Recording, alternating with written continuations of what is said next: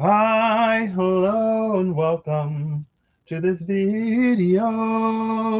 See, I had done that and then I wasn't going to do it, but I was like, today's a nonsensical self read, so why not? Why not? Not full whimsy, some whimsy, partial whimsy, light whimsy, hold the whimsy. Anyway, yeah, I don't know if this is necessary. Like, I do enough of these without necessarily titling it nonsensical, whatever, but I don't know. I had an interesting moment, maybe the night before last, within the past few nights. I don't know. Where I was like listening to something, and like I feel like there's like certain things that I've always heard, but it just like um, and I'm just like, okay. So then I was thinking about it today, and I was like, well, either by nature of who I am or by virtue of who I am, blah, blah, blah, blah, blah. And I was like, okay, let's play with that. So today's nonsensical read of the self. I was going to do an NSR, nonsensical self read, but it may not always be myself. So I put like NRS, nonsensical read of the self. Well, I'll put self in parentheses, but you get it. Anyway, so I had the Notoria Tarot, the Demon Tarot, the Archeo Archetypes, the Whispers of Lord Ganesha, the Elemental Oracle, and the Dreams of Gaia and Tarot. And basically, what I'm going to do, I've pre shuffled all of them. But I feel like I should shuffle again because when I pre shuffled it, I didn't necessarily shuffle it with the intention. And sometimes it's like the vibes are as it is. Sometimes the vibes are, let's like start with intention, you know? And the vibe is always different, right? If it's like an as it is vibe, then there's almost an energy of something that precedes the space or that precedes the reading, right? And so, like, before it's very much so, like, before I even knew that I was going to be doing this today, or before I knew that this was going to come out like this seed had already been planted, or blah, blah, blah, whatever. So, like, that's the vibe when I'm like, as it is, let's go and see. Today is obviously apparently not that vibe. Today's refresher number is 4965, which is a 296. A 296 is 24 because 29 is 18, and the 6 after 18, I would imagine, is 24, right? 4 plus 6, yeah, 10 plus 14, 24. Cool. 24, wasn't 24 the number of, no, it was 26, 29, 26, 24. 24 is what came out on the right side. And I don't remember what it was. But anyway, it's a number I've seen recently, not the 22 that I was seeing all over the place. Nonsensical self read. That's what I'm going to do. I have these. So the closest thing I have, it's an approximation, right? The elemental oracle will give me the nature of who I am. The Whispers of Lord Ganesha will give me the virtue. I was going to go for another deck, but I also like, virtue of who I am. My light and my shadow will be the Notoria and Demon Tarots. An archetype that has some bearing on the me of it all is the Archeo. I have I'm using the book from the Doubt Oracle, but I'm not actually using the Doubt Oracle cards because in the book they actually have, it's like a book of changes, right? So you have the I Ching, but then also you have modesty. Look, modesty is the page I open it to. I feel like yes and no. I could see that. I feel like even when I'm not being modest, I'm still being honest. Even when I'm not being modest, I'm still being modest because if you know, you know. And I never fully, whatever. See, they have like which lines change. And I coded the program to change lines. So I'm going to use the program to do that. And then I'm going to read the thing from here. And I feel like that's so much reading. I should do it last. But I think I might actually open with it because for some reason, I don't know. I feel like opening with the Tao Path or the I Ching Oracle makes sense. And I think that's all the cards, right? And then I have the Dreams of Gaia Tarot. I wanted to have an overarching card, but I think the I Ching is going to do that for me. Um, I want to do like, because there are a few different flavors of cards in the Dreams of Gaia Tarot. You have, and I'm going to get, I could say one of each, because they're the minors, the pips. What would be the pips? They're just like the straight up image. The majors have like titles, and then the court cards also have titles. And at first, I was just going to do a title and an image, and I think I might still do that. But yeah, and this will just be one of those things that I do because that's where I am today. And I don't know, I'm feeling kind of excited. Um, yeah, so that's what we're up to. If you're looking for something collective or whatever, this may not necessarily be the one, you know. And I guess, I don't know. I'm glad that my glasses are filthy. I'm glad that I can do fun stuff like this. You know what I mean? I would say like no, it's fine. You know what I mean? You know what I mean. So without further ado, it only took like 6 minutes to explain. Okay, cool. But I still have to pre-shuffle all of these. Since this is a self, see, I feel like every now and then I'll be like, well, since this is a self read, I'm not gonna feel any pressure to put in timestamps because it's just for me. But in the off chance that like, and I guess this is something else I could talk about. In the off chance that like I want to go back to a self read because life happens, I'm like, man, where was it?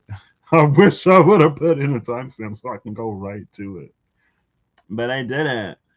So anyway, um, yeah, I think that's it. I think that's it. I think that's good. I have the books for pretty much all of these. Don't necessarily know if I'm going to use them, and we're going to start with the lot caster. And I guess, see, now that timestamps are annoying again, and I don't know if I can like maybe if I zoom in, if it will. Oh, yeah. Oh, it's just shaded. Okay, I can see it now. Okay. When timestamps aren't annoying, it's a lot easier to just like put the timestamp as I'm going along because I can see the time when I'm typing the stamp. But it's like super dark, so I got to get kind of close to be able to read it. So I'll say lot cast at 8. Oh goodness, 8:30. I'm like, can I see it? I told you I gotta get up in there. Okay, so I'm not gonna put like again since it's a self read. I felt even less pressure. You know, it's fine. Um,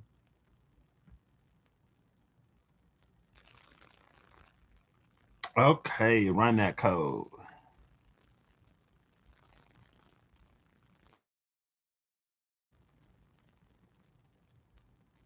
For what reason shall the lot be cast?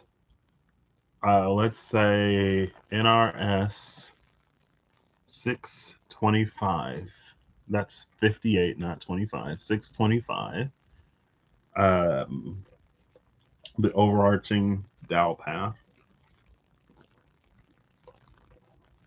Sure. Oh no, I'll just do Dow to path. Dow path. Uh, path trick. I'm just kidding. Your cast reveals Iching number 44, Heaven over Wind, shifting into Iching number 6, Heaven over Water. Okay, so the overarching Tao path is, and I hope the numbers are consistent, 44 to 6.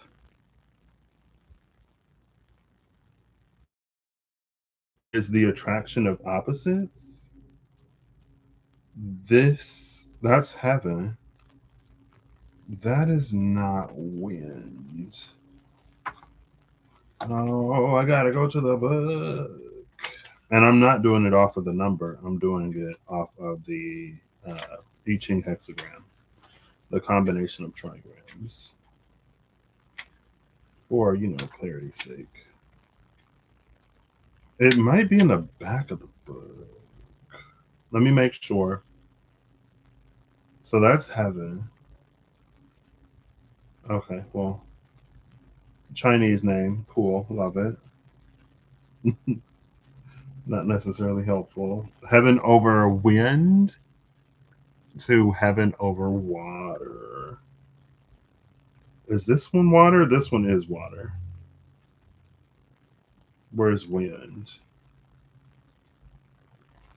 That's fire. Wait, this is wind. Okay, it was right. It was correct. I don't know why I was thinking it.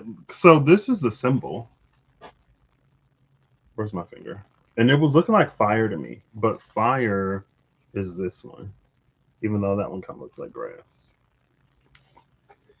Cool. All right, so that was right. 44. Eaching number 44, attraction of opposites, shifts to eaching number 6, which is not discipline, which is conflict. Whoa. Oh, girl. I feel like that's. Ooh, is this going to be like illuminating to me? Maybe I should have just done this and been like, how can I fix this? Because I feel like with the attraction of opposites, conflict,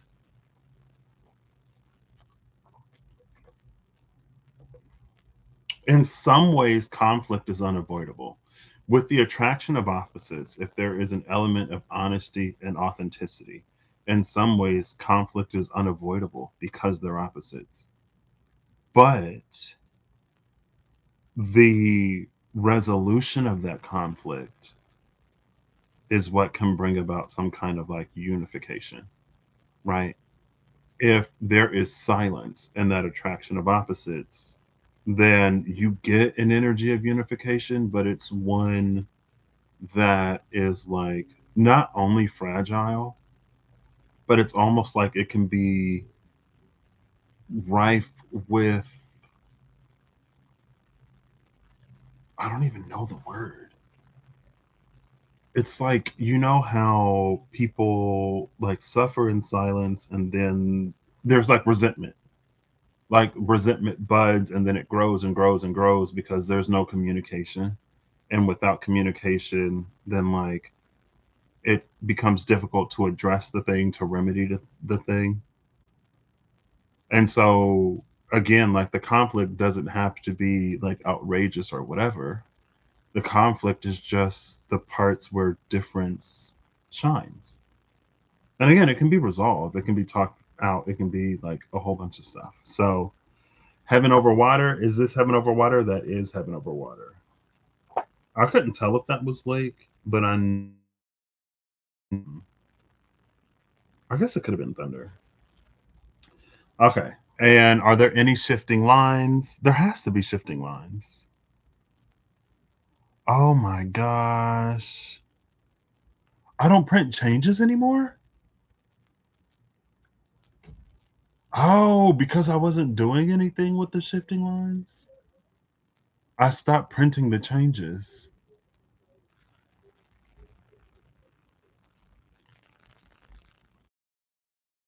But if I just type changes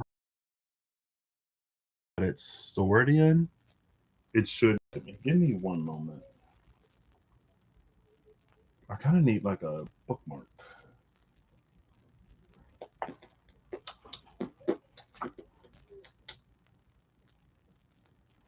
Ugh. Okay. Give these a shake. I'm reaching. These are like a bunch. Not all of the booster pack Magic the Gathering cards, but a bunch of them. And I'm gonna grab two of them to use as bookmarks. Let's see what two I get. Let's grab this one. Ooh, Ooh, shiny. Curious Forager. It's a squirrel druid with the flavored text. The bones of calamity beasts are sometimes buried in caches where their power can grow quietly. Okay. Oh, there's a card. I have this window popped up, so I don't even know what you can see. There we go. Oh, there's the back of the card. The Squirrel Druid. The bones of calamity beasts are sometimes buried in caches where their power can grow quietly. Oof. And then another card. Let's go in here. Sure, this one. We got Stocking the Pantry, which is an enchantment. Sorting the seeds from the nuts. Squirrel folk. Unnecessary details. Now, I think we discussed, and they're both like green. They're both woody. That green card. Um, I'm pretty sure, and then I see the Sky Skipper duo sort of peeking out. What's the flavor text here? This is a bird frog duo. I don't know how to swim, said the bird. That's okay. I don't know how to fly, laughed the frog. Um, I think what we landed on as the difference, or I think what I landed on as the difference between a seed and a nut is that basically a seed can be planted as is. I was gonna say, but a nut has to be like cracked open. But I don't. Nuts are like legumes and not nuts because they're not. Is the tail? I don't know. I don't know anything. Apparently, because I'm like, if you bury a nut, does it grow? Does it grow out of the nut, or do you have to like crack it open or something first? If you bury a nut, does it grow back? A buried nut can grow back into a tree, but only under the right conditions. Oaks, hickories, and walnuts grow in the wild specifically because a buried nut was for.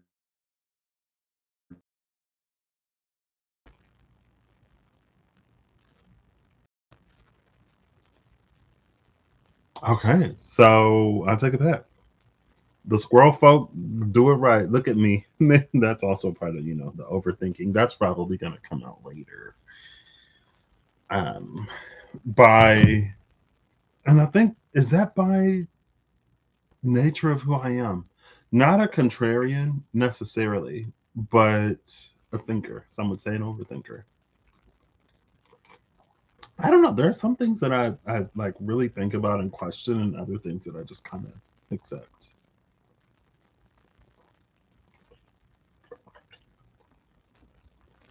Probably, and I'm like, wait. All right. So, oh yeah, I need to get the changes. This should give it to me.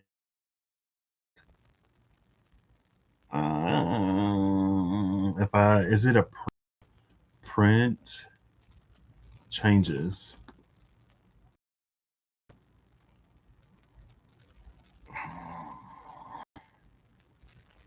It's a string. Is it print F? I forget how it's done in Python. It's not a recognized name. Oh, is it like? Come on. I don't want to have to like Oh wait, do I gotta put it in brackets?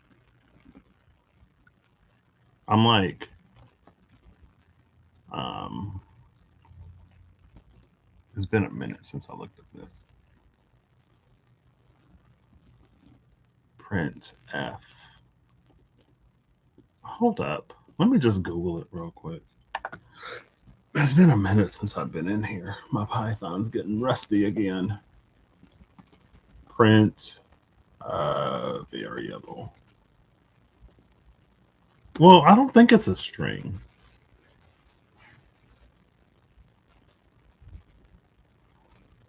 But since it's inside the program, I don't know if it's going to let me print it from outside the program. This sucks. I mean, if this is the way that it works out, then it's the way it works. Oh, I think the variables are stored. They should be stored. So I should be able to just see it. Right? I'm pretty sure they're stored. Where would they be stored? Is it output? It's not output. Give me a moment.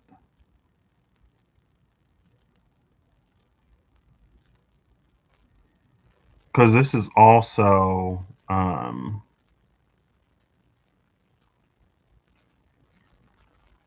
different program than I was using before. I think I'm thinking of MATLAB.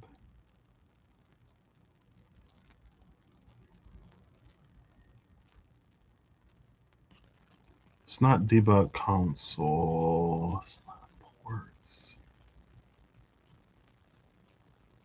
What's this? Visual Studio Code. Oh, goodness. Well, hey, good thing it's a self read, right? Let's go Visual Studio Code, Python, view variables.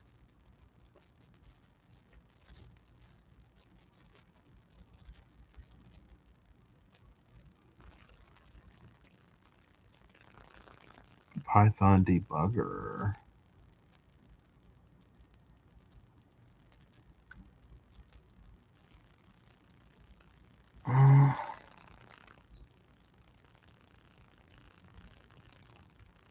Oh, inspect variables. Okay. And it's over here. Do I click this to make it come out? No, I do not.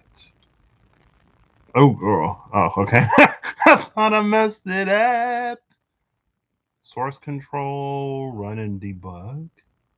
I don't want to run it again, though. Because if I run it, like, I could change it to print it. I thought I did this. Maybe I delete. I think I. Here's shifting lots.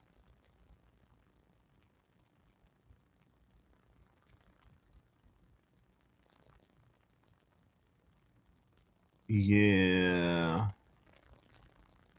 It looks like I commented it out. No, no, this is different. This is the translation.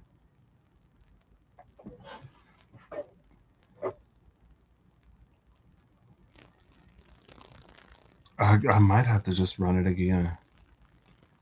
Um, which kind of sucks a little bit, from being honest. Python? Oh, I think I got it. Okay. Or maybe not. These are just like projects and stuff. I'm not working inside of the virtual environment. Ooh. No. No, it's fine.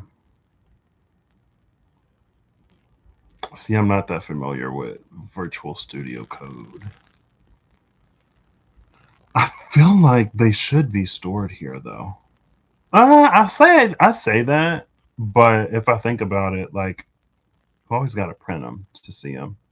So maybe I am thinking MATLAB, where it keeps all the variables on the side. That sucks. Well, we know that it changes. I don't. Is that the point? I'm going to leave those two in there. I'm going to modify the code, and then I'll run it again. But here, after all this is done, wait,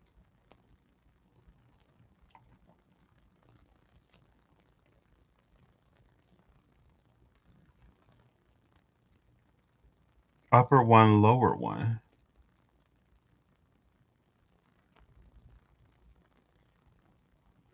Hold up. Give me a second.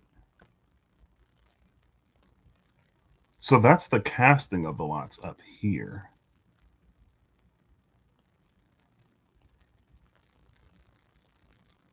And this is just like printing them out.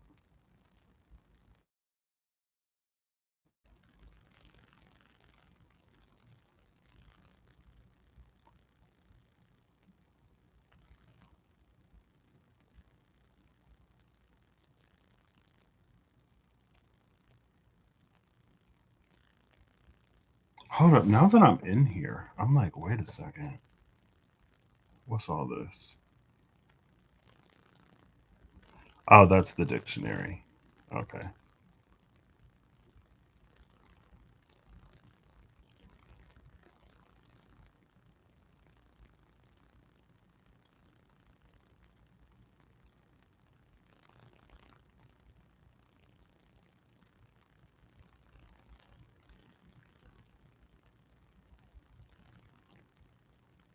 Hold up. Did I do this? I'm like, I'm looking at the code and I'm like, wait a second.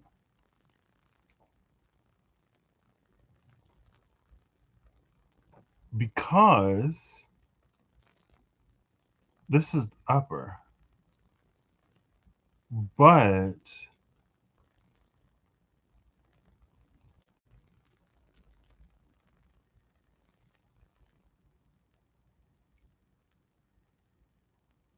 upper two, okay. Upper two is if it changed. So one is the first I Ching, two is how it changed. But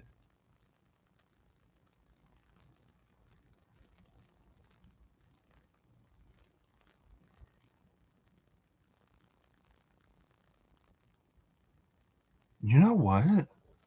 I'm in the middle of this video. It's fine. Because I have this. I have this, and it's the whatever, right? Because now that I'm looking at the code, I'm like, I think I'm. How you doing? And I think I overlooked because I have it set for if the upper trigram changes, but not if the lower one changes. Heaven over wind shifting into heaven over water. I'm printing the changes regardless. But I think um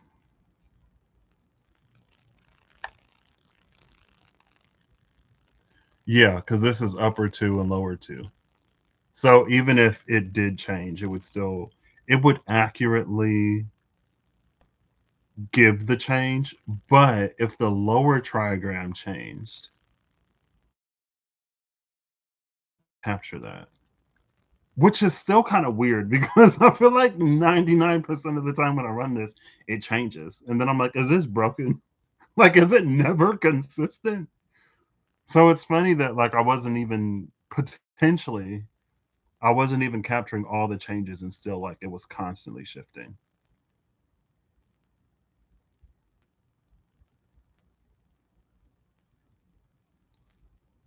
Okay. If upper two equals none and lower two equals nine. Can I do that? Well, I guess we'll see.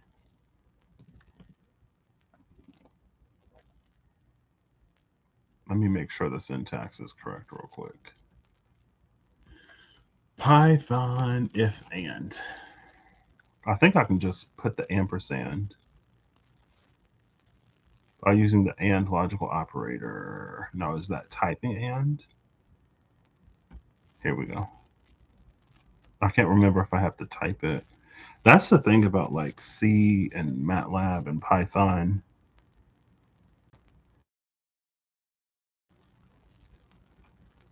Yeah, you have to use the keyword and instead.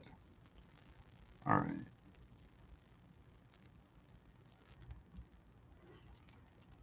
If there we go. All right. So if the upper trigram equals none, if upper two equals none and if lower two equals none, which means they didn't shift because it only populates upper two and lower two if the I Ching shifts. Okay. And I also want to print the changes, right? Print changes because I want to see that. I want to see which line shift. I know that when I think I had to make sure. Yeah, I probably commented it out a long time ago. Because that's just like when I was trying to make sure that like it was changing or whatever. And then after that, I was like, okay. And I think another reason why, I guess this is for me, another reason why I didn't get too far into it is because, again, when I was looking for a source, because I wanted a book of changes that gave me the shifting lines too. And I never found it. And since I never found the source, I was like, eh. It was one of those, oh, I'll do it later. And now later is now. So I don't know if that's just a little for me. But I think this should work. Okay. So I'm going to leave those in the book and we're going to run this again. For what reason shall the lot be cast? Let's say, I don't even have to, yeah, I'll do NRS. For nonsensical read self 6/25, today's date. There's like a certain intentionality that I wanted to put in these, so that's why I have it here to like delineate this. And we'll call this the, I'm not going to say the true path. Tao path. There we go. Your I Ching reveals, cast reveals I Ching number 14, Fire Over Heaven, shifting into number 21, Fire Over Thunder, and the fourth and fifth lines change. So if a line changes, I have it as a 1. So it's 0, 0, 0, 1, 1, 0. And I'm pretty sure I built this in correct order because you like cast it from the bottom up, but I built it from the top down.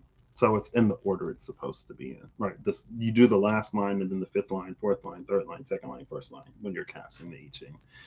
And that's something that I picked up. Has to be from Benabel Wynn. Or at the very least, she like inspired my dive into the I Ching. I'm pretty sure she put it in the book of maps that you cast from the bottom up. I don't know, maybe not. Anyway, so we got two new ones. I need two new bookmarks? Question mark? Nah. So we go from what was it? Heaven over lake to heaven over water. Or heaven and fire over thunder. Now it's interesting because of the water, fire, heaven as that line. In the heavens and above, it's fire, but under it's water. Maybe. Excuse me. So let's go. I Ching number 14 is the one before modesty, which is prosperity. And lines, what, 4 and 5 shift. And it shifts into I Ching number 21. Wait, let me make sure. Yeah, that's fire over heaven. I Ching number 21. It's 27, 23, 22, 21, biting through.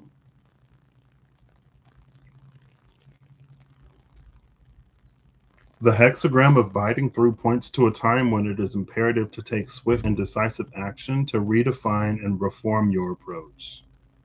Swift and decisive action. Ooh, girl. I mean, swift, decisive. I'd say I'm pretty slow and indecisive in general. And I think that's just through sheer consideration of like so many things. Again, kind of into that overthinking. All right. So, am I going to read all this?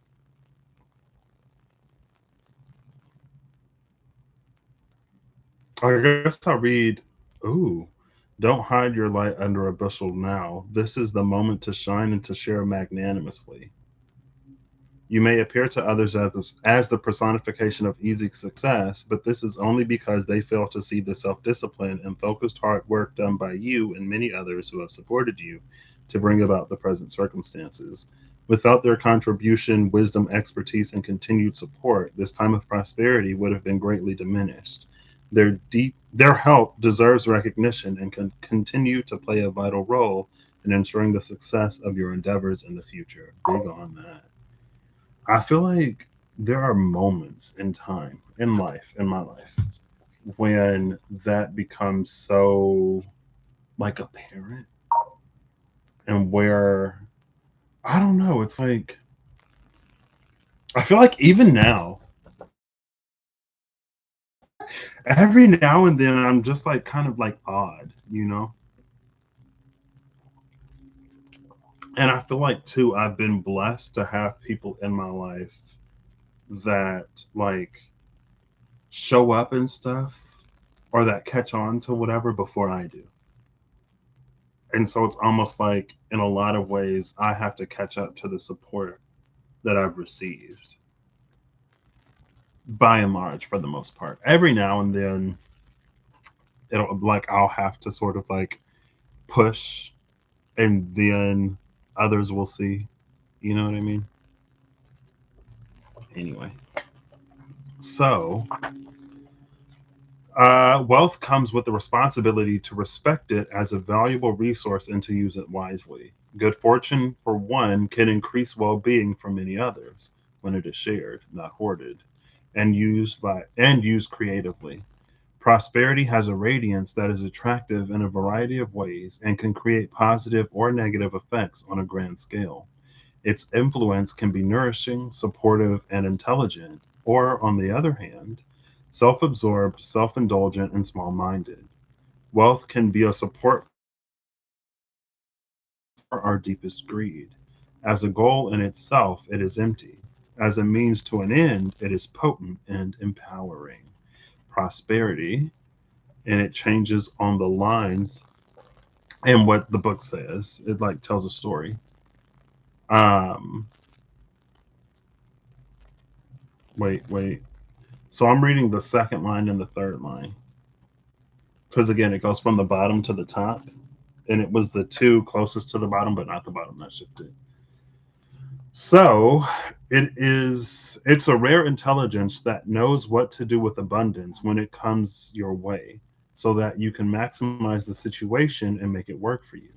Use the opportunity to be as creative as you know how to be, and don't be timid about trying out new things you've never had the opportunity to do before. Knowing how to create wealth is a talent just as much as painting or composing music. And just as musicians and artists are rarely good business people, so good business people are rarely great artists. Sometimes the two types of talent can combine forces in an atmosphere of mutual respect, and that's when something can happen that benefits the larger community. A music school, a free concert, a program for kids that encourages their creative expression, for example. Whatever side of the equation you find yourself on, now is a good time to join with others whose talents might be quite different from yours and make something happen that benefits a greater whole.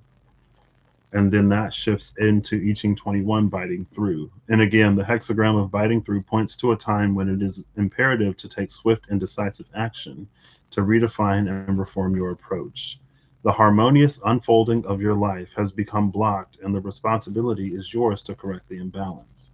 Once it becomes obvious that something isn't right, getting to the crux of the matter promptly should be your top priority. Radical reforms can mean relationships must change, people must move on, penalties must be imposed. All changes should be made fearlessly, with sensitivity, and without giving any energy to emotions like anger, revenge, or pity. Administered fairly and directly can be tremendously healing. Loving farewells, even if they are painful, can help a person to go on his or her way with greater understanding. Your job is to act in a way that is beyond reproach, honorable, accurate, and appropriate. This is as important in bringing balance to your own inner attitude as it is in dealing with the attitudes and actions of others. So that's just like two paragraphs I read from each with the shifting second and third lines because it's second and third from the bottom. And that's a great thing about being the person that like wrote the code. I know what it means. Or just like understanding, right? Cool. So interesting how both of those mentioned a kind of harmony. And like I was saying with the attraction of opposites, there's like gonna be conflict. But that one part was like, just like great artists don't necessarily make good business people, so is it also true that good business people don't necessarily make great artists, but when they work together, that's when you get impact. So through my flub, we pretty much got the whole. It was a Tao archetypal path told in two parts, both shifting and both changing, which feels appropriate. Okay, goodness. So that took a while. And now I'm gonna shuffle. I feel like I should have timestamped that part. What I'm gonna do is actually I got 1, 2, 3, 4, 5, 6 decks on the table, but I think I'm just going to um, add the numbers from the I Ching. So 14 plus 21 is 35. 35 is an 8. So I'll pull the 8th card from the top. Right? 5 and 3. Yeah, that's an 8. Okay. So I'm going to give. Oh, I'll do it as I do it. How about that? I'll give it 2 shuffles from the top. And I think I can just timestamp all of it together. And then I'll give it another sort of read probably at the end. Pulling is 4305. It's still there. It's just like dark. I wonder if it was always that dark. I don't know. Anyway, cool. So by nature of who I am, that was like the Tao path. But now there's the me. That's 1, 2, and I'm getting it from the Elemental Oracle. Oh. And the cut. 1, 2, 3, 4, 5, 6, 7, 8. Lake depth number 31. Is that the overthinking? By nature of who I am, depth, lake, and by virtue of who I am,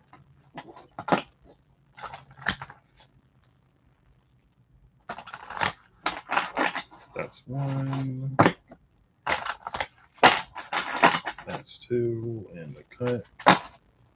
1, 2, 3, 4, 5, 6, 7, 8. Guidance number 33.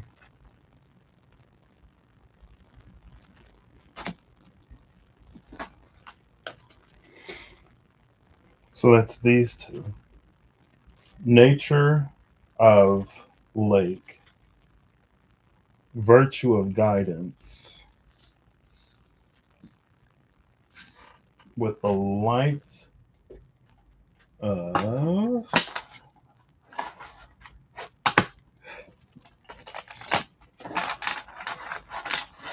That's one.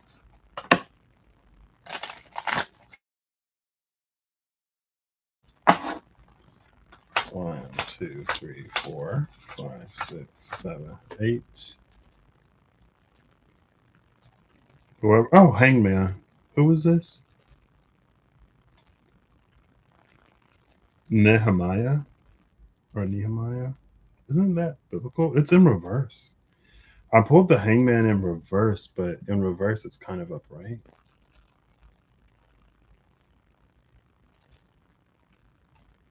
Oops.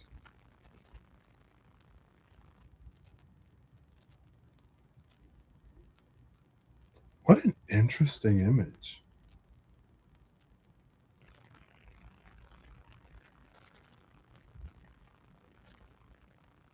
I don't know if these are ropes or if they're given like snake. Okay.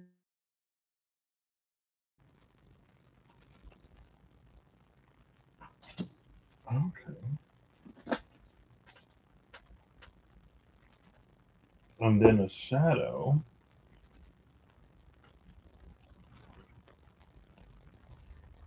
That okay. I feel like there's an image populating in my brain that's not like, you know. I'll give this one a few extra. I'll do two cut, just like I did with the other one. 1, 2, 3, 4, 5, 6, 7, 8. A shadow of tap. Tap also Gop was once of the heavenly order of powers. He is now a high prince who commands 66 military units in addition to his position as ruler and advisor to 4 of the kings of hell. One thing that it's like, so we have the hangman, right? In the light and then tap in the shadow, but if you put TAP backwards, it's PAT. That's me. I'm Pat. Interesting. I've never seen that card before. I don't know a thing about tap. And then the an archetype that I would occupy a non insignificant portion of, meaning like I'm not necessarily going to say I can be boiled all down to one, but 1, 2, 3, 4. Is that 4 or 5? 1, 3, 4. Yeah, 5, 6, 7, 8. The archetype of the inventor. I'm pretty sure. The observer.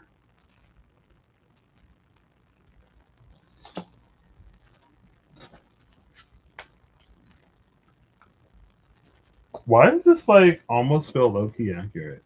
I feel like every now sometimes I'll do a self read kind of sort of for me and I just put it out there so like y'all know where kind of I am. Sometimes I do a self read not necessarily for anyone who would come across me, but kind of. So like y'all know what I'm about. You know what I mean? In a way. Because I feel that sometimes as important as the energy that someone connects to, taps into, channels, etc. As important as all of that is like the person themselves, because we interpret, we filter, and sometimes our own motivations can either blind us to certain things or get us to communicate the interpretation in a certain way. And I feel like both things are great things to know. And in an effort to bring about some transparency, also for the fun of it, I do this. I feel like maybe if it seems fairly accurate with me, I probably could try to like open it up. But I'm never necessarily that, whatever. Okay. Now, this last one is going to be different. And I'm going to pull off the top because I did all these from the top. And again, I'm looking for an image and a title. So after the 8th, starting from the 8th, how about that? Starting on the 8th, every 8 cards. Let's do multiples of 8. And I'm still shuffling, so the intention is getting put in there. Every 8th card, I'm going to look until I have an image and a title. Titles have titles. Images have images. Ooh, what was that? Somebody trying to make an escape. All right. And we'll do one of these. We'll do 2. And we'll cut 1, 2, 3, 4, 5, 6, 7, 8. We have the 4 of air, which is the image. 1, 2, 3, 4, 5, 6, 7, 8. We have the 6 of water. I don't know how many images I'm going to take because it's supposed to be one anyway. 1, 2, 3, 4, 5, 6, 7, 8. We have another image, the 5 of air.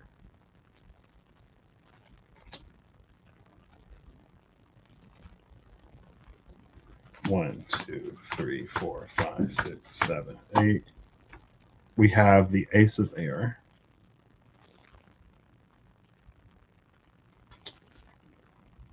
One, 2, 3, 4, 5, 6, 7, 8. The 6 of fire. Okay. It is very possible that I could go through this entire thing and not get a single title. Hoping that's not the case, but it is possible. 1, 2, 3, 4, 5, 6, 7, 8. The 6 of air. So we got the 6 of fire, the 6 of water, the 6 of air.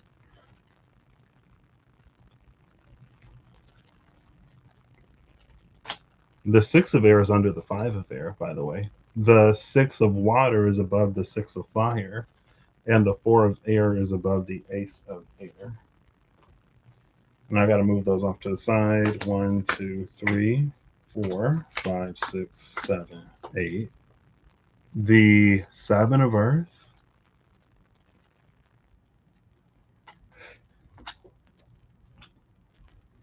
Okay. 1, 2, 3, 4, 5, 6, 7, 8. I pulled 2 cards. The 10 of fire and the 1 of fire. Since they're both numerological ones, I guess I'll keep both of them.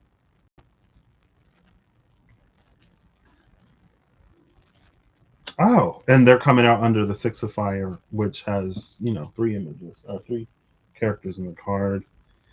1, 2, 3, 4, 5, 6, 7, 8. The 3 of air.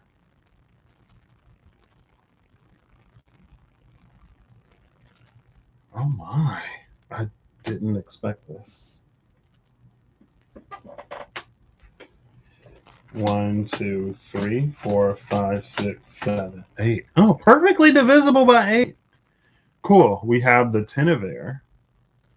So we got the 1 of air and the 10 of air. And I'm just going to, I guess, go right back through. I didn't know it'd be perfectly divisible by 8 either. 1, 2, 3, 4, 5, 6, 7, 8. The 10 of water. Okay, this is getting a little excessive.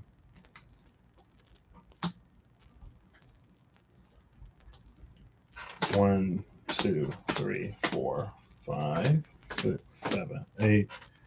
And the hero, finally. Number 13. This card actually came to mind. So, girl, this is a lot of cards. If you're new here, I use girl as a gender neutral pronoun, question mark? Those are pronouns, right?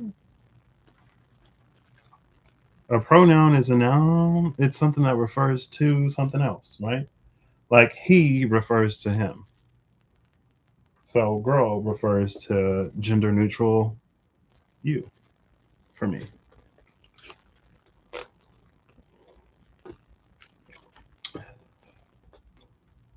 So we got how many cards? 1, 2, 3, 4, 5, 6, 7, 8, 9, 10, 11 cards that create technically 12, but two of them are combined into one image. 11 cards that create the image under the title of the hero. I feel like all of a sudden that biting through makes so much sense. And biting through was that like quick, decisive. Because I feel like if you know me, and as you get to know me, I guess, um, the observer is like very much what I'm about. And in general, I do a lot more observing than I do like speaking, acting, whatever.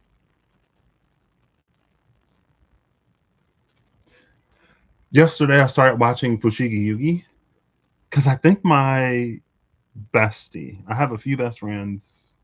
If you're new here, I got a few best friends. If you watch, what's his name? Benito Skinner, I think. He had the like Zodiac videos on his channel like years ago now. He's like, I think he's like big time, if not semi big time now. Like he's been in stuff, girl, since the YouTube days. And maybe he's always been in stuff. But anyway, he used to do these Zodiac videos, and with the Taurus one, he was like, "That's my best friend. That's my best friend." I asked my Taurus brother, I was like, "Can you have more than one best friend?" And he said, "No." I think did he say no or yes? But it was like for him though, he was like, it's a class of like he was like, those are my brothers. And it's like, well, you got multiple. They're friends that are so close that they become family, and you have multiple of them. So yeah. And I'm a Taurus moon, so I was like, because some people are very like, you can only have one best friend because it's the best, and I'm like, I have several. Anyway, the best friend that I do a podcast with, did a podcast with, that I podcast with sometimes. How about that? I think she talked about Fushigi Yugi, and there was something. I watched the first episode, and there's a phoenix in Fushigi Yugi, and of course I'm like, it's the phoenix. But the feathers of the phoenix kind of look like peacock feathers. And when I noticed that, I thought of this card because there was like that peacock element to it because of these. I was like, oh, those are like peacock feathers when I was like looking at all the animals, right? All the animals down there. And I never looked for the peacock. But after watching that episode of Fushigi Yuki, I'm like, oh, those are like phoenix feathers. And then the card came out today. So, how interesting. These I guess they're basically in triplets. So there's 12 cards altogether. Technically 13, but 12 because two of them count as one. Um, and these three, the 10 of air, the 10 of water, and the hero, which is the 12 of fire. Excuse me. I guess each of them have that third eye thing at the top. That one's a heart, though. Or that one's in a heart. These are separate. And these are we see it on the 10 of fire too. And technically in the 6 of fire. Okay. I think that's everything, right? One, two, three, four, five, six. One, two, three, four, five, six. Yeah, I'm gonna run to the restroom real quick because I've been drinking a lot. And I've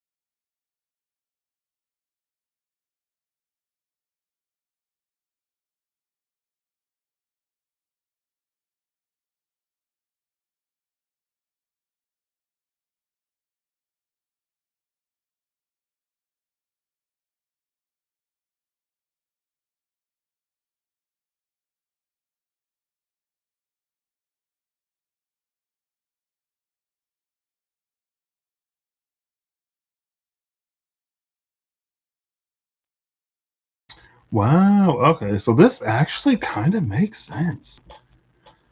We'll say putting it together at 101.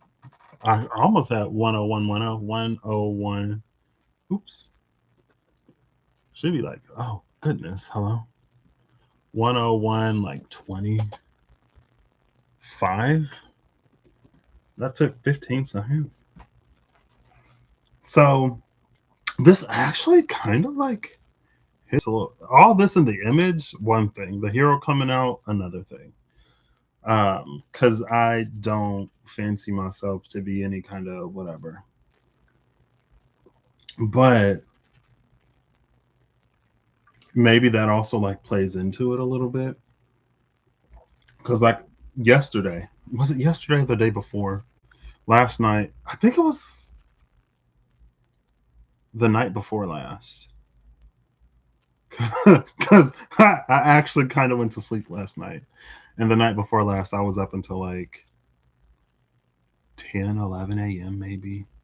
I didn't sleep, which was rough. Um, I can't, I'm too old to be still doing that. It was because I remember Eve a while ago had said something that mimicked something that, you hear often. It was something like sometimes like the best leaders are the people who don't want to be leaders or something like that. Something along those lines. And in a way, I was like, oh, there was something.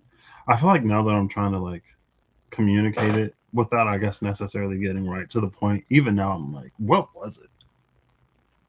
So it's like, maybe that's why I do a lot of internal, because once I put it out or start putting it out, it's like it like drains from the brain, and I'm like, wait, what was I talking about? What was the thought? Um, but it was kind of sort of that, you know, and it wasn't necessarily things that I don't want to do. That's why I did this like by nature of who I am and by virtue of who I am. My nature is my nature. There's some kind of distinction there that I don't 100% whatever. I could ask Gemini, and that's a very Patrick thing to do. Um,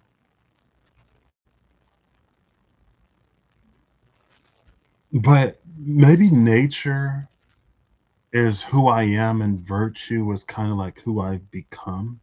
Or virtue involves some kind of like ethics, morals, something like that. Not necessarily super ethical and moral, but just like things that I would or wouldn't do because of blah, blah, blah, blah, blah. Right? Where nature is just like who I am. Right? So, like, if my nature is kind, then the virtue would be like non aggression or pacifism or something like that. You know what I mean? Nature is a part of virtue, type of whatever. And maybe that's where we leave it. Maybe I don't have to involve Gemini this time. If you want, no, I was gonna say, if you want to get to know me, not you got to get to know Gemini, but like, and I think that's something that I've kind of been thinking about as I am at this sort of crossroads precipice again. Like, I will say before 2024, 5, with the advent of like chat GPT and AI and stuff like that, I think before I would have been a lot more like on board with it. Now I'm just like, ugh. Um, Back in the day, I used to like love technology, progress, quote unquote TM. technological advancement, stuff like that. And I feel like there's a part of me that like loves it, but there is the world wizened part of me that has to almost take like applications of it into consideration, if that makes sense. Because it's like the technological part of it itself I love, but it's kind of like, well, how is it going to be used? Where it gets a little like iffy. Like, what is it being used for? How is it going to be used? And that's the point when I'm like, ugh. And it kind of, I guess this is a little bit of an aside, but this is one of those get to know me kind of self reads. Um, that's Chino. Get to know Chino. He barks. He sleeps in this hall outside my door sometimes and makes sleep noises that I wish he would make in his own little room. You know what I mean? Because I feel like some of the noises are just like weird. I'm like, Chino, what are you doing? Um, I'm like, how do you even make that noise? You know what I mean? Anyway, yeah, it's kind of not disheartening. And I feel like maybe there's something, I feel like there almost has to be something out there that I'm like unaware of. Now, to be fair, there are like applications that I would love that haven't necessarily worked out as of now. Now, I trust in the timing of it. One thing that I've learned on my journey, if there's one thing I've learned, is to trust the timing of things. If there's a second thing that I'm realizing that I've learned more in the forefront, more concretely, is how I separate the divine from my earthly experience, if that makes sense. And this, like within the past week, and like I feel like it's partially some of what I've always thought, felt, believed. I think also too, if prosperity is the whatever, it can probably be a little bit of a blockage and a hindrance for me at the same time. It's very much like a double-edged sword, or maybe it's just a single-edged sword that I point at my own throat. I don't know, or a other vital point. Um, but it's like I separate God and the divine from my earthly experience, and it's kind of like that's that, and this is this, right? Like, and because I do that, it's one of those like it would be nice if this happened or if that happened, but I don't necessarily view it as the responsibility of the divine to like do for me. Right. So my financial situation, my health, anything in the day to day, it's like that's that. This is this. Like I'm having a human experience. Like I'm living a human life on Earth, and living a human life comes with certain things, and those things operate outside of divinity. Now the divine can, you know, intervene. That's when you get like miracles and divine intervention and stuff like that. But it's almost like there's a reason why there's a word for when the divine intervenes. And it's because like this is this and that is that type energy. For me, I'm off.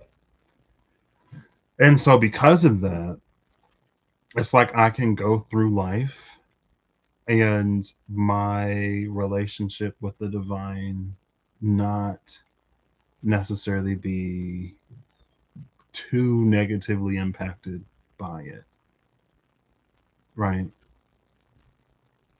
It's like, well, it's life, right? Like that's, but anyway.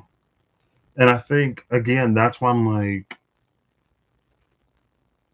at the very least, I feel like it can be a double edged sword because maybe there's like certain things that I don't ask for that I could ask for.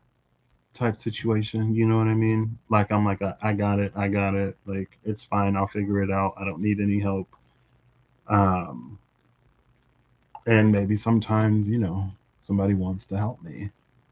And by somebody I mean the divine. And I'm like, I'm human, having a human experience. Like no, right? When in Rome, when on Earth, live as the humans do. Anyway, it's fine. Um, Again, that's kind of sort of like as an aside, but that's just something else I've been thinking about. I feel like more consciously within this past week, before the whole like by virtue of who I am type. I feel like, yeah. Anyway, okay, cool. How do I want to? I could still put these down here. All right. So, how many dichotomies do we have? We got by nature and by virtue. I might have to redo my timestamp. It's fine. Because this is all part of the putting it together, right? So we got, and they're top and bottom instead of like left and right, they're top and bottom. So nature, lake, depth, virtue, guidance, light is Nehemiah, shadow, tap. Excuse me, archetype of the observer. Now this, I feel like, and yeah. So when I went to the bathroom, like with the Dow path, how we went from, because I couldn't see the changes that led from a change to one or the other, I like redid it and then I could see, right? But it's all like a part of the same umbrella because it shifted from attraction of opposites to conflict to prosperity to biting through. And again, even when attraction of opposites and conflict came through, I was like, if there are opposites that are meeting at a point, and if there is a truth and authenticity, conflict is nearly unavoidable. But it doesn't have to be like combative. It can be a conversation of like differences, right? And then it leads to coming together. And I feel like the biting through and the hero here is the like, I feel like the attraction of opposites and conflict and prosperity almost play into like the observer thing. But again, there has to be a point because I'm living my life and not just observing everything going on around me. I also have to like do things, you know what I mean? It feels like that biting through is more of a challenge than but that's also a part of the path, right? It's not necessarily going to be whatever. It ended up coming out beautifully.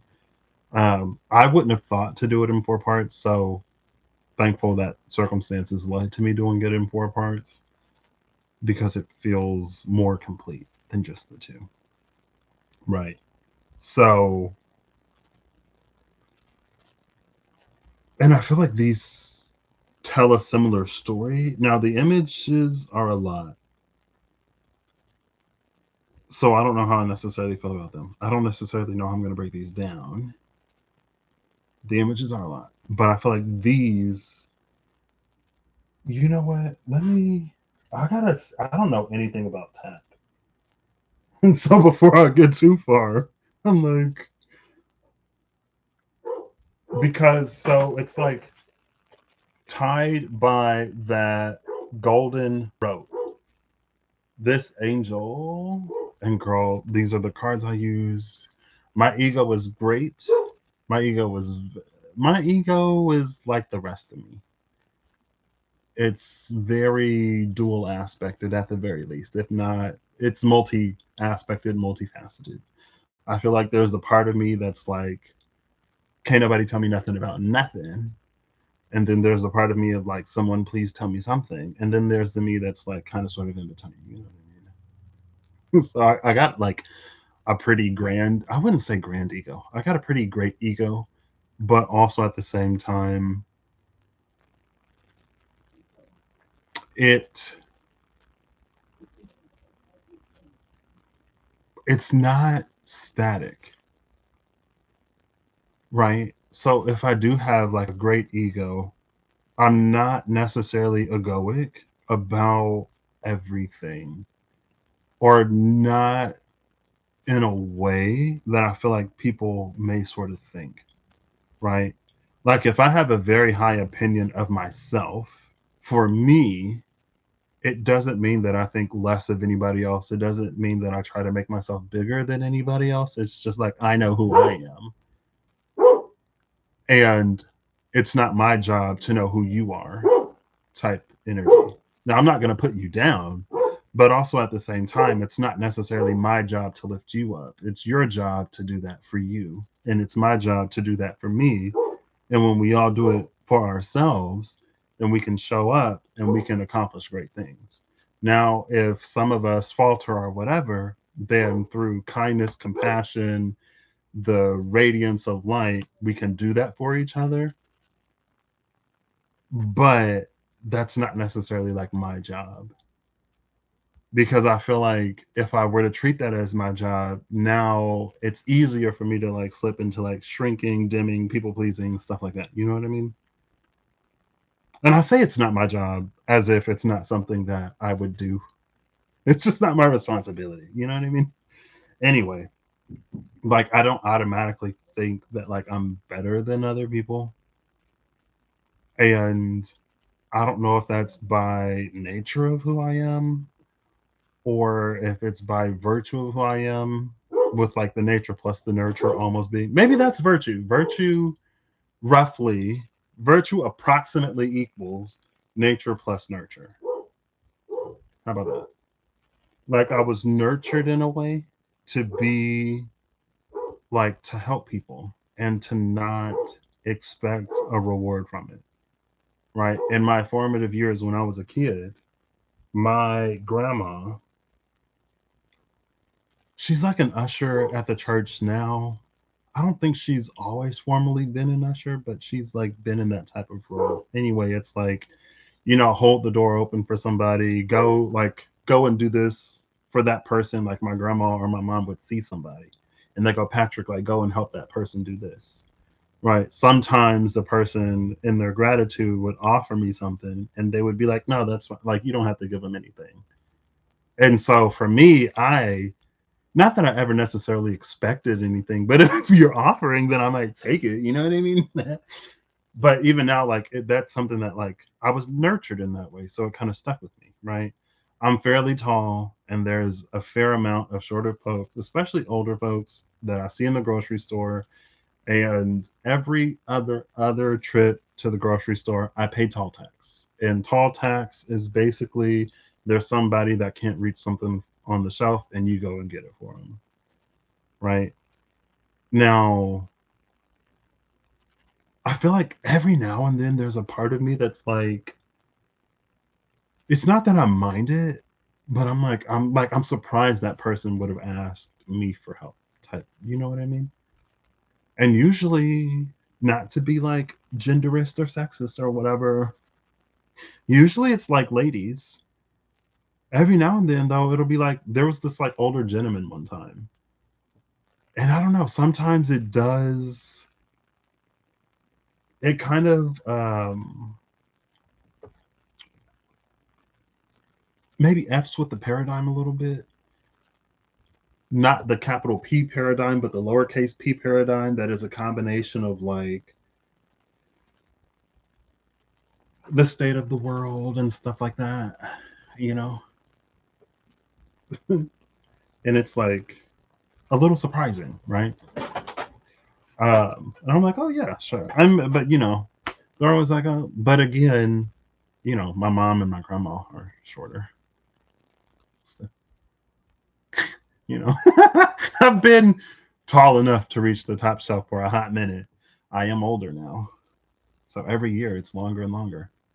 Um, and again, like to not, and I think that also, so there's the observer in that maybe this is me like rewiring it for me to make it more approachable for me, less extreme. Because there is an observer element to that of like noticing that someone is like struggling to reach the top shelf, or noticing that someone is carrying a lot of stuff and they're approaching a door, or blah blah blah whatever. There's the observation, but then there's the action, right? Oh, let me get that for you, let me open the door, blah blah blah blah blah, right? And again, it's something that I grew up with. And my grandma is very much the type of person who couldn't like overextend to the point of overexertion. My mom is like that too, but less so than my grandma. And I'm like that maybe with people that I really care about. But otherwise, like I have my mom and my grandma to learn from. I'm not gonna overextend. I'm nice. I'm not that nice. Because at the end of the day, I'm the one that has to look out for me and care for me. You know what I mean?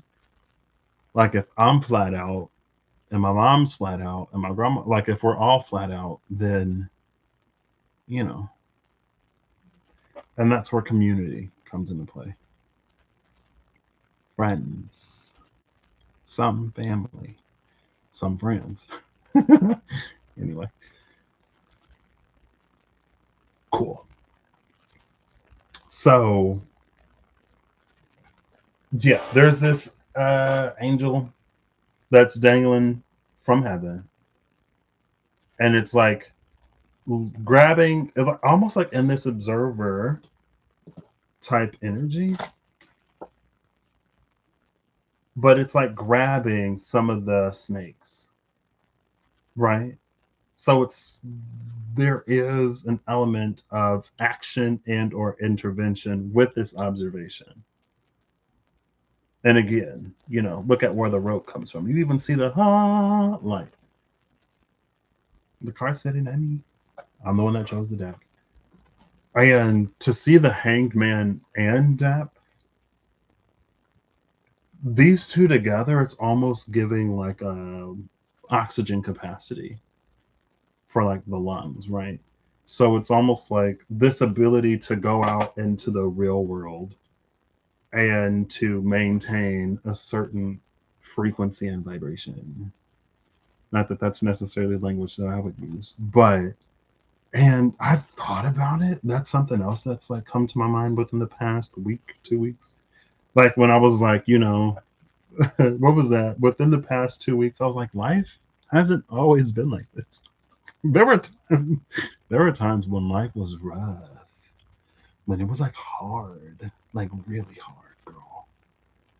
And I feel like I've been here for so like my normal has changed in so many ways, mentally, physically, that it's changed so significantly for so long now that part and phase of my life, it's like every day it gets more and more distant. um and so maybe it wasn't always like this, but at the same time, like post darkest night, things aren't supposed to change, you know what I mean? Like it's not supposed to be the same, at least not for me. I don't believe it. I don't believe it. I don't treat it as a truth or an inevitability, even if it is not for me.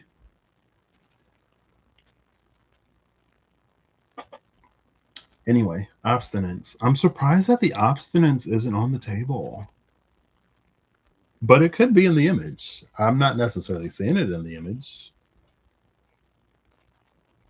Anyway, um, what was I talking about? Where was I going? Yeah, I don't necessarily feel it appropriate for me to like distance myself from the real world or like the outside right?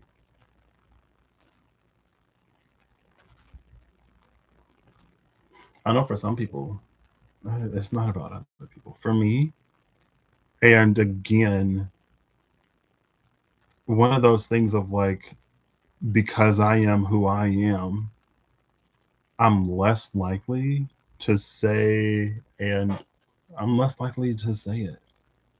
If it comes out in a reading, I feel like I would have enough, we'll call it compassion and awareness of others to go like, if this is something that you need to do it. You know what I mean? Like if you need to do it. And don't let me tell you otherwise, because I'm not you and you ain't me, right? We all have our own ways of going about things and we all have our own paths. It's not necessarily for us to do everything the same in the same way. Um, excuse me. And two, yeah, it's fine. So that's the. I was like, oh, okay, that makes sense. I don't know anything about tap, and so that's where we'll go now. Ooh.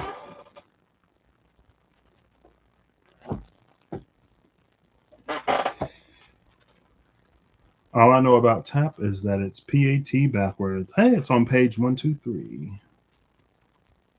Oh, they're alphabetical. Okay, that makes sense. 123. Tap. Did I already read that? Okay. Tap, also known as Gat with two A's, is a powerful prince who presides over four of the principal kings of Hell, as well as commanding 66 military units of his own, according to the pseudo-monarchia daemonium of Ware. Ware's pseudo-monarchia daemonium. He is a fallen angel who once held a high rank in the heavenly order of powers.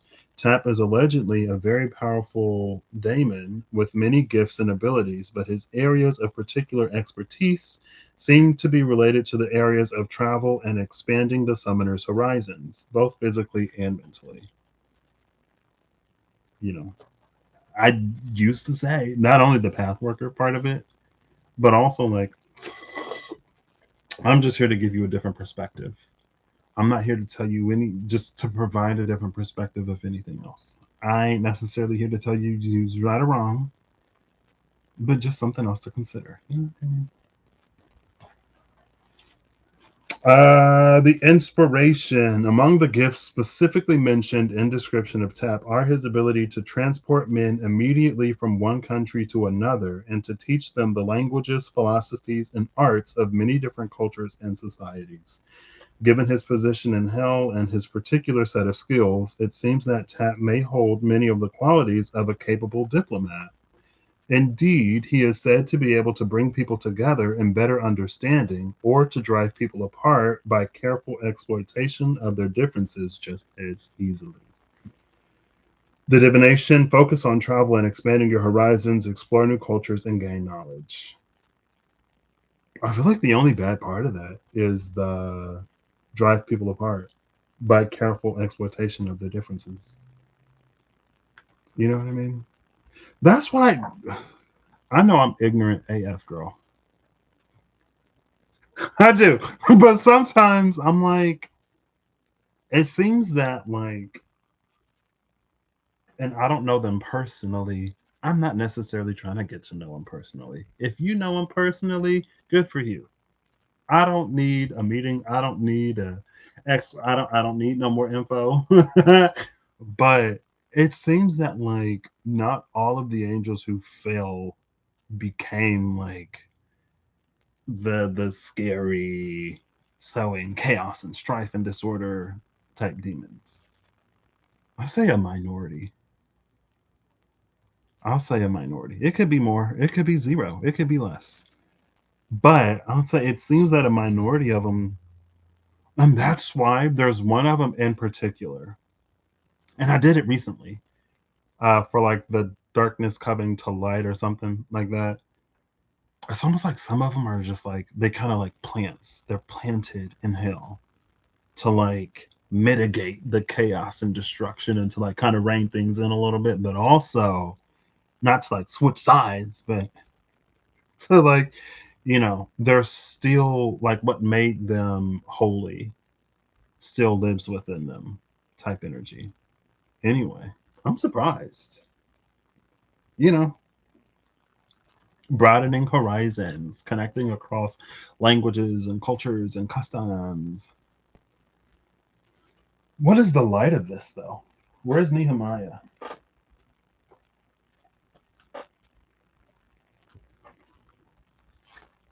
What is Nehemiah's number? 57. Number 57.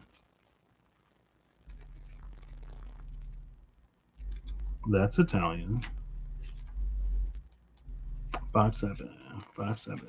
61. Nehemiah. God worthy of praise. There's an invocation. Oh, that's it. Nehemiah, the first archangel we encounter among the nine choirs, will infuse us with strength, tenacity, prosperity. There's prosperity again. And intellectual clarity through his ability to reveal to us how the elements of our affairs are connected and the endpoint where the exact answer to a given problem lies. Wow. However, its influence could degenerate.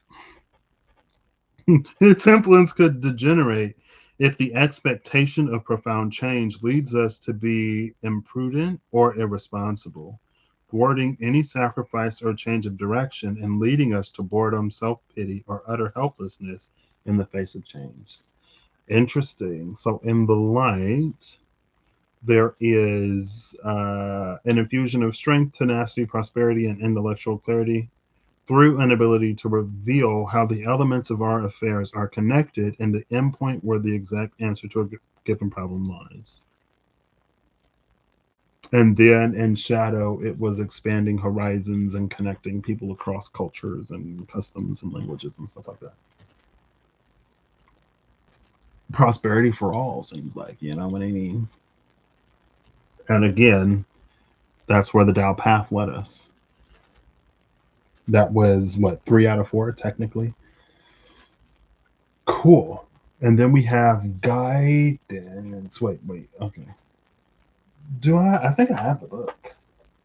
I do have the book. So that's light and shadow. Lake was 21. No, 20. Yeah, that was 20. Wait, what was 23? I feel like we had 21 and 23 for some reason. I Ching number 21. That's what it was. I think this is number 23. No, 23 is empowerment. What's guidance? I Ching number 33. The lake was number 23 or 21. I'm in the wrong book. 21 is animals. 23 is storms. This is 31. 31 and 33. How did I get 21 and 23? 31, 33. Okay. 31, lake depth. Do not take the shallow alternative. Deep dive, do the research, do not cut corners. You may not be seeing the whole picture, so take your time with the decision. The word of power is profunde, Latin for deep. Lakes are natural, self contained bodies of water not connected with an ocean. They have their own ecosystems and often contain their own endemic species. Most have at least one stream or river directing the flow outwards. The different classifications of lake include glacial, tectonic, fluvial, and shoreline, and those formed by meteorites hitting the earth. As they are often freshwater, historically, lakes have attracted human occupancy as they are a deep water source. As they are a water source, I added deep. On Earth, most lakes were formed in the higher northern latitudes, although there are notable exceptions in Africa. Spiritually, lakes have been places of magic and power.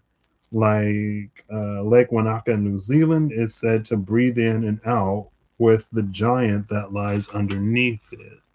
Lake Baikal in Siberia, sometimes referred to as the Sacred Sea, is the largest source of fresh water in the world, containing over 20% of the world's unfrozen fresh water. Over 630 kilometers long. Baikal is very deep and its waters are very clear, and it contains over 3,000 unique species. One common shamanic practice is the offering of a small amount of vodka in certain sacred spots. It is also believed that something should be thrown into any fire you light as an offering to the spirits. It is said that if you bathe here or in other lakes such as Lagerfjord in Iceland, you will receive healing energies from the pure and ancient waters. Cool. I feel like there's a low key like undercurrent of power here. Didn't this say something about power? Spiritually, lakes have been places of magic and power. Didn't something else mention power? Maybe not. Maybe it was the I Ching. I don't know. Anyway, this is like kind of entertaining. I'm enjoying this. I'm having a good time. 33 guidance. This is a two-pager. Most of the entries in the Whispers of Lord Ganesha are like one page. Not even a page, and that's like almost two. That is like almost two full pages. Guidance is all about learning to communicate with your soul and discovering and manifesting your purpose. Here's guidance again. I guess I could have held the cards up. Excuse me. Ganesha is worshipped and adored by the Trimurtis, or the Trinity of Hinduism, which is made up of Vishnu, Shiva, and Brahma. The story goes that during the period of dissolution, the water and wind were demolished and the earth evaporated. Vishnu, Brahma, and Shiva wandered the earth to determine what was causing this dissolution. The gods discovered a huge aura of light where Ganesha was enshrined. The Trimurtis immediately bowed to Ganesha in reverence and began to worship and praise him. They requested that Ganesha bless them. Ganesha entrusted the gods with three separate duties. Vishnu is the preserver, Shiva is the destroyer, and Brahma is the creator. Guidance is based on communication. The soul can send you messages through symbols, synchronicity, hunches, sudden inspiration, dreams, and even direct channeling. Consciously connecting with your guides, heightening your psychic abilities, and fine-tuning your skills to be present and to pay attention are all important parts of learning to receive guidance. As you open up, your soul begins to communicate your inner purpose for this lifetime to you. When you learn to hear and recognize its promptings, your life starts to take on a magical quality. Remember that you can ask Ganesha to support you in creating a raised awareness. Make a point to look at spirituality from new perspectives that may be unfamiliar to you. Be willing to talk to people whose experiences and beliefs are different from your own. You may need to move out of your comfort zone in order to do this. You will be all the richer for it. If you are concerned about getting true information about your personal life from a psychic or intuitive, you can prepare for it by asking from your heart to receive information that is for the highest good. Be sure your motivations are pure. You can ask the psychic to channel the words that your own soul wants you to hear to further your spiritual growth. Rely on your intuition and your inner knowledge rather than your intelligence or conscious mind. Watch for synchronicities and opportunities. Trust your instincts and pay attention as your messages can turn up from a variety of sources. Be attentive to your dreams. You may want to keep a dream journal. Synchronicities are likely now. It is possible that a pleasant surprise will become your way soon in regard to your work. This could even be a new job opportunity. The gods, Vishnu, Shiva, and Brahma may represent the different male energy in your life. Engage in the energy of men in your life or in the energy of the Trimurtis to assist you with the task at hand. Let me stop. I'm not even going to start. Let me stop. Let me stop before I get started. Okay. And the last card is the observer. I'm like, do I have to read these? Every now and then there'll be a little nugget of something. I'm like, okay, it was worth, reading the whole entry.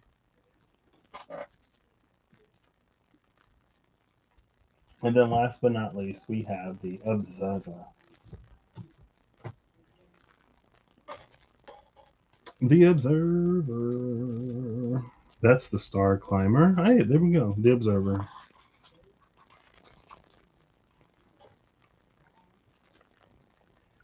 I guess I'm reading the whole thing because reading is what? Fundamental. The observer. Attribute. The observer attentively examines the smallest details of those around, and through quiet diagnostic watchfulness is able to understand their behavior, their motives, and their agendas. Follow his eyes, and you will see who is good hearted and who cannot be trusted. Listen to his observations and learn the art of reading the human condition. Persona. He's an inquisitive watcher wishing to comprehend the way others think and act. When encountering a stranger, he begins with pathology, looking carefully at the way a person holds their body.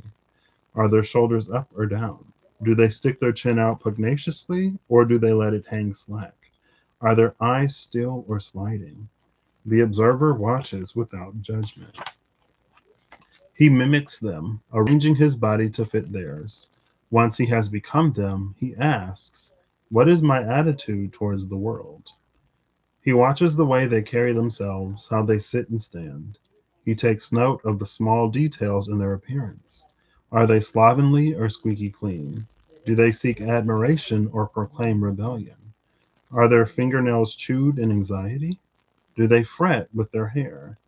Are they masked in makeup or naked faced and openly exposed? Who wrote this? Let me stop. I was like, of course it's a man that wrote it. Let me stop. I'm kidding. Do they frown or smile around the eyes? He looks for signs of mood swing and temperature change. Do they tend to be first or last to speak? Do they sense when to stop talking, or are they inclined to blather? The observer sets aside his prejudices, including his assumptions, fears, attractions, and repulsions. He understands that misuse of his powers of perception will backfire and cause self-damage. Ooh, there's power again. The Observer's Tale. I don't know if I've read it. I haven't read so many of these tales because they're in the back of the book, right? I didn't necessarily know they were here for a while until you read the last card and you're like, hey, there's like 50 more pages. What else is in here? The Observer's Tale. A therapist known for his patience would sit quietly, listening to his clients justify their addiction to procrastination. The therapist kept a large cushion in the corner of the room, and once in a while, he'd hold up his hand to halt the bleating. Then he'd arise, walk over to the cushion, kneel before it, raise his fists to the air, and letting out a lion-like roar, release his exasperation with a single violent blow to the cushion. Could you imagine? Imagine you're talking to your therapist and they go, wait a second. They walk over to the cushion in the corner, yell, and then punch the cushion. Oh, I would lose my mind. Okay, sorry. His calm fully restored, he'd return to his seat and say, please continue. Occasionally, a more astute client would grasp the lesson. What was up with that tale?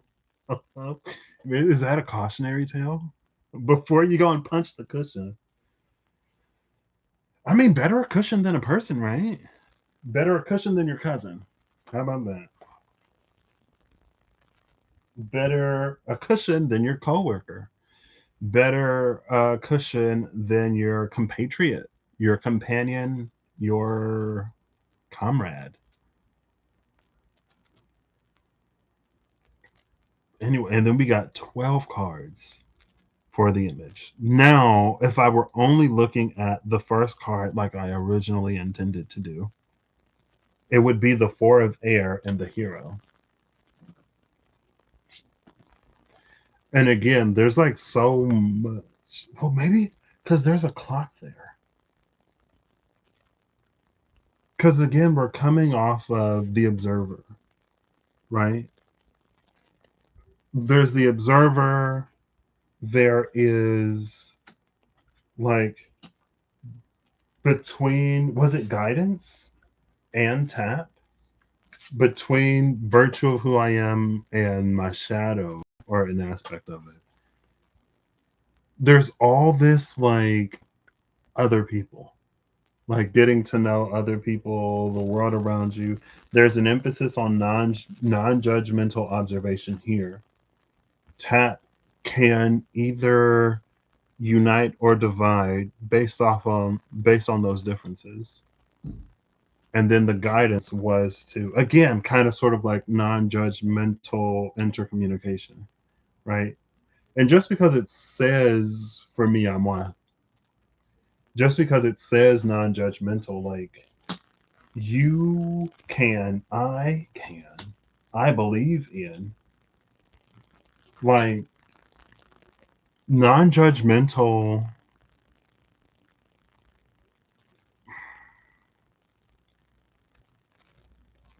It doesn't, to me, necessarily mean like let anything and everything like slide and happen or whatever. Or it's like, okay, like that works for you, but it obviously wouldn't work for me. Like I'm wired different. And I feel like a lot of, or some observation reveal those differences. But again, the Tao path starts with attraction of opposites and conflict.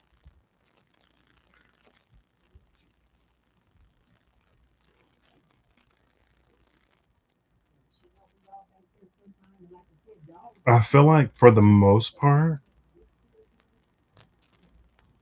I don't know. Because I was gonna say I feel like for the most part I'm good, but you know, every villain has their origin story. Not every villain. There are some villains who origins started when they were heroes. You either die a hero or live long enough to become the villain. Maybe it's saying it's time to enter. I've been in my villain era. I feel like my villain era was thrust upon me um, years ago now, where it's just like, because I feel like understanding and compassion and that like non-judgmental whatever,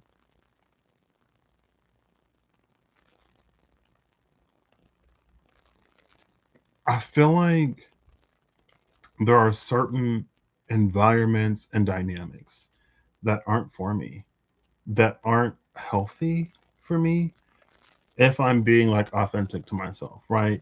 For example, I'm not gonna fit into an environment where it's like talking about other people, especially when it comes to like things that people can't control, right? Race, ethnicity, sexuality, blah, blah, like stuff like that. You know what I mean? Like even if it's not directed towards, and that's something that's kind of wild to me, low key. Like even if it's not directed towards black people because I'm black, if it's like directed towards other races, ethnicities, minorities, etc., like I still get uncomfortable because I'm like what are we doing? You know what I mean? Like, but also at the same time, that's just like one example. There are other things where I'm just like, also like I enjoy spending time with myself. I enjoy my alone time, and I'm not somebody that can't be left alone with his thoughts. Especially now. Now, back in the day, there were some thoughts that was like, okay, I'm gonna play video games, and I'm gonna watch some anime, and I'm gonna try to not think these thoughts too much. But you know, I've never necessarily been uncomfortable with myself and my thoughts. Even back then, you spiral, you slip into a little depression, and then you can still be with your thoughts until you can't. And then I was like, okay, yeah, I can't do this anymore. Anyway, in general, I enjoy my alone time, And so I don't feel the need to do anything just to do something or to spend time with somebody just so that I'm not alone or whatever. I'm not that person. Um, I'm an introvert pretty much through and through. Now, again, anyway, not to, all that to say that even from a space of non-judgment, it's like you can not want to eat cake, for example, and so you don't eat cake.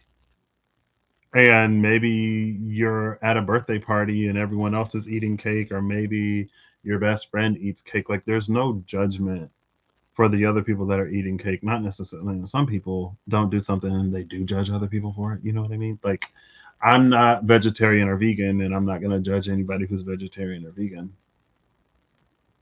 But for example, you know what I mean. Anyway, like you can be a non-judgment and not engage in something, and it's not judging if you choose not to. Like for example, like I don't cuss, right? And I feel like there are so many people that don't notice that I don't cuss, that the first time someone pointed it out to me a few years ago now, like that caught me by surprise. I was like, what?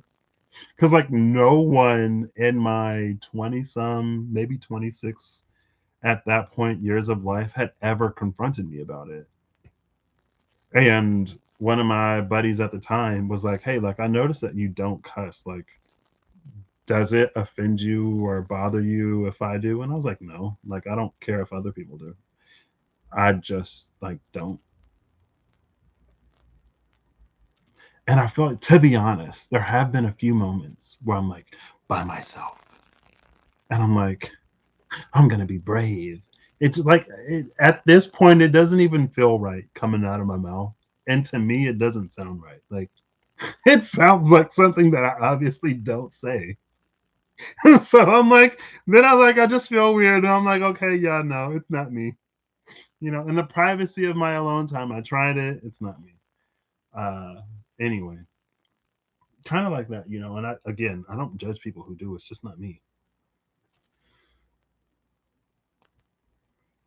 Anyway, back to this. There is this clock here almost implies like there's a matter of time.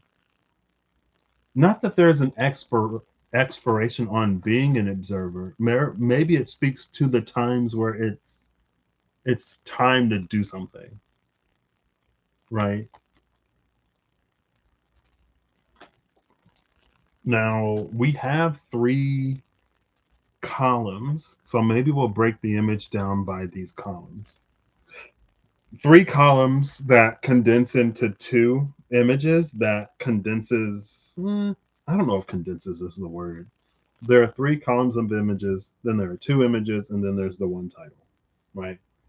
So it's this 3 by 3, then two, then one. But technically, in the last three in the middle, it's like four, but there's two that are read as one, right?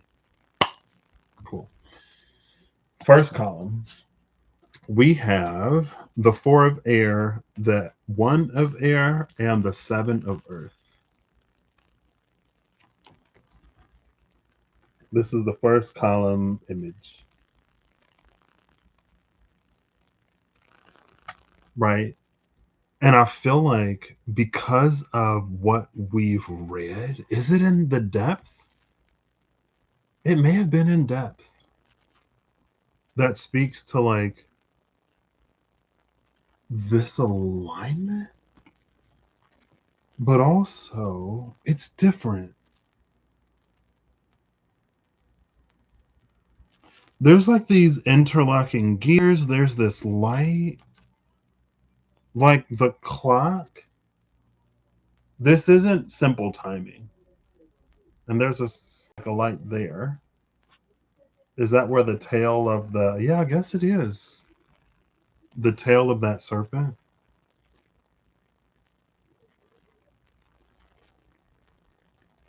Also, with that 7 of birth, there is a kind of I feel like they're different though. We see different sides of the serpent.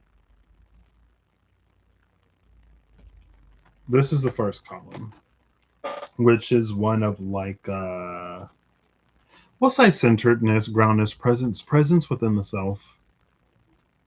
Also, there's an element of fire here. Okay, that's the first column. Let's put them back in its column, right? I wish I had like a better setup or more hands. Maybe both. And this is the middle column. So we have the 6 of water, the 6 of fire, and then the 1 and 10 of fire, 11 of fire, the one that's the 10, that's the whatever. So here's the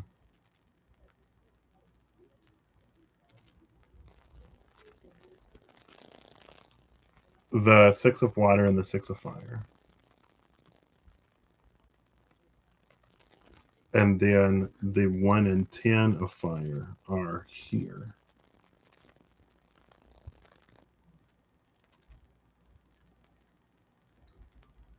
The next to last card, well, half of the energy. See, the last two are similar, kind of. We have like this dragon energy, and then we have an image that depicts alignment. Just like we have this dragon energy and another image that depicts alignment. This dragon energy comes with this egg thingy, whatever. And the other one has a spider in it. Now, low hanging fruit, not low hanging fruit. Um, the spider, for some reason, is kind of giving me a Nancy, which is he's that like trickstery type energy.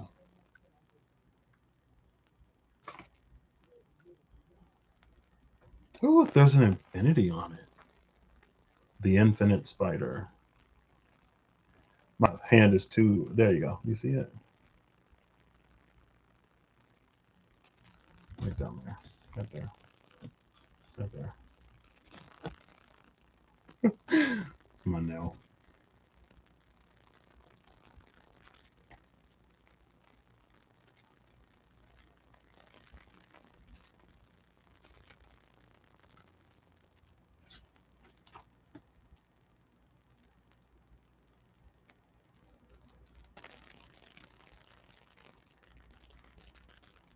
There's water coming out of that cup. It is overflowing. No, now it wants to focus. And there's this dualistic energy there. Maybe that's it. Maybe that's why there's like this little mini trickster energy. Also, maybe that speaks to that element of observation. Cool. All right. Oops. That's the second column. It's a few too many cards to put all together, but let's see if we can try. This is the image of the second column.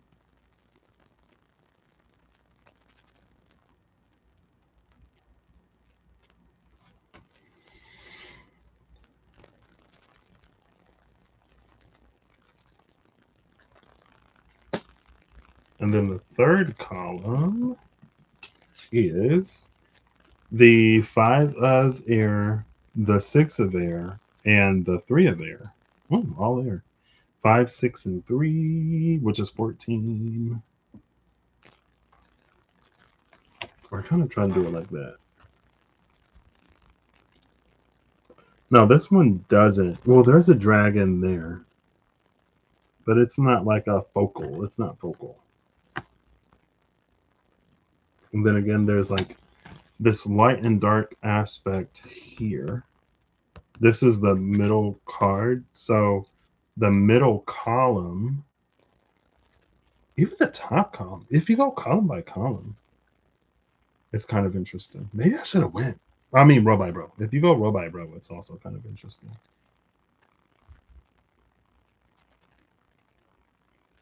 Oh, there's a dragonfly. There's two dragonflies.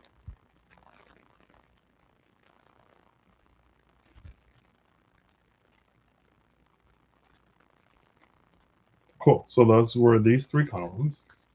And then the final two images, it's the tin of air and the tin of water, with the title again of the hero.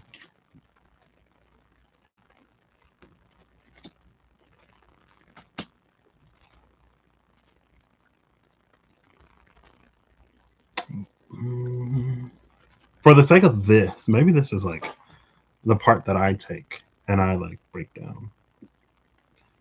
Um,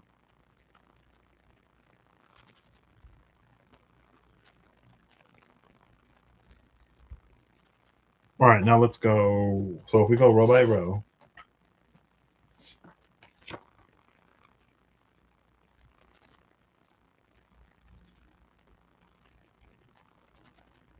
and I think these are only in the top row, kind of really,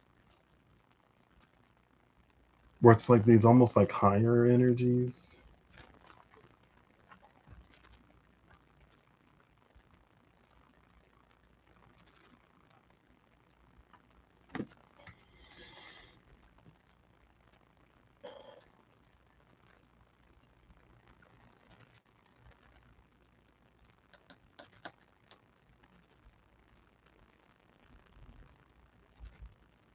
I feel like not that there's a question asked. I feel like this is fairly succinct. Like there's a thing to it, right? It's the archetype of the observer in light. It looks at the details and it, what did it say? What number is it? 57. It infuse an infusion of strength, tenacity, prosperity, and intellectual clarity through an ability to reveal how the elements of our affairs are connected and the end point where the answer to a given problem lies. It's that element of like how the elements of our affairs are connected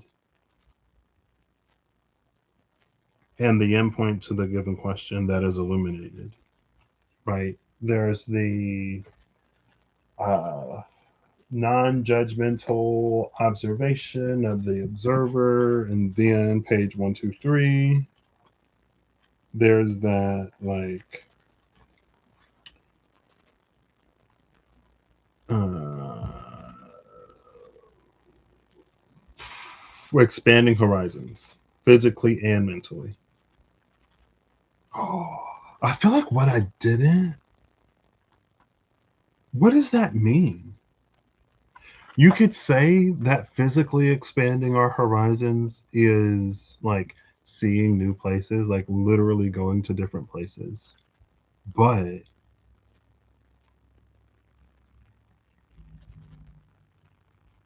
it feels like that physical expansion is different.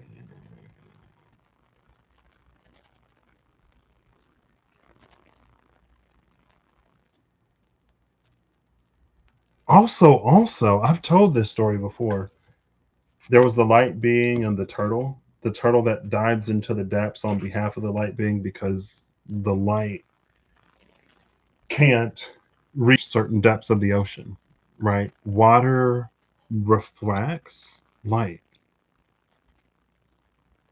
That's why, like, from under the water, like, if you look from either above to below or from below above, there's a slight distortion because the light doesn't pass all the way through. And because that, again, past a certain depth, you don't get any light. That's why the light being asked the turtle to go on its behalf. And when I saw this card with the hangman, especially because the rope is in the heavens, and there's an implication that like if it's dangling from the heavens, then it's approaching Earth. And then it's grabbing these snakes, it gave me the image of that turtle, right? It's the turtle that goes into the depths of the water, especially with the lake. It's the turtle that dives into those depths on behalf of that light being. It, I feel like it's not Joaquin. It could be, but I feel like it isn't. Even though Joaquin is the Thunderbird, and with the Thunderbird, maybe there is a certain aspect of light. Yeah, so it's interesting. There it is right there. It came to my mind before I even got this far. When I saw especially the Hangman Plus Lake, I was like, okay, girl, I get it. Also, not every snake is wrangled in that. And I feel like that also speaks to like, because again, I feel like in that space of observation, this is me personally, right? This is one of those, the motivations of the person pulling the cards may influence the blah, blah, blah, whatever. I don't necessarily think that everything has to be commented on. And I don't know if it's purely because I accept that there are differences and our paths are different. I feel like it's only when it's especially true when there are certain ways of going about things that are in and of themselves an obstacle, right? So, for example, if we're trying to lose weight and we're like loading up on calories and sugar because we think that's going to help us lose weight, that's when it's like, hey, like the philosophy, the beliefs, the approach, it doesn't align with the intended outcome, right? So, yeah, let's just leave the metaphor as it is. No further explanation needed or necessary. Like that's something that I feel like would deserve a commenting on, right? And I feel like that plays into that energy of Nehemiah, where it's like it's the observation of how our own approach. It's like the interconnectedness of our affairs and how they meet with the endpoint being the given solution, whatever. When it's like, okay, everything is culminating over here and the desired outcome is over here. It's very difficult, if not impossible, for this to be our destination and for us to end up over here. Because there's like a significant gap there. That's when I'm like, North Node Sagittarius, hey, say something. But I feel like beyond that, I feel like there are things, it's almost like character development. It's like there are things that I feel like we're meant to go through to potentially grow through. And because we're meant to go through those things, it it's not off of our path. Like it's an obstacle on our path. And so our like I feel like there are some obstacles that create detours potentially, especially if we go into them with the perspective that we have, then it almost makes a detour more likely. But it feels like there are other parts of a path that are just more challenging or perilous, right? Like if the way to grandmother's house is through the woods, then the woods, it's a part of the road that we have to travel. It's not a detour, it's not off path, it's not inauthentic to our journey, it's a part of it. It's an integrated part of it. And if we were to avoid the woods, we would never make it to grandmother's house because you have to go through like she lives in the woods. She lives in a clearing in the woods. So if we avoid the woods, we'll never get where we're going. Right. I feel like I've been talking about this for so long, I forgot my original. Yeah, the snakes. Okay. I remembered. So in that, like, that's a snake that I would just like let go, right? Because it's, I can tell, I can feel it. There's like a resonance to it. Now, sometimes again, maybe we need a perspective shift or like a little heads up, like with that guidance, like, hey, for example, let's say it is about snakes, right? Let's say we have one view of the snake and there's another part of its archetype that we're encountering. So maybe it's like, hey, like, I know you think of snakes as these creatures that lurk in the grass, predators waiting for their moment to strike. But snakes also represent like shedding of the skin. And in that, they represent an element of growth, right? So maybe it's like, hey, focus on the growth. Oh, snap. Sorry.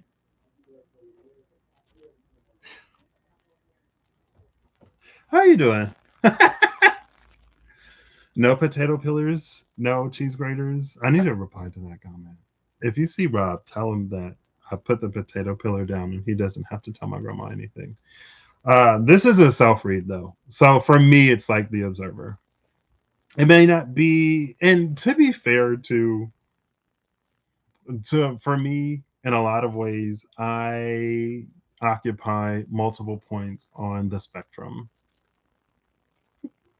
I can be fairly oblivious IRL, but there are certain things that I am like a little bit more keyed into or sensitive to. I don't necessarily say that I'm aware of everything, but some things I am. So, hey, how you doing?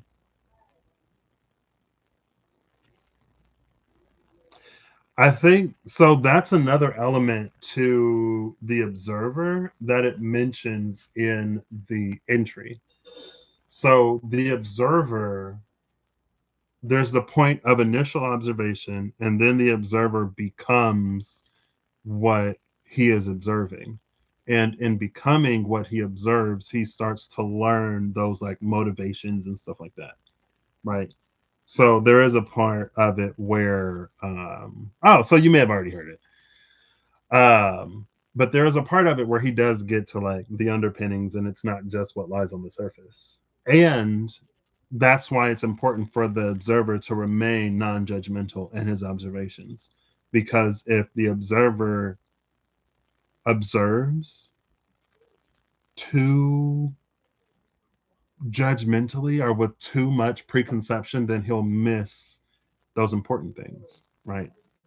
He's the really really observant kind of observer that sees not only the behaviors but also the motivation. So he's the one that may be like, oh, this person bullies these people because, back at home, girl, the blah blah blah whatever.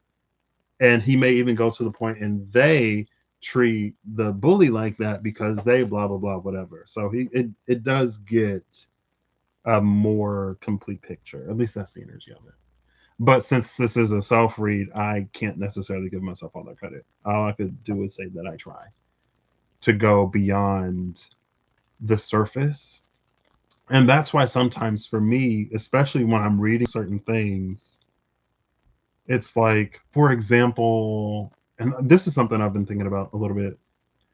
Like in a reading not too long ago, I mentioned that like our need for unconditional love may get us to, it may introduce some kind of like distortion within us, right? Our need for the divine to be this unconditionally loving whatever could almost do, and it's like, it's not that the divine isn't unconditionally loving, but it's like for us within ourselves, when we need for something to be a certain type of way,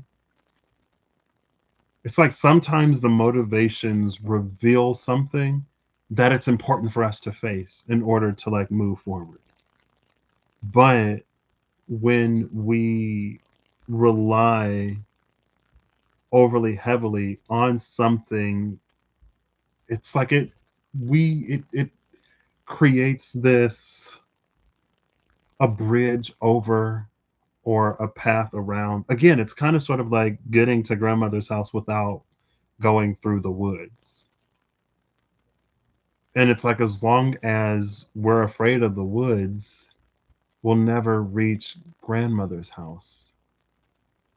I don't know how else to put it. But and I feel like sometimes it's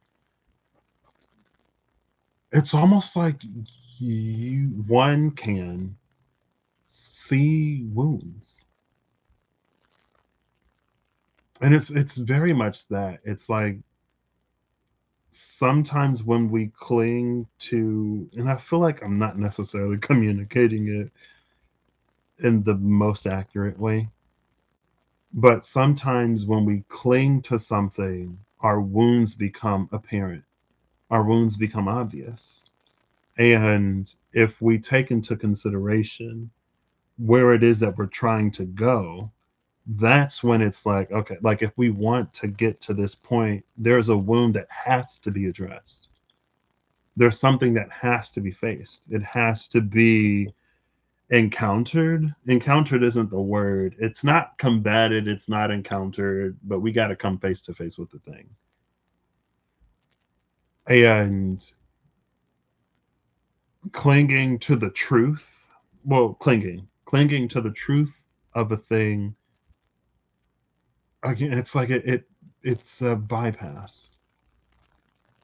Um, and that's when I feel like, hey, okay, so this is kind of like behind my North Node Sagittarius.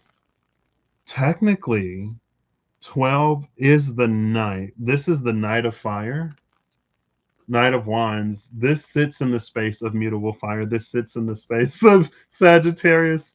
The hero sits in the space of my North Node when I'm not necessarily comfortable being pizza mind. Ooh, give you a pizza in my mind. Anyway, sorry. I have to look that up. Wait, give me a second before I forget. Can I love being on like my laptop because on my laptop I can copy and paste. And I feel like when I'm on the phone, they like pick and choose when I can and when I can't. It's kind of weird. Um, but yeah, that's like, but again, that's that clock. That's when it's time to maybe like do something or say something. And I don't know. I feel like there are many different flavors of this.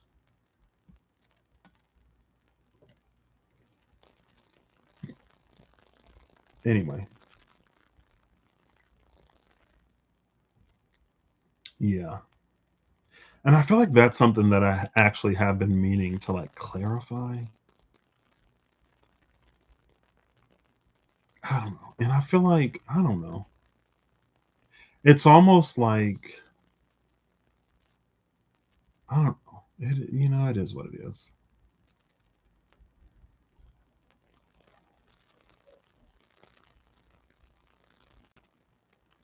But yeah, I feel like this,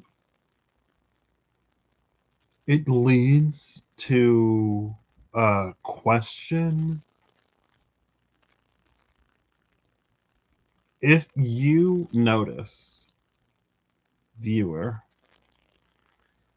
the question that this kind of leads to, I don't know how to answer it. um, I don't even know if I have anything that would necessarily answer it.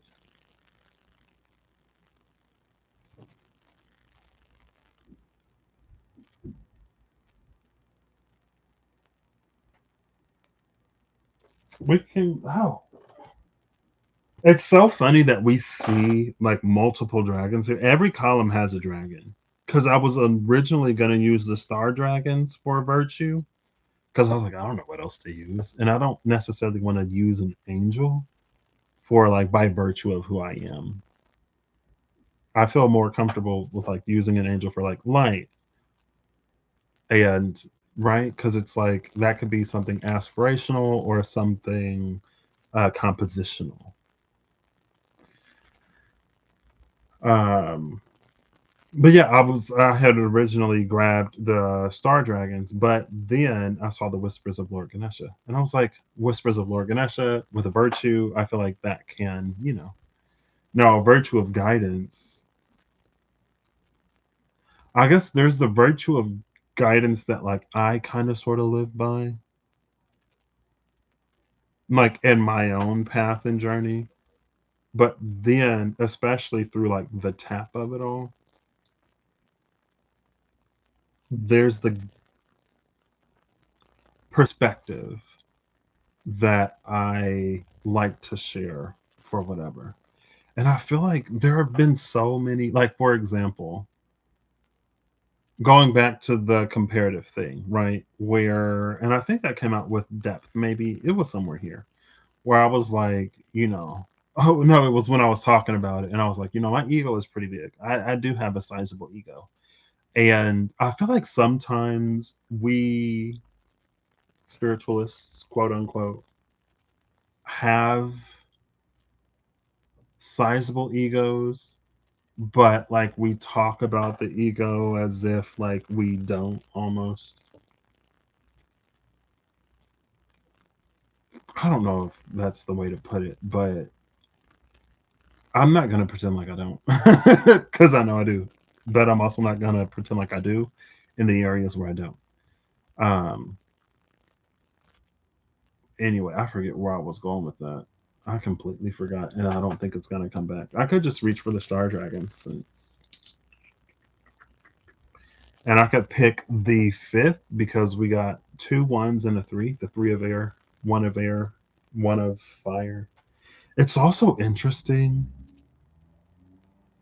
I feel like there's a good balance of elements actually. There's a lot of air, quite a bit of fire, but also some water. I feel like the water is a little understated. We got the five of water. Should we add it up? Sure, why not? Breaking it down by elements.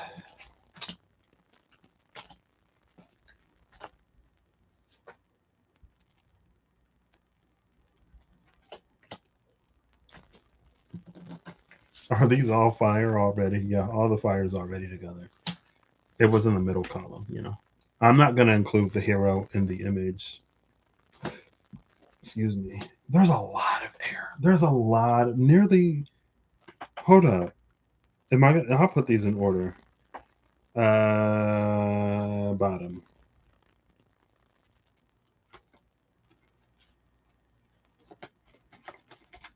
So we got the 1, the 3, 4, 5, 6, and 10. 3, 5. Yeah, 3, 4, 5, 6, and 10. So that's 1, 4, 8, 13, 19, 29 in air, 7 in earth, 16 in water, and 17 in fire. Lots of air. Lots of air. And both prosperity and Nehemiah mentioned intelligence. Also, there with with like communication and stuff like that, even with the observer, there's a certain amount of air. So air 29, did I say that? 29 air, 29 air, 19 fire. No, hold up, wait. Oh, I should have. Earth is last with only 7 for sure. I'm pretty sure 16 of water is third. 10, 11, 17. 16 water, 17 fire, and like 29 air. Anyway, where was I? I feel like I was talking about something. Not necessarily. It was related to that ego. Oh, something about my ego. I don't know. Wait. Yeah, I don't know. Let's grab it. Why not? To the deck I almost used. If guidance is one aspect of my virtue, question mark, or the virtue of who I am, if guidance is one aspect of that virtue, one, okay, all right. Sorry. It was like a bunch of them tried to come out. I'm like, okay, no. 1, 2, 3, 4, 5, 6, 7, 8. Resilience. That's pretty much me. Resilience is the other virtue. Finding your limits. See, finding your limits, that's what I was talking about. This physical expansion, expanding your limits physically, it feels like there's a part of it that is very like physically going to see other places. But it feels like there's another part to it where I'm like, what is that? Does that lead into that Bodhisattvic, Elysian, Enochian energy? Potentially. I think another thing too is, I mean, to be an observer is to see the various paradoxes of life and how, like, we can believe certain things but be so limited in other ways. I guess maybe.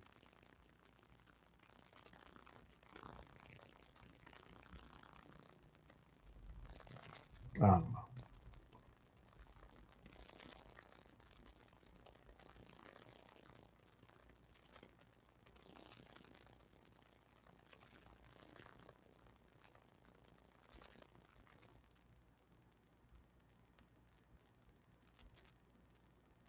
I am gonna send that to Rob later though. That was so funny. I mean, wait, honestly, was that about me? LOL. Not that I would necessarily. I mean, I feel like on one hand, I wouldn't necessarily refer to myself as a therapist, especially like even a metaphorical one. But if you look at what I do and my approach, then yeah. So maybe that's a read. I'll try to show up and be whatever, but every now and then you'll see me roar and then punch a cushion and then try to come back and be like, okay, let's continue now. I don't know. Anyway, it's fine. I feel like we've accomplished what we've set out to do here.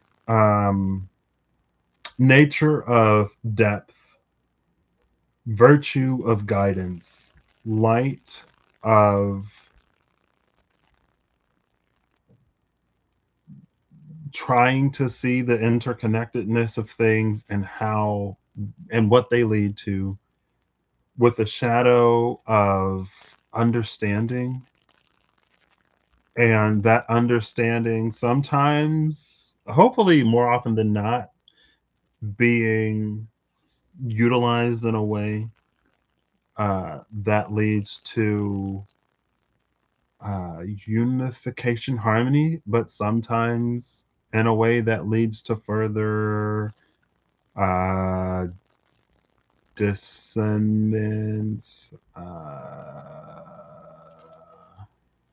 whatever the other word is, a non insignificant part of the archetype being the observer, and the Tao path of attraction of opposites, conflict, prosperity, and biting through. That's everything, right? And then the image of this clocky, this nerd, and the title of the hero.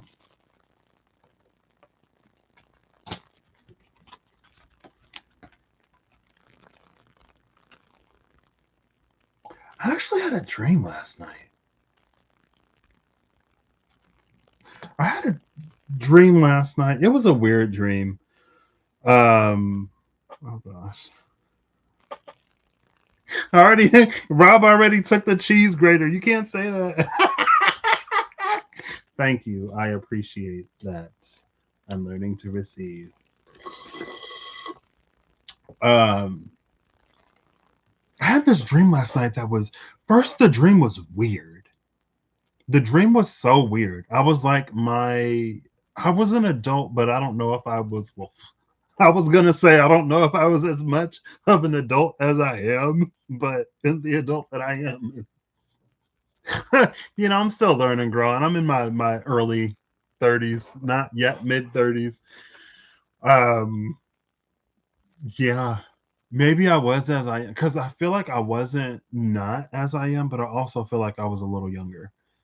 But anyway, and I was in this space that was like so foreign to me, and it was like weird. I'm like, what is going on here? And then somehow, as I'm dreaming the dream, I'm like, wait, I've been here before. And it was almost one of those like, it was like a memory that I had forgotten. It was like when I was like really young, I was here. But then at the same time, there was like, I was like, I was here, but then I wasn't here. It was weird. Anyway, I feel like I'm not. It's fine. And then there was a confrontation that happened towards the end, and it was resolved a lot easier than I thought it would be. I fully expected to struggle, and I did not. I was like, "Oh, that's it. Okay."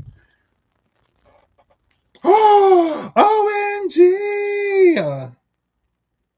You've been on my mind.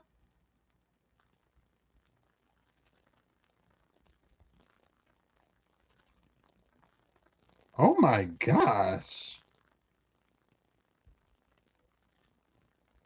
Okay. I'm gonna have to read more of that later. Um, but if you do see this, you've been on my mind. Not, you know. Anyway.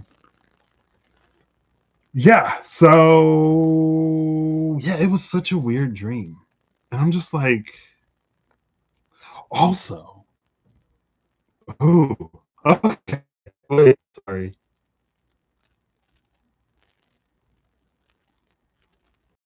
I might actually have to look at this. Let me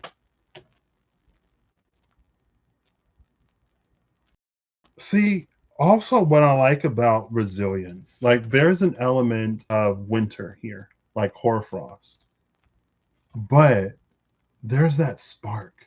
That's an ember. That's fire, and it's making me think of, again, it's this clock.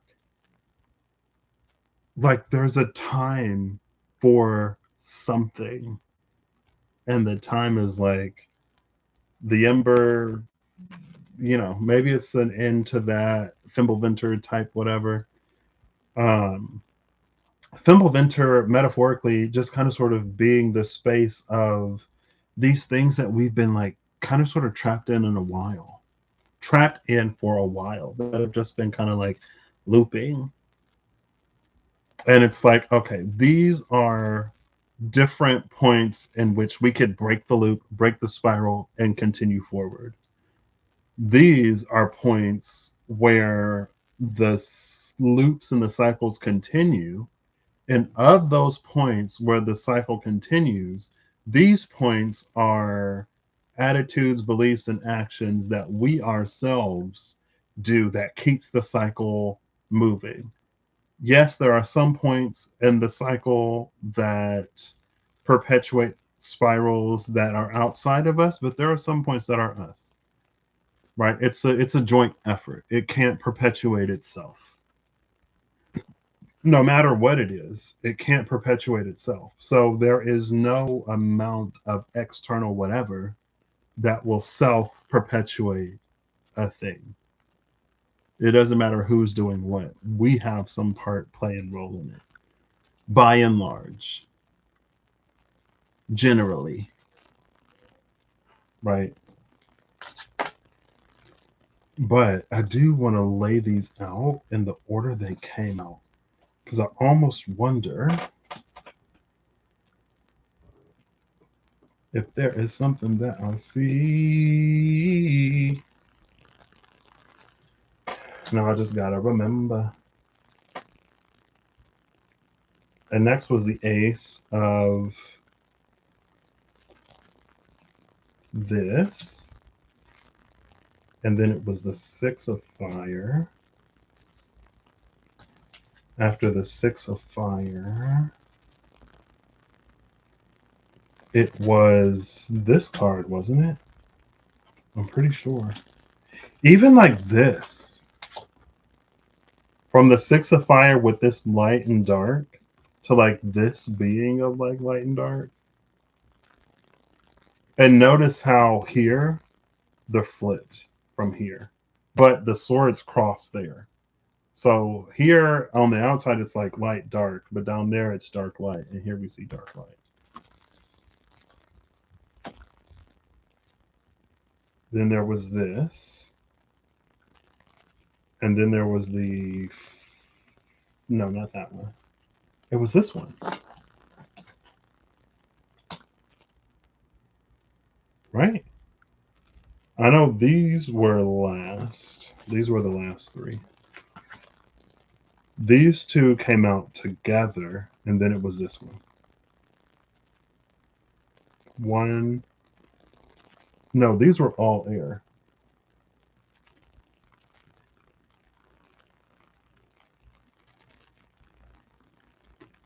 Oops. I know this one was next to this one was last. Before this was these two.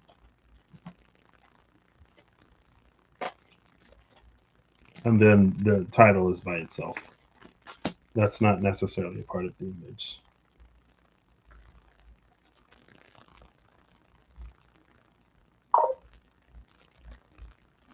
Okay, now this makes sense.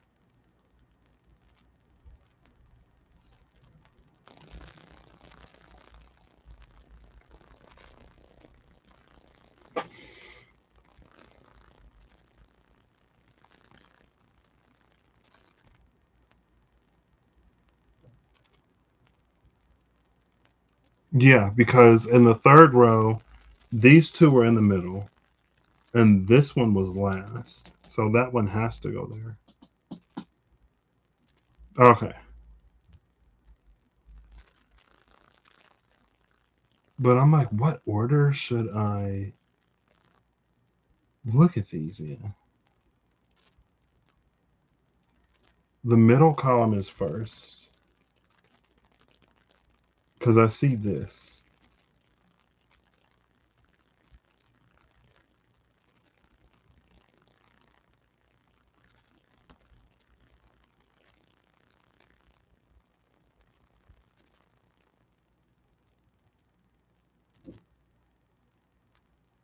Okay, wait.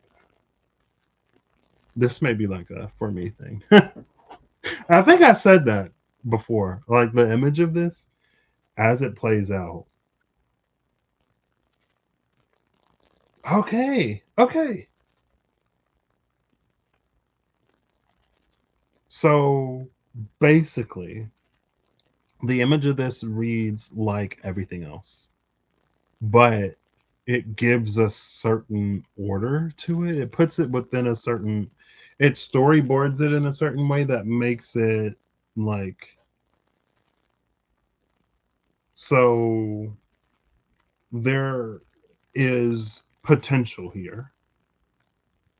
This would be like my potential. Kind of sort of like where I am.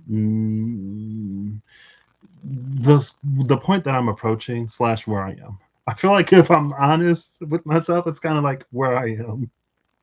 If I'm lenient with myself and compassionate with myself, it's like the point that I'm approaching. You know what I mean? It's like, no, I'm not there yet. I'm not there yet. But it's like, okay, girl. You know, what did your time? No, yeah, yeah. Your time is up. My time is now. If you know, you know. You know. You may not be able to see, but you know. Um, so this is like sort of potential, right? Because again, with the image, kind of sort of like potential slash where I am, the image and the title. How about we do that?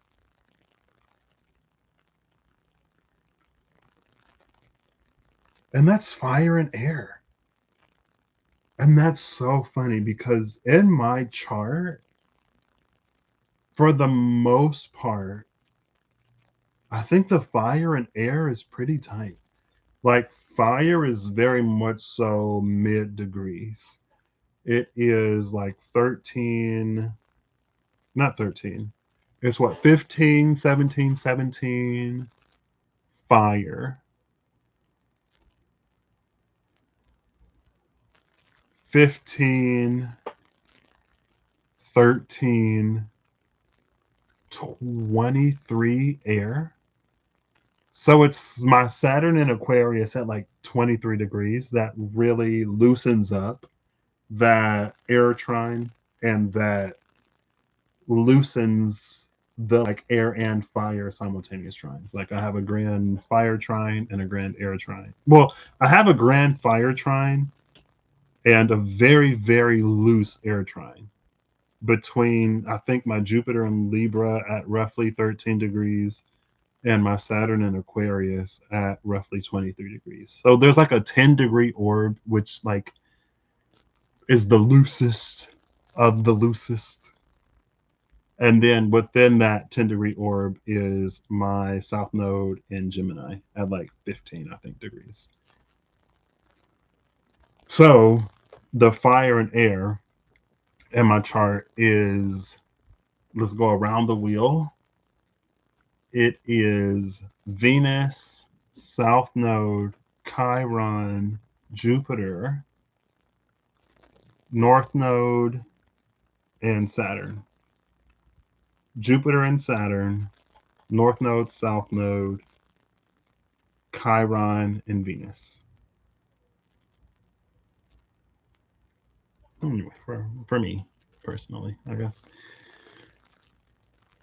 So there's that, right? And then there's this like loving, like the presence of the divine that's like this loving, compassionate, there to be a helping hand to extend something, right? And then it's like this sort of, it's like this was my life up until a certain point. Kind of sort of before I was ready, before this moment, where it's like you're gonna pretend like you don't see. Okay, I'll pretend like you pretend like you don't see me. I'll pretend like I don't see you. And when you're ready, we can collaborate, we can work together, we can like do this thing, right? In order to not put any pressure on you, I'm gonna like not pay too much attention, right? There's this. Now, this feels like, so from the moment I was like born, this is me being born. That's me as a, this is me as an embryo. Imagine. Um, and then like in the growing up and the observation of everything, and I feel like I've talked about it before, like there were certain things that didn't really make sense to me when I was a kid that I just like learned that that's who and how people are, right? And I like, it's just, it's people being people. That's what it's like to be human. To be human is to be a paradox in and of ourselves, right? So this is like me sort of growing up and like, not only internally, but also just like as I'm observing, that's me in observation, like the world around me. And it's like, it looks like this, but if you look closer, sometimes it's kind of like that. And it's like, whoa, what's going on? And this is me sort of like existing within my own paradox, but also sort of like maturing within myself, right? So, like, this is me. This is an observation of the world around me type energy, right? Now, at a certain point, there's the darkest night that we don't see, but we see when I start to like put myself back together. And that's this energy, right? Maybe still on fire, still on fire, made of wood. I was like, girl, if I take on any more flames, I'm going to burn. And I'm made of earth, I'm made of plant stuff. So fire eats through me, it eats through me. So this is the like, okay, like, and then the more like centered and grounded, like the flames sort of like die away, right? Cool. So there's that. Now, as this is happening, then it's like the blindfold comes off here. This blindfold comes off, the blindfold of like this sort of divine energy up here. And the eyes down here start to open, right? So now there's this, and you can call this like rebirth, right? This was the birth of me. This is the rebirth of me, slash the road to this, right?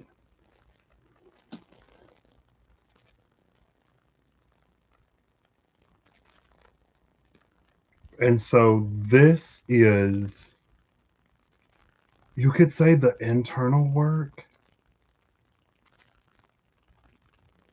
Like, just like the darkest night isn't shown, it's like there's a lot that happens in between these points. And as it happens, there's more and more alignment here, which eventually leads to like more and more alignment here, right? And now, as I'm like getting real with myself, and as I am living my life, as I am hoping for, wishing for, praying for, manifesting things for myself, and as I am navigating the parts that are for me to navigate as best as I can, and as I'm releasing and surrendering the things that I have no control over the best I can, it's like, it's almost like this moment is kind of when, like, we'll say 2020, when the North Node Sagittarius, when it was time to start working that North Node Sagittarius, and when it was time to start using my voice type energy, right? So not only is it like reading into things, seeing things, observing things, it's also like speaking out, right? On behalf of multiple things, right? And I feel like before I went live, I was thinking it's almost like it's the trap of being incarnated on this planet. It's the trap of like living. And I feel like I can say it's the trap of living, but not everyone falls into that trap. And the trap is that as much as I want for me and for my loved ones, for my family, my friends, etc., we don't live in a vacuum. And so, in order for me to be happy and at peace and fulfilled, you, in some part, have to be happy and at peace and fulfilled, right?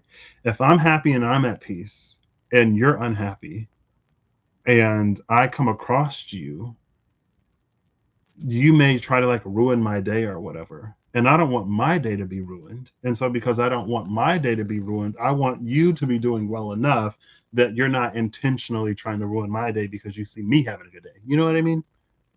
Like, if I am living in prosperity and abundance, and if I'm thriving, I want you to live in prosperity and abundance and be thriving. So then that way you don't have to break into my stuff and try to steal my stuff. You know what I mean? I want you to be doing well and fulfilled within your own life so that your envy and jealousy don't cause you to like try to do weird stuff over here. It's that like interconnectedness, even indirectly, directly and indirectly, in order for me to like really live my fantasy, everybody is like good. And then I don't. As I was kind of thinking about it, I was like, see, that's a trap. It's because it's, but again, but it's not a trap because again, everybody doesn't necessarily fall into that line of thinking necessarily. But anyway, this is me sort of like activating that north node, right? So then we get into this kind of energy here, where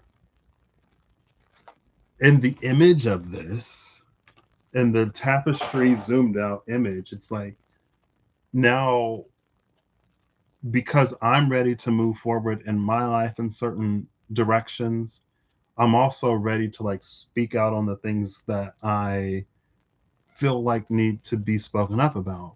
And through that, you could say the divine may see an opportunity, opportunities for collaboration, right? Because I want to be happy, and because I want to be happy, I want you to be happy so that even indirectly, you're not bothering me. And so the divine that also like loves and wants the best for you, if we cross paths and it may be beneficial or whatever, then it's like the divine is going to use that opportunity. We're all going to collaborate, you, me, and the divine together to make magic, to make a moment, and to progress and to move forward and to be more happy, more fulfilled, to thrive more, survive less, thrive more.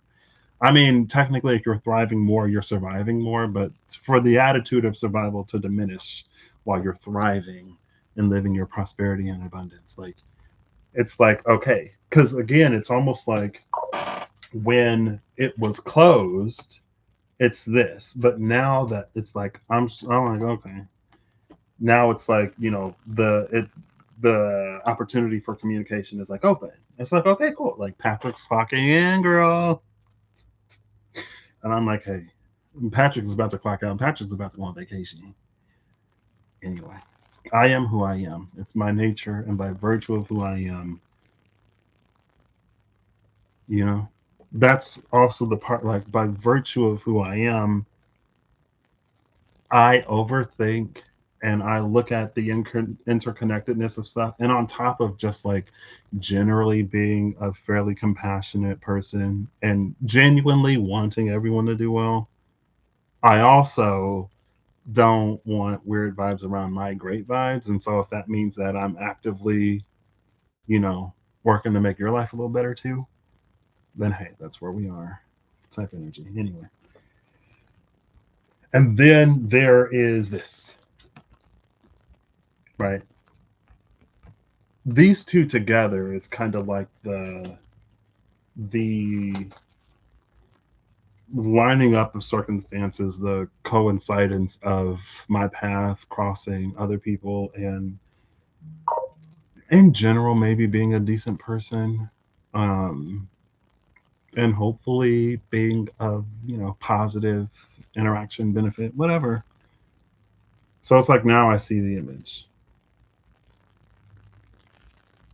right? There's like the nature of who I am. There's the virtue of who I am, and now I see. I wouldn't even like I wouldn't call it purpose because I don't feel like it's my purpose. I'm not saying that I don't have a purpose, but it's not central necessarily to like this isn't central to what I want to do or what I don't even necessarily feel called to do something. It's just like what I'm interested in, like what I want to do, right? Like I was saying earlier, like technology is something that I really love. Computers, coding, like sensors, transducers. The thing that I love about coding and the thing that I love about like data analytics and like controls, mechatronics is It's like you get to translate. It's like you take a physical phenomenon, you translate it into this digital language that computers can understand. You give the computer a directive, and then it takes that and it produces a change in the physical whatever, right? Like if it's hot, right? You have a thermometer, some digital temperature, or you have a thermometer, right? It says it's however many degrees. You convert that into a digital language that the computer understands. You tell the computer it's too hot, increase the, I don't know, cooling, whatever. And then it does that by turning on the air conditioner. And then you read the temperature again, like it's getting cooler. You see, it's that like, there's something about, and maybe it's because I kind of like do it myself. I feel like there's a part of me that's an observer, but then there's also the part of me that loves connecting. Oh, ugh, ugh, ugh. There's a part of me that like loves connecting to people, to other people. There are people that have experiences that I haven't had and that I'll never have. People from cultures that aren't mine, that speak languages that, like, there's a whole experience on earth separate to my own that I'll never know anything about unless I talk to somebody. And I feel like for me, like that's part of the joy of connection. And that's also why it's so easy for me to like be non-judgmental, because I can't see or understand where someone is coming from with too much preconception. You know what I mean? I'm not looking for a different variety of Patrick.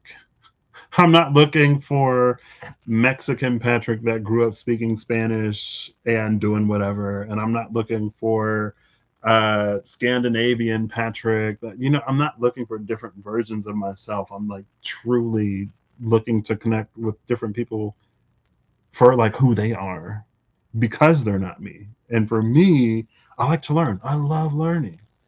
And there are things like I love learning about people, and I love learning about the things that people have learned. And that's something that I actually like kind of get like really passionate about, that I feel like I haven't in a while. TBH. I feel like there have been these golden periods in my life where it's like I get to connect and like with new people, and then I don't like burn out on people, but it's like, okay, bro, the world, and maybe that's my thing. So I would try to make it my thing, but sometimes it's fine. Anyway, so just like I connect with, it's like there's something about making, like putting the world to numbers, doing something with those numbers, and then it leading to a change. Like I like learning different languages, and coding is a computer language. That anyway, that's why I love like sensors, transducers, mechatronics, also like data analysis, collecting and stuff, like putting numbers to things to make sense of things, to like make changes. Also, there's like the puzzle element. I like puzzles. I like using my brain. I love using my brain. Sometimes I like not using my brain too, honestly. Sometimes you just turn off the brain and just be. Sometimes I love the almost like sheer hedonism of just like being. You know what I mean? No thoughts necessary, just scroll, or flip the channel, or like watch a movie, or like get lost in this. Anyway, cool. There you go. That's been three. I was gonna say 2.5 hours. That's been 3 hours of me. Nurture by nature of who I am, virtue of who I am, light and shadow, an archetype. Let's see. Another archetype. Another non-insignificant archetype of me. Because I'm curious. Flip. Ooh, okay, that flipped immediately. We have. Oh, Ella, Ella. This is not what I was looking for. I don't know. Take this with a grain of salt. The card that flipped over is the Awakener. I guess in the vein of like getting people to see things that they maybe, because again, like that's almost the point of providing different experience. That's almost the point of providing different perspectives to get people to see the thing that maybe they aren't seeing, or to consider a thing that maybe they're not fully considering, and not for them to see things as I do necessarily, but just to provide more information for them to factor into the choices and decisions that they make. And I was going to say this earlier, like, oh, that's where I was going with the ego thing. Like, I have a healthy ego, but I also, there's some balance there. It's not out of control always. Back to like nurture, right? I was nurtured to be helpful and kind. If I see someone who needs help, and if I see someone who needs help and I don't help them, I do feel bad for the most part. I'm like, man, I should have helped that person, but I'm nervous. I'm shy. My anxiety said no. You know what I mean? Like, I remember I was walking to class one day, and there was some girl that was like in a sorority. No, okay. This is the thing that happened. I was walking to class one day. Some girl, I think she's in a sorority, was taking the trash out, and she was struggling to get the bag out of the garbage can and into the bin. What do you call it? I know you can call it a bin, but we don't call them bins. You know what I mean? The dump, the thing, man. She was struggling to get it into the thing, and I was like, "Let me help you." She's some little sorority girl. I'm some like grown man, and I'm like, I'm not like I'm literally. So I put the garbage can on its side, wiggled out the trash bag, threw it away. I kept it going on my day. I'm like, she's like, thank you. I'm like, no problem. I got to get to class. I'm going to be late. The reason why I knew how to do that is because I worked a job previously, and I was struggling to like pull the bag out of the trash can, and someone else was like, lay it on its side, pull it out. So you're not fighting against gravity. It's already heavy. You're trying to lift this heavy bag and you're fighting against gravity. Lay it on its side and then pull it out. And I sent him a message. I was like, thank you for showing me how to do that, because it's because of you I didn't embarrass myself when I was trying to help somebody today. Like, I'll see stuff and I just help because I was raised that way. Sometimes I don't help, and like if I wouldn't have helped her, it would have sat with me for a while. I would be like, man, I saw her struggling. I really should have helped her. And then there's a part of me that's like, because of the optics of it, I don't necessarily want to approach because I don't want to, necessarily give her the wrong idea or whatever. That's sometimes where I just mind my own business. But anyway, so there have also been people, I feel like we as people can compare ourselves to other people a lot too. And when I was growing up in my church, we on our report cards we would get $5 for every A, and then like $2 for B's or something like that. And it was done in front of everybody. And I was one of the top earners, if not the top earner. And so a lot of people got this image of me as like someone that's smart, but I feel like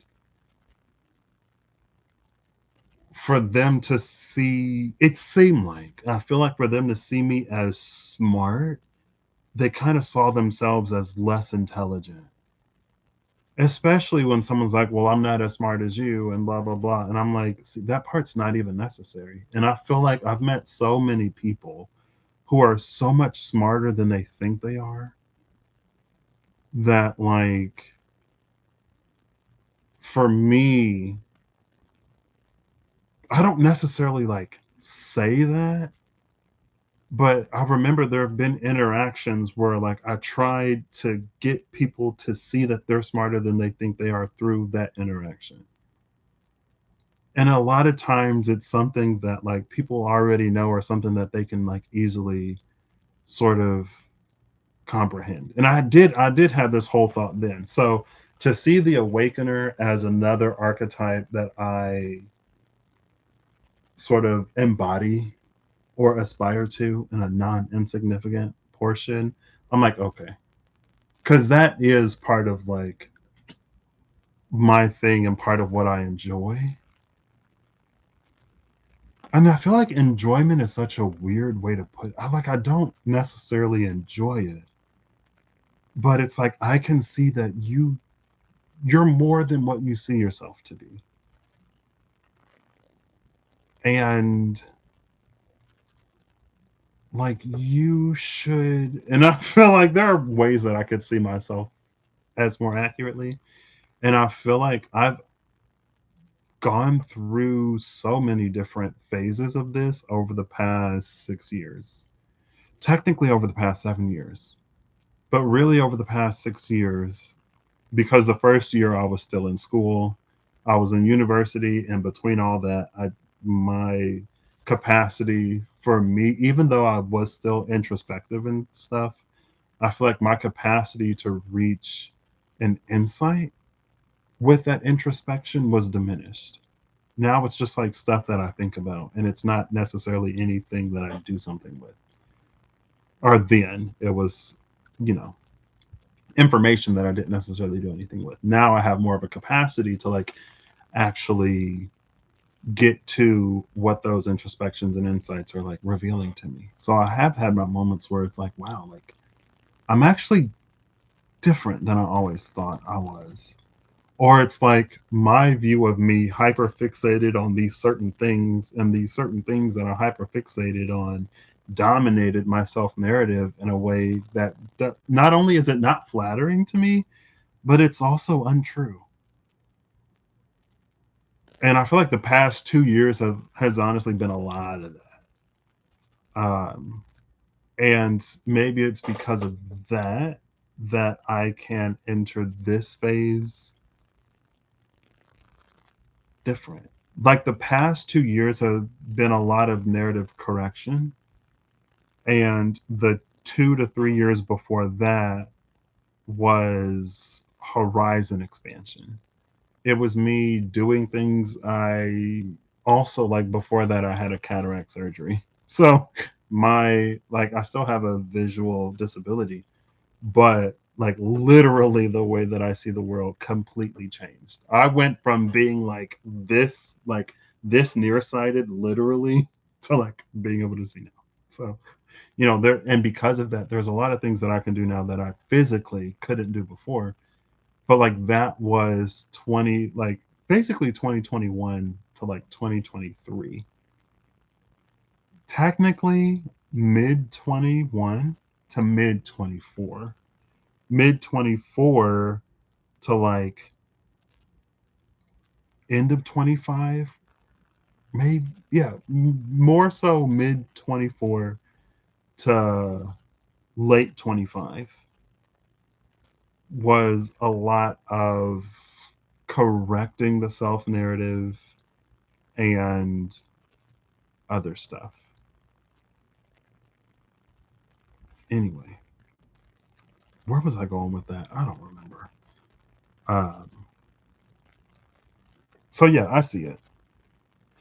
And I don't know. I feel like it's hard to describe. Like even this, I don't know. I don't necessarily know what. Does anybody know? I'm sure a lot of people know. It's like that day. Maybe it's just nurture. It's the way I was raised.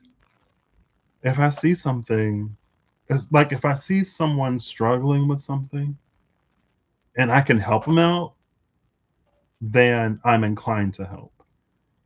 If I see something struggling, if I see someone struggling with something and they can help themselves out, then there is an inclination to like point out the ways that they can help themselves.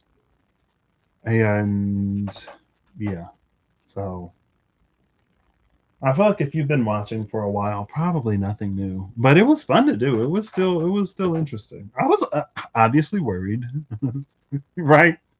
One doesn't go to some of these decks and not be worried what may come out.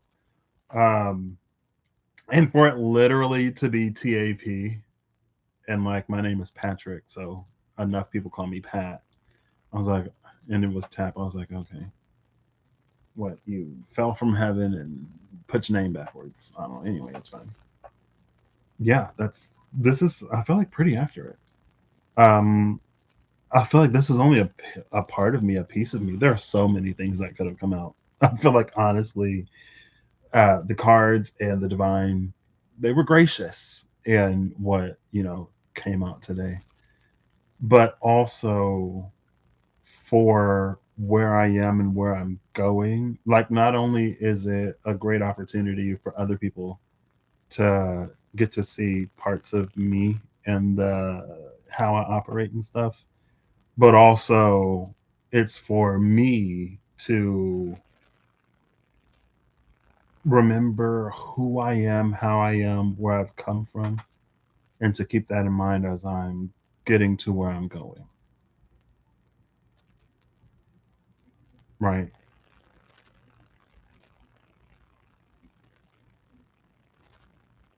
And I just do my best. I don't necessarily expect, I don't know. Anyway, it's fine. I hope you all have an amazing whatever whenever you see this. I hope you're acting on alignment to make all that you wish to experience your reality. I hope that whatever you need along your path, journey, and what you find. Thank you, Brian and Matt, for stopping by. And I'll get final cards. Why not? Why not? Final cards. It's three. Oh, girl. 311. 11? No, 313. There we go. 313, 20. It's so like dark. Okay. There you go. The Observer and the Awakener. Excuse me. Am I like a. I was gonna say, am I like a rooster? Am I like a chicken? My zodiac sign is my Chinese zodiac is the rooster. I got another one. Let Babylon burn. Ooh. Let the rain fall down. I don't want Hillary coming after me. I think she's touring again. You know, Pop Diva Mother is back. But I think that's one of the. I feel like there was a few songs that she said she doesn't like to perform, or maybe that was Madonna, because they're not necessarily upbeat. You know what I mean? And it's like when you go to a concert, you go to the concert to turn up. You know what I mean? So even though people love the songs, they're maybe not necessarily appropriate to the venue or to the vibe that the artist is curating. So the feeling is mutual. Love you too, man. I feel like you came to my mind the other day, and I feel like that was before the comment that you left. I mean, I'm sure there are plenty of times where I'm like, I wonder how Matt's doing. But it was one of those, or Matthew. I don't even necessarily know. I feel like you've never corrected me. You're never like, it's Matthew, not Matt. I don't like my name. Because, some people don't like their name being abbreviated. And if they don't like it, then, far be it from me. But it was probably one of those, I wonder what Matthew's up to. I wonder what he's playing these days, or. I feel like a lot of people, okay, thank you. Nice. I feel like a lot of Matthews go by Matt, but again, some of them don't. And I feel like you would have said something. Um, yeah. And then I feel like I thought about how we missed you. Yeah, Eve was like, oh, I think Matt's around these parts. I was like, what? Anyway, it's fine. Maybe I'm overdue. I'm overdue for another trip. Overdue is a bit extreme. I feel like part of me feels like I'm overdue for another trip. Another part of me is like, okay, girl, it's time to get down to business at home. Um, And you can go on another trip after you've gotten down to business. Ooh, who was this? Intuition. Now, I didn't go for a major, but intuition is right there. Oh my god. Intuition and perception. Whoa, what a duo. At the cut, intuition and perception. Cool.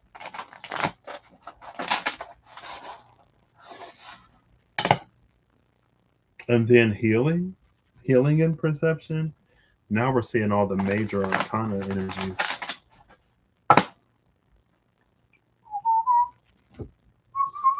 I feel like I shouldn't get a final one of these because I don't know what's gonna come out. There's that one deck that I like. I got it. I rarely use it. I rarely use it. Yeah, I think she said that um, your presence is appreciated. um, what did she say? I know she's like mostly settled. I think there's like some logistical things that she says she was like working out. I will forward your sentiment onto her. We have, where's our Everlong Mystic? The Never Short Medium. That's me. That's my attempt at an Eve style reading. The Never Short Medium. Everlong Mystic. Get it.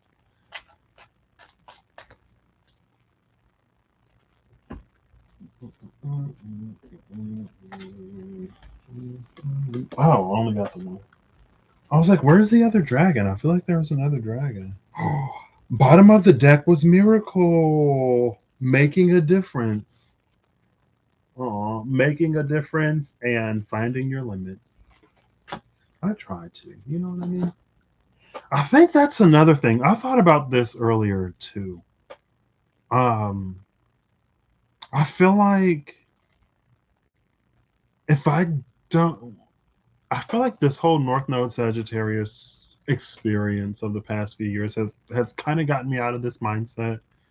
But in general, I feel like if what I have to say isn't going to make a difference, then I'm not going to waste my time saying it. Right? Like if there's something that I've observed or if there's a way that I feel about something, if it's not going to matter, why am I going to waste my time? Maybe that's something I need to. Um, I feel like in some ways,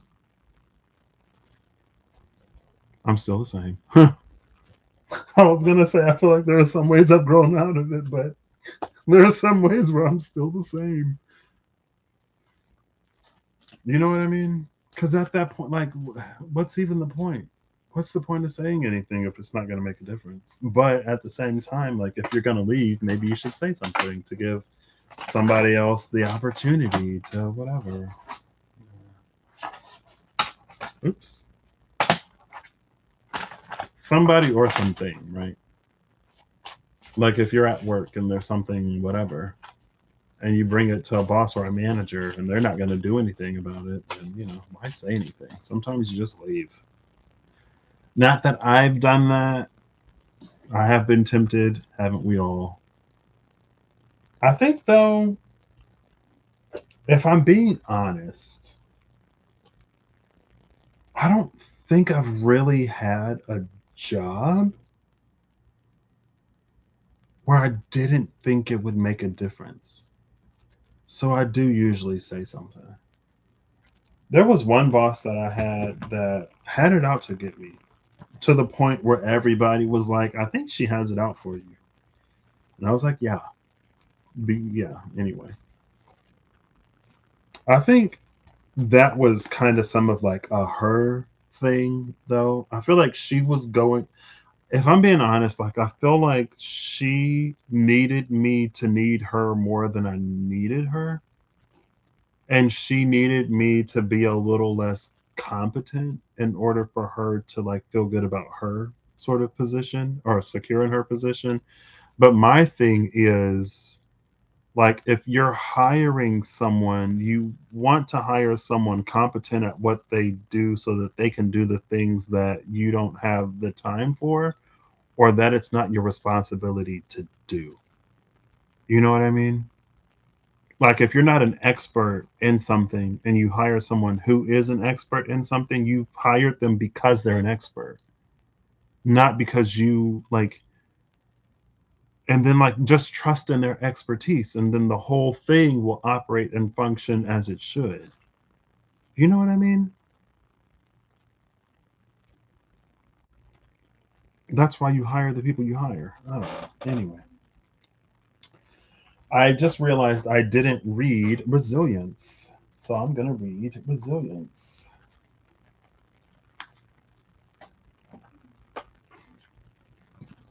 Excuse me. Yeah, it was just like, you know, like we literally had this whole conversation. Finding your limits, Canis Major, Alpha Canis Majoris, Constellation and Star, Wisdom of the Herald. Enough is enough. There comes a time when the fire within burns brightly with an intuition shouting forth, it is time. Time to know when to quit and knowledge. Hold on, wait. Sorry. Time to know when to quit. Baby, it's cold outside. Look within for that inner warmth and knowledge of self. Set your boundaries, know your limits, find what works for you right now. The outside world is irrelevant. The entire universe resides inside of you. Wisdom of the Dragon. Limits were made to be surpassed and finish lines crossed. You know your limit, but after a certain point, you will reemerge to tackle a new challenge, stronger and better than ever before. You bounce back. You are resilient. It's time to push it to the limit and beyond. This is so interesting because, again, tap. Was it tap or was it Nehemiah? Or was it another card? Was it guidance? It was tap. It was tap. It broadens horizons both physically and mentally. And that, like, what do you mean physical limit? Like, how do you broaden physical horizons? Now, if you're watching a certain anime, that's when you get into some kind of alchemical monstrosity. It's like, I've removed the limitations of humanity by fusing myself and making myself into a monster. I'm stronger than any man ever because I've infused myself with the essence of a gorilla. It's like, okay, girl. All right. I don't know. Not that I'm necessarily attached to my humanity, but not necessarily interested in being some kind of monster. Being human ain't so bad after all. Enlightenment and priorities. Interesting.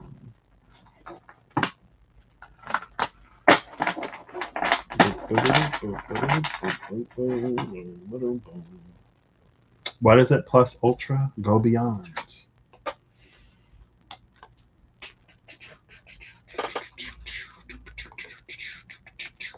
Speaking of Eve, I got this deck from Eve. I got that. She gifted me this deck when when we went on that trip last year?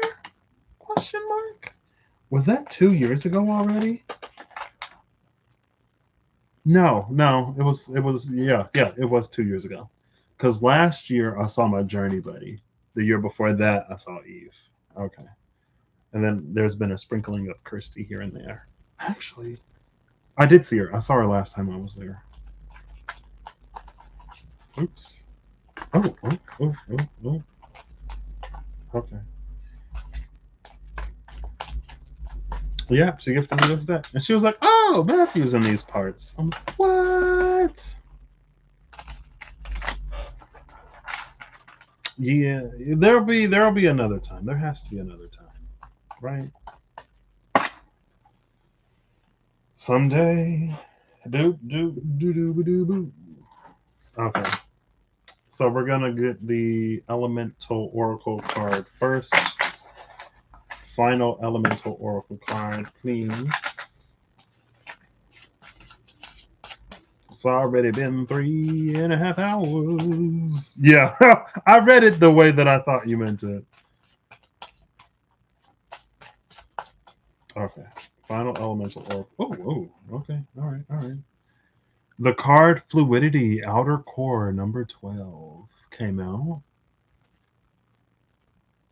And it made some noise. It almost slipped this one, Darkness Moon number 7.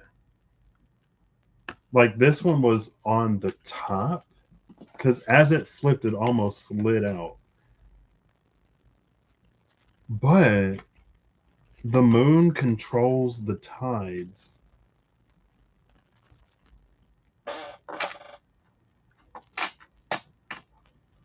I was playing Hades 2, and Poseidon, Selene, goddess of the moon. I think I already had her boon. And then I got a boon of Poseidon, and he made a mention on how the moon like pulls on the tides. So there is a moon Neptune connection here, which is interesting. Because I had a dream. I had a dream years ago that there was this person who had a presence, and I'm like, in the dream, he was from Neptune. He was Neptunian. I was like, okay.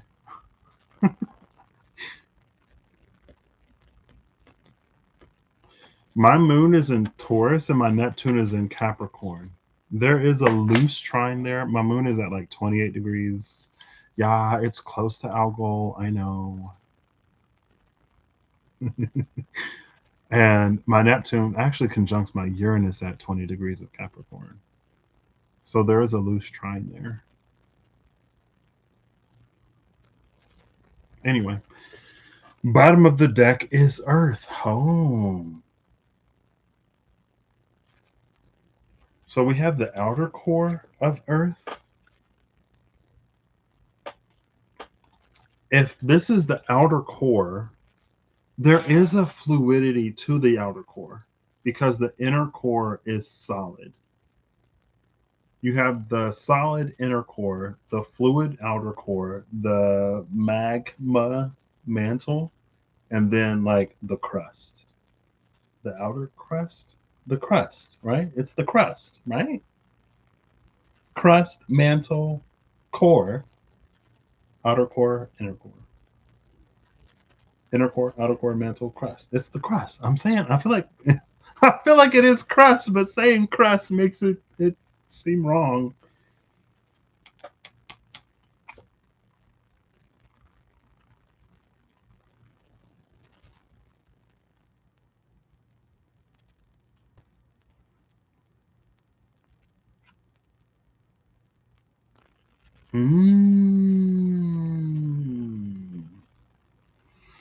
Now my 10th house is Capricorn. My first house is Taurus. There's something about this fluidity of the outer core and the darkness of the moon.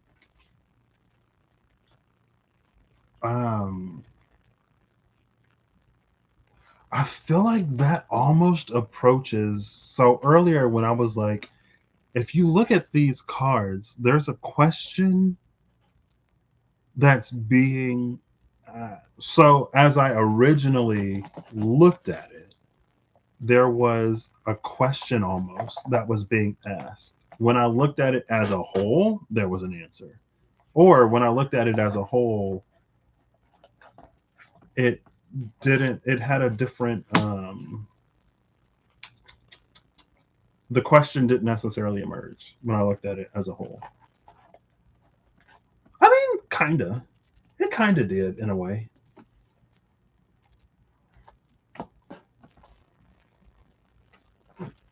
Excuse me. And it almost gets back to the, I don't know, there's something like the inner core, right? Like, what's up? This is, I'm like, why isn't this fitting? Why is it? This is the wrong box. I'm trying to put the elemental oracle back in the Star Dragon oracle card, or in the Star Dragon oracles.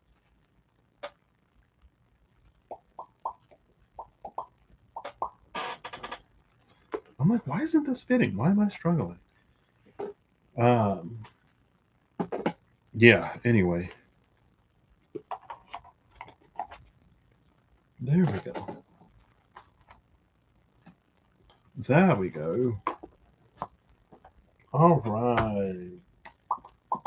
I guess we'll put the Star Dragons back next because I got the box.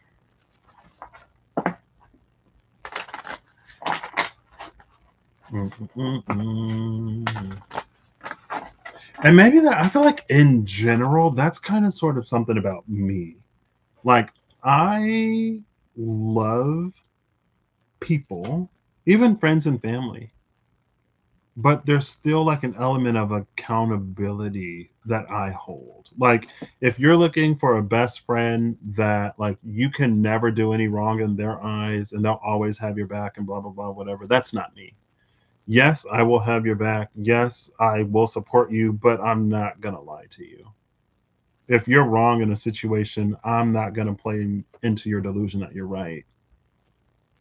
And from my friends, I would hope for the same, because more than I am obsessed with like being right, like I want to be in the right.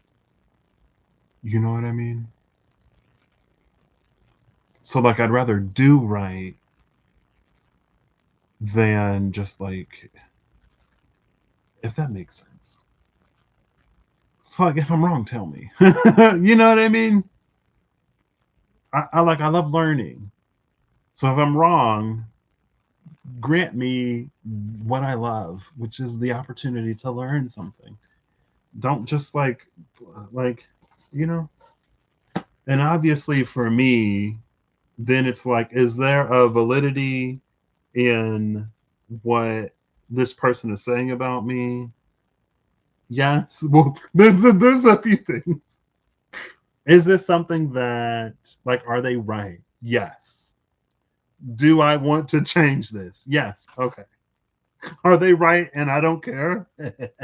I feel like it's not often. I feel like the only time somebody could be right about something and I not care is if it puts me in an uneven dynamic. For example, what I can think of, right? If it's like a relationship of any kind and someone points out something that I did, like I'm not going to be the only person in a relationship that is working to make it better. Or I'm not going to be the only person like with like being aware of the other person, right? So like if I'm working on improving myself and like showing up better in a dynamic, but the other person isn't giving me that same consideration, I don't care. You know, because there is no balance in that dynamic to begin with. And for me to try to like show up better is to add to the imbalance, is to add to the disparity in this dynamic, which creates a more unbalance, you know? So that's one of those times where I'm like, I see what you're saying. I'll take this note. And in the relationships where it is balanced and stuff, I will, take this over there. But you and me, we're done. Unless you give me the same courtesy, because I'm not going to be the only person. You know what I mean? I feel like I've had my time of like doing that and I'm not interested anymore. I'm surprised that I was ever interested in the first place because when I was interested, that was so extremely unlike me. I'm like, who am I? I'm not even being myself right now. Hello? Anyway, oh, well, I appreciate it. But yeah, it's just like, like one of my friends was like, oh, I can't believe that this teacher took my phone in this class. And I'm like, girl, you've been in that person's class for like 3 months now. And he said in the beginning that we're not supposed to have our phones out. So if you had your phone out before and they didn't take it, that was a lenience and a grace and a mercy that they extended to you that you took advantage of to the point that now they're taking your phone. They didn't, like, they let it slide 10 times, and I guess you thought they would let it slide forever, but the very first time, you knew it was something that you weren't supposed to be doing. And if we're talking about whether or not you should be able to be on your phone in class, that's one thing. If we're talking about on the 11th offense you got your phone taken, that's a completely different conversation. And honestly, they gave you 10 free passes, you know? And maybe for some people it's annoying. I don't know. But that's, that's just who I am. So. Well, thank you. Again, and obviously there are people out there that like appreciate it. And again, it's the same for me. Maybe I'll get that from my grandma.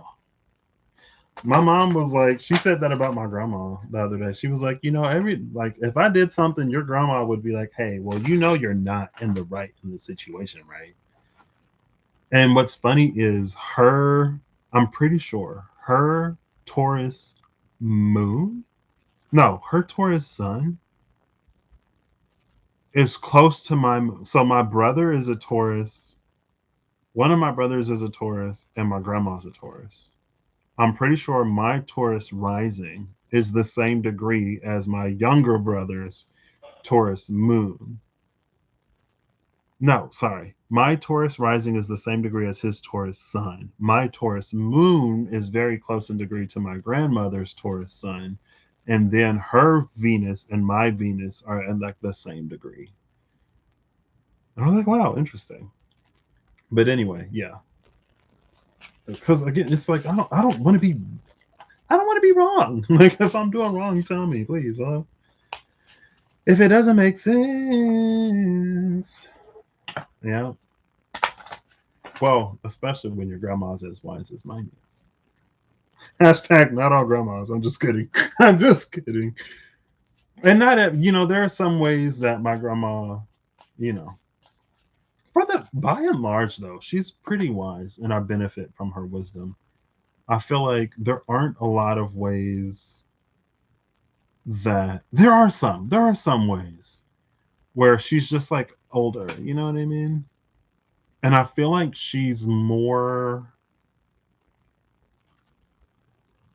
I don't know. It's a rule of thumb. You're right. You're right. I'll give you that. All right. Final star dragon. Dragon. What dragon wants to come forth? As I try to roll the R's and dragon. Roll the R's and I don't know. Oh, okay. I was about to say. And you're gonna hear me roar. Ooh, number 16, destruction. Releasing your anger. But on the other side of destruction is rebirth, right? Destruction and rebirth. Releasing your anger and giving yourself a second chance.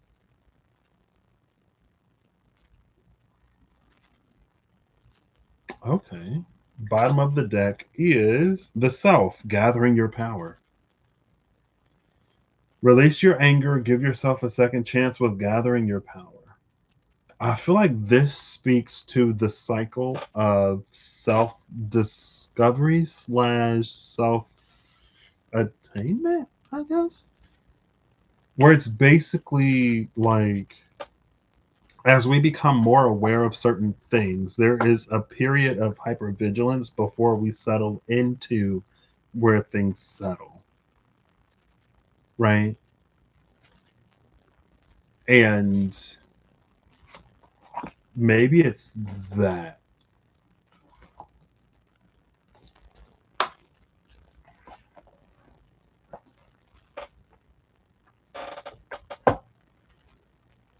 Or maybe there's another part to it.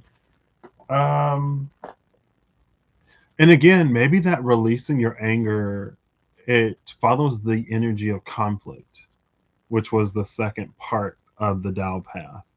I guess I have to do that too. Um, where it's like inevitable. With the attraction of opposites, conflict is inevitable. But there's a way to handle conflict that is um, not destructive. That's constructive. There's a way to handle conflict that's constructive. Maybe that's where the um,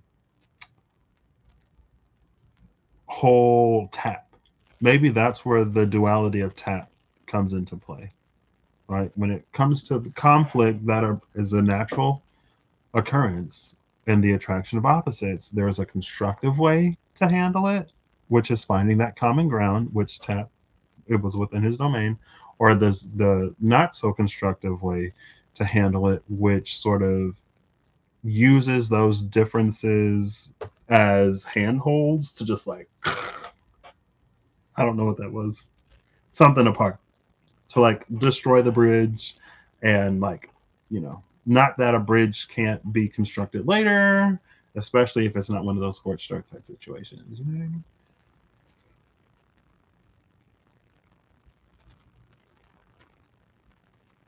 So instead of like releasing your anger, well, no. Uh, anyway, maybe there's an aspect of kind of as taking this a step further when it comes to pure observation. That's one part of who I am and my power, quote unquote. And it's like if I never speak or do something, if I never use those observations in a way that brings greater harmony and, and prosperity, if I never use those observations in a way that brings greater prosperity, then there's a part of my power that remains untapped, unknown potentially, and atrophied, right?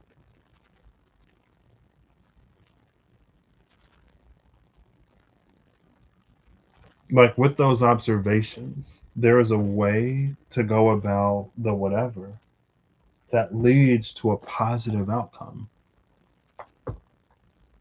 And that might be my power, gift, skill, ability.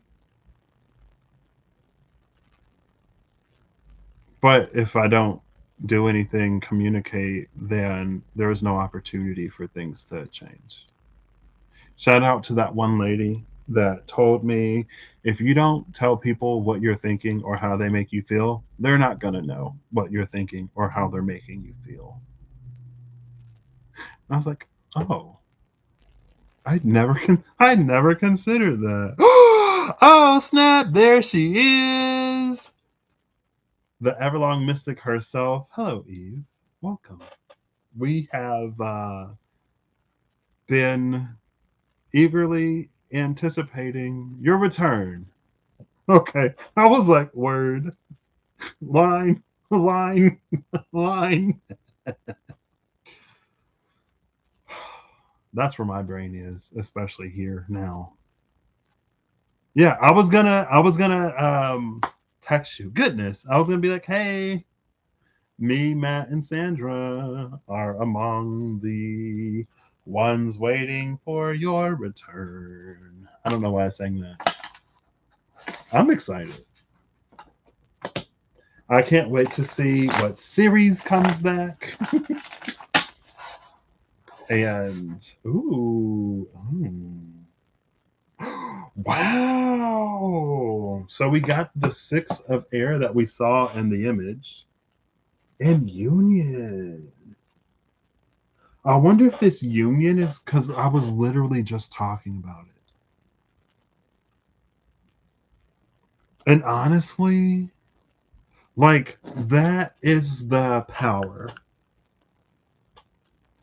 There's like the nature of who I am, the virtue of who I am, the archetype that I sort of occupy a non insignificant part of, and the power that came out in the Tao path and that was mentioned on the light side of things and kind of the dark side of things is that prosperity.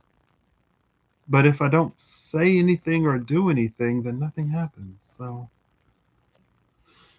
all right, quick, Matt. You got to give Eve a song for her sister. I'm just playing. All right.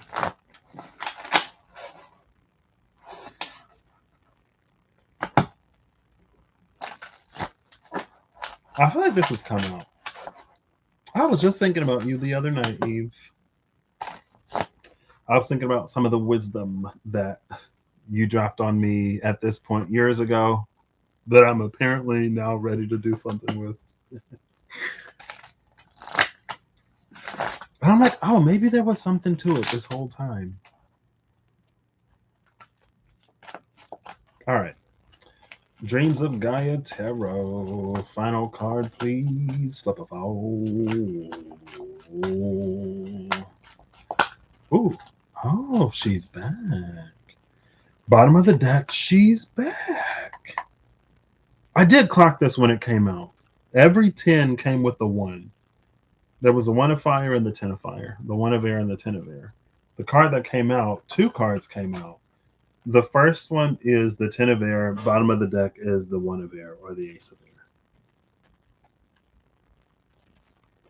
Now, the 10 of air also came out with a card that we saw at the cut, which is perception.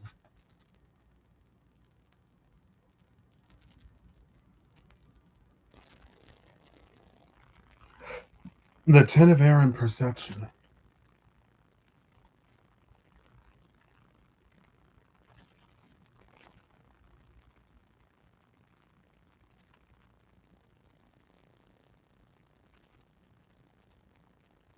I might have to sit with this for a minute.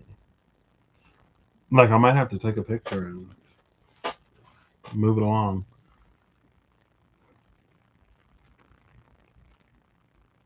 Oh, well, thanks. I feel like when it comes to like readings and stuff, it kind of makes sense. I feel like that's another thing I was going to talk about because sometimes I love the metaphor of it all. I love the exploration. I love to like read it as it is, as it's coming to me, as it's coming out, as it's laid on the table, without always necessarily having to ground it or give meaning to it because it is my belief in general.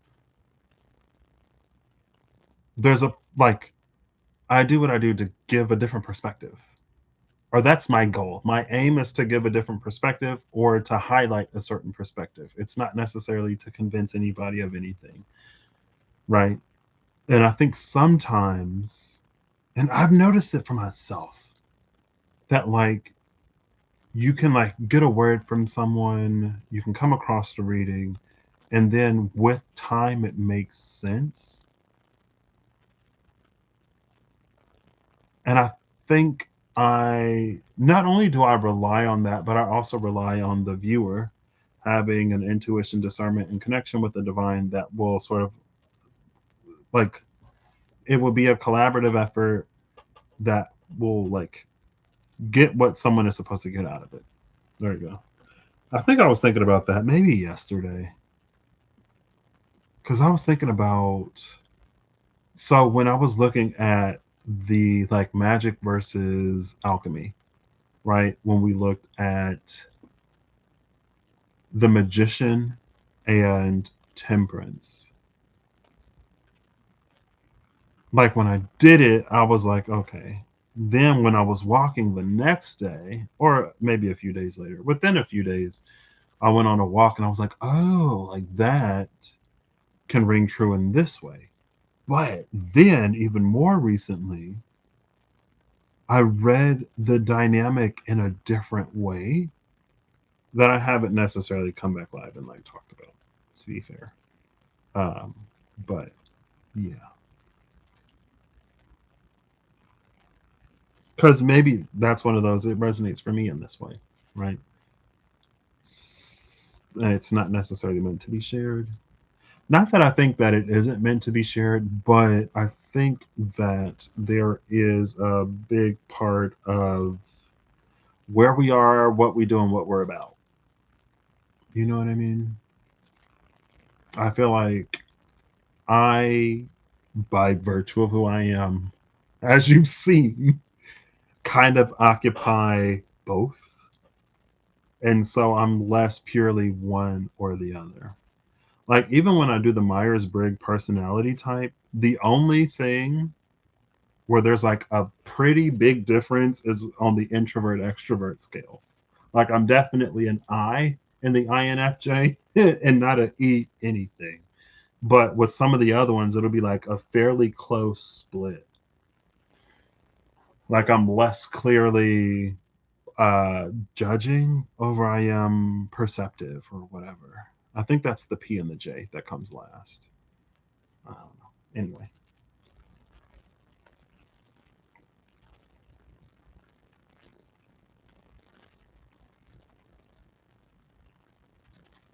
maybe this just speaks to like a dormant power that lies within me, right? As I navigate, um, as I navigate a more purely observational way of being,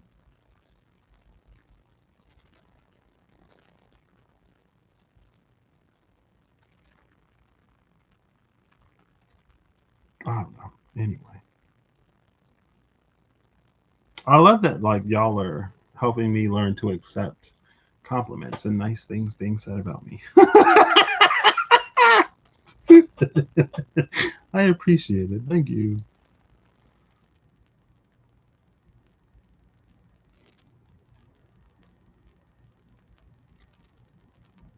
And it's like the image of the where this like it's so dark and it's holding this sword, but she's got like, around her eyes. It's like it's just like dormant.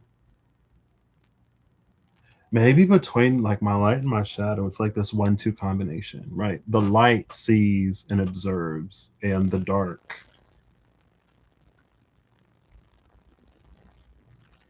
creates a pathway for things to change.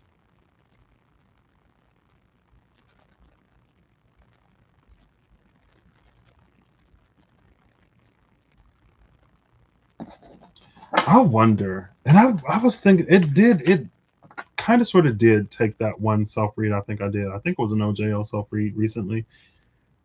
I think it kind of took that for me to like really be like, well, if I claim to be a path worker or whatever, then it's like I kind of gotta speak sometimes. Like that North Node of Sagittarius speaking part is necessary sometimes. Otherwise, we're just gonna keep doing the same thing.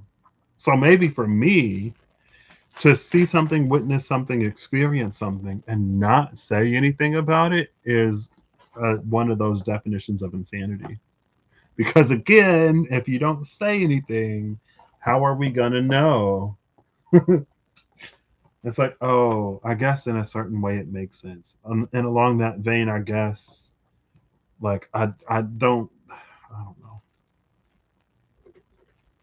It's not that the life of obscurity isn't for me, but it's like, man, there's like what I desire, which is to just blend into the crowd, just to be another person living life, you know, not trying to stand out, not trying to necessarily attract any attention.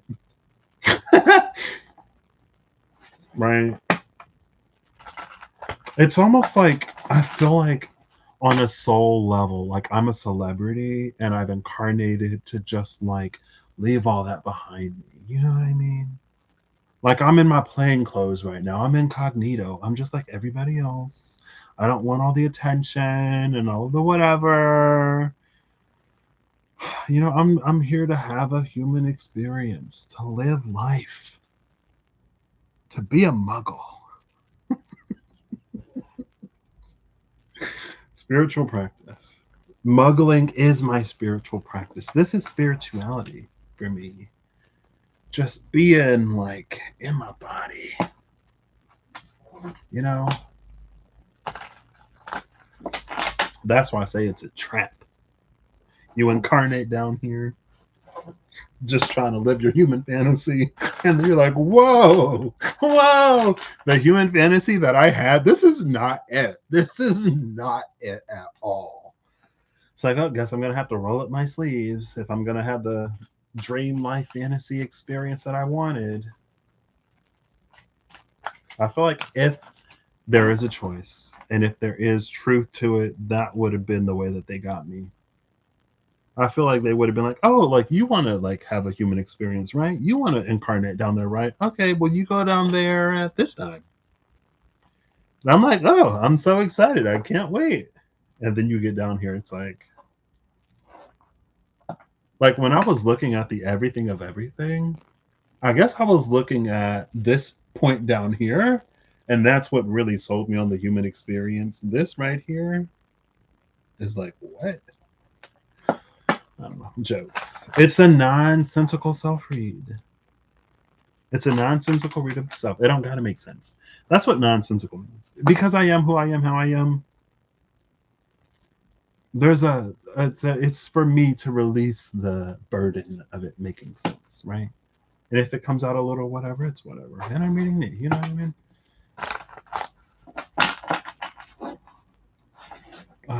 I think it's also like why I'm not like distancing myself or trying to that's why I don't try to distance myself from like the experience, because I'm here to have an experience, right? It's like, I don't know. Yeah, but and it's so funny. Well, I guess my moon is in Taurus. Maybe my my muggle fantasy, that's my Neptune and Capricorn. Is that my Neptune and Capricorn that like romanticizes the like water cooler 9 to 5, clocking in, clocking out?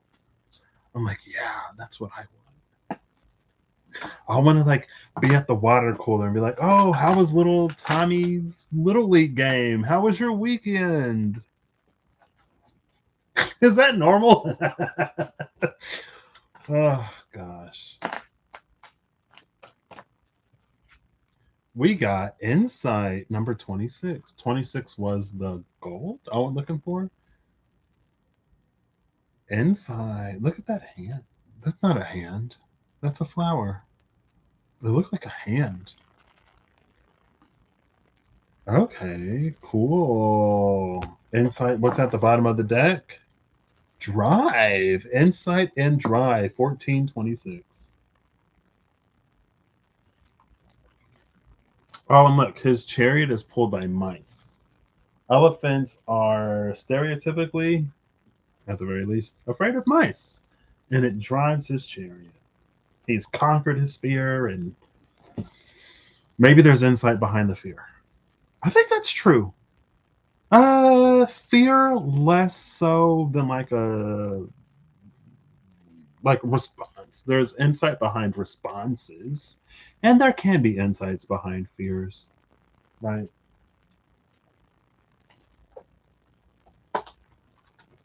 Sure, why not? Insight. Your inner compass knows the key to your true happiness. Ganesha is focusing attention to your third eye chakra. He is acknowledging that you are in a phase where you can grow and expand your consciousness. Intuition is the voice of the spirit and soul. And see how they've put spirit and soul? I ain't necessarily put my finger all the way on it, but that has been like I feel like for a minute it's kind of been but it's becoming more of a thing. Anyway, it can be heard when you are in a state of calm. You have the ability to tune into a strong, clear connection. The guidance you receive from the divine can always be trusted. And then there's guidance. And when I opened up the book, I did open up the book to 33 guidance. I almost said something, but I didn't. The intuitive insights you receive speak to you about things that directly affect your life, relationships, and personal process. You may find that your intuition grows and becomes clearer the more you tune in and follow it. The more you clear the third eye chakra energy space and practice using your intuition, the more clearly you will see in every way. Indigo blue is the color for the third eye chakra. When the third eye chakra is in balance, you are self realized. You will find that you live in harmony with your expanded true self and with people who you interact with in your life. This does not mean that you will never have problems, but rather that you look at them with a different perspective. You may find that you are charismatic, empathic, and highly intuitive. You are intelligent with a good imagination and accurate perceptions. We literally just saw the card of perception, and I was going to mention how, because this makes so much mention of intuition. We saw intuition at the cut with perception. That mentioned both. Cool. I feel like maybe is it just me? I feel like even when I'm not calm, I feel like when I'm not calm, when I'm calm, my intuition speaks. When I'm not calm, my intuition screams. It's like put it down. It's like get a hold of yourself. Don't do it. No. It's like I'm gonna do it. Intuition is like, girl, you don't want it. You don't want it. Just leave it be. Take a beat, take a breath, take 10. Well, sometimes it's like take a beat, take a break, take 10, come back when you're calmer. Other times it's like right there with me. And it obviously depends on the situation, right? I don't know. I'm going to do you first and then the angels next. And then we'll do the archetypes last.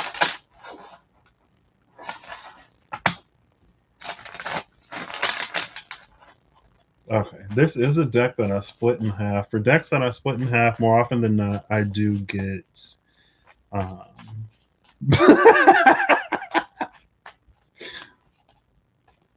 yeah, maybe it's less intuition. See, when I'm not calm, maybe my intuition is less intuition and more like the voice of the divine. That's like, hey, take a breath, take a breath, calm down. No, honestly, no. Sometimes it do get a little clocky. I don't know if that's necessarily my intuition or a heightened perception. When it's like clock, clock, clock, clock, clock. Okay.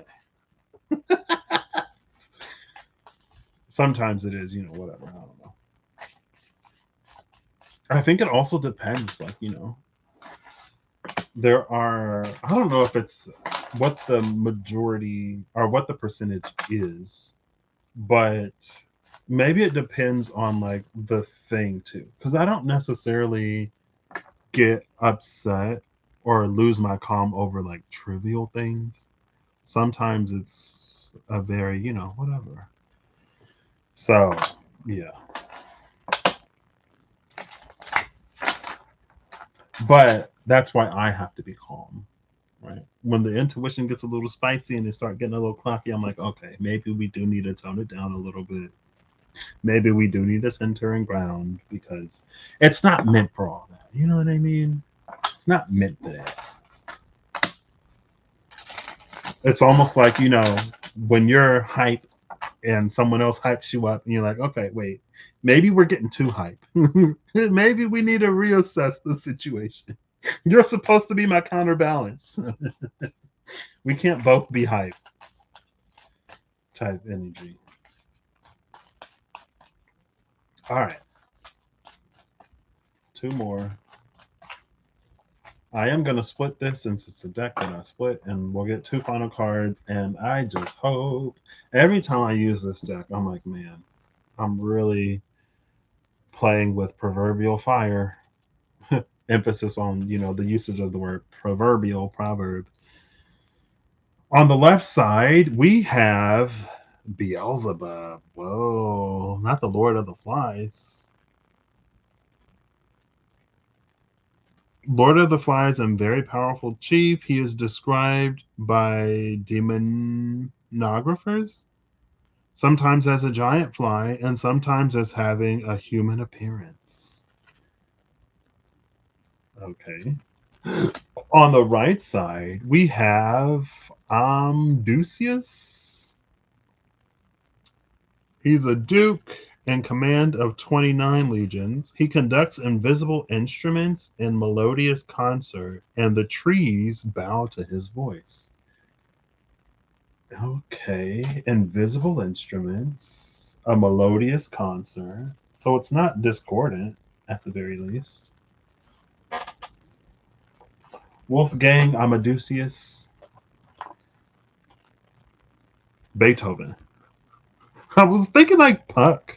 I was like Wolfgang Amadeus Puck. I'm like, wait, it's not Puck. It's Beethoven, right?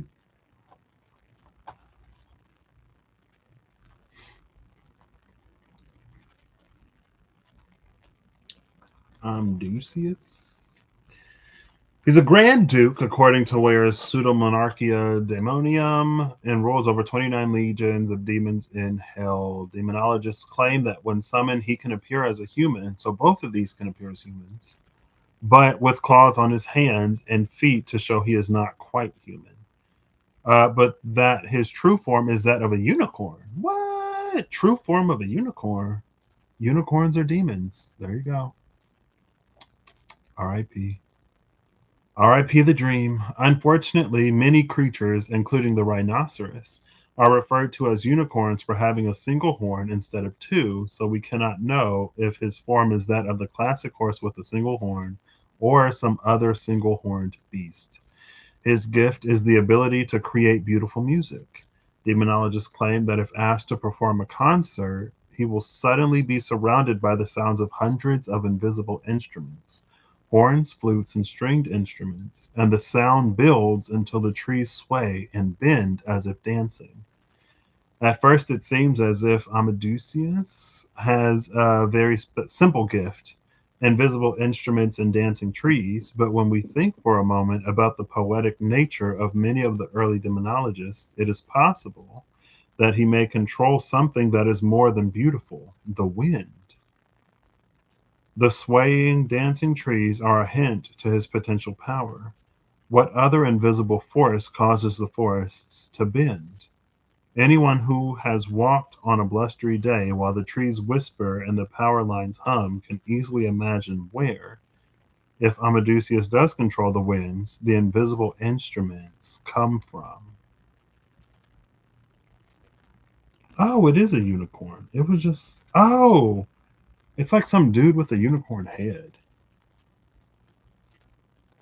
So wait, was that like, oh, it is Midsummer.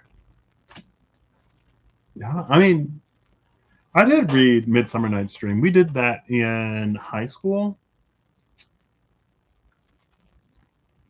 I feel like we broke it down. Was mine the end? I don't think it was my line. When Puck's like, if we shadows have offended, then something something and all is mended. Something something something something. I don't know the words.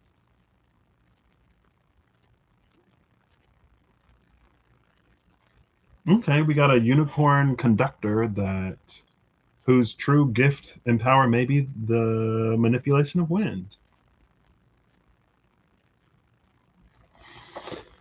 And then we got B.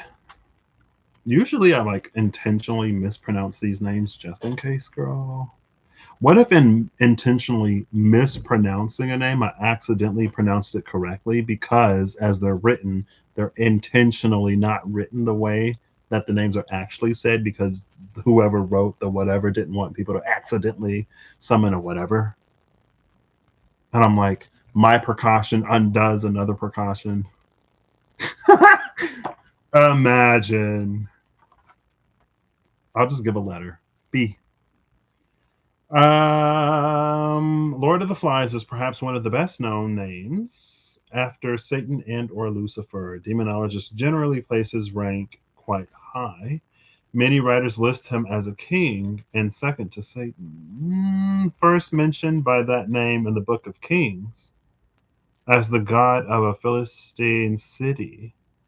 From that first mention, His fame only grew. Even Jesus was accused of being possessed by the demon because of Jesus's ability to cast out demons.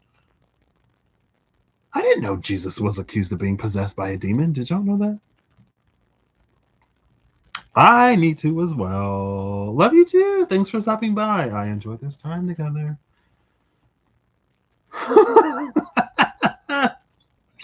Non-specificity wins again.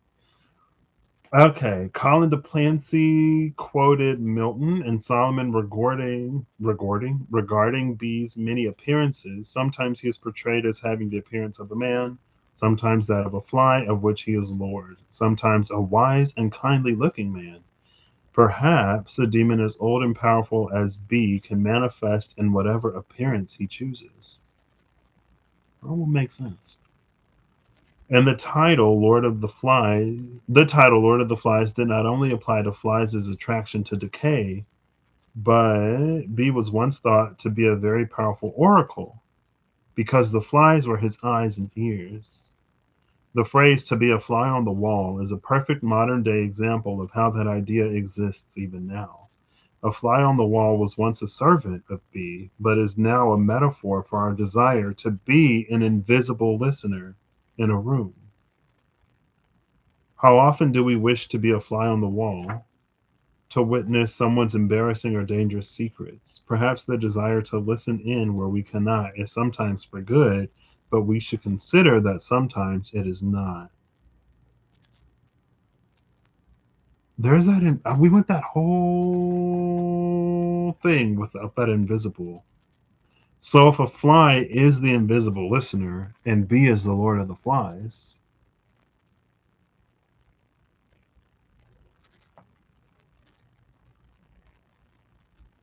also, what kind of, I don't know. I feel like Oracle is a bit extreme. You know what I mean? Like, I don't know. I feel like when it comes to an Oracle, let's say you go to an Oracle, right? You go to an Oracle, you make a question, they give you their Oracle answer that is super accurate, right? You are pleased, surprised, like, whoa. Now, imagine that you find out that Oracle has like cameras planted in places, and that's how the Oracle knew the answer. Like, is that Oracle still an Oracle? Right? Like, to be an Oracle because the flies are your eyes and ears, is that cheating? You know what I mean? I don't know. Like, there's a what do we expect from oracles? Divination? You know, they talk to the divine. They communicate with the divine force or even something, and that's how they know. Not because they talk to somebody. That whatever. And I've never called myself an oracle. I feel like I wouldn't. You know what I mean? Not to say that I have eyes and ears, but I don't know. It's weird to me. If the cameras are flies, then yes, okay. For humans, for people, that makes sense, right? If we could communicate with flies, then yeah. But I guess that's if I think about it. If I think about it, if it's like if it were a person that's like the animals are my eyes and ears, like the birds. I feel like if it were birds, I would still be pretty impressed. I think if it were birds, I wouldn't question whether or not someone or something was an oracle. Maybe I just got something against flies. Maybe it's on me. Okay, you win. You're right. If someone's like, I listened to the wind, or I saw through the eyes of the birds and the trees, or, the fish in the sea, I would be like, okay, all right. Something about invisible forces is in the dark. But invisible forces in the dark, when we did just see perception. There was insight. We saw insight and perception. To have insight and perception and then these invisible forces, that's interesting. Excuse me. What does it mean? I don't know. But it is interesting. That makes sense. I see your point. You won me over. You have won me over. Notoria. Ars Notoria? Right? Is that on the box somewhere?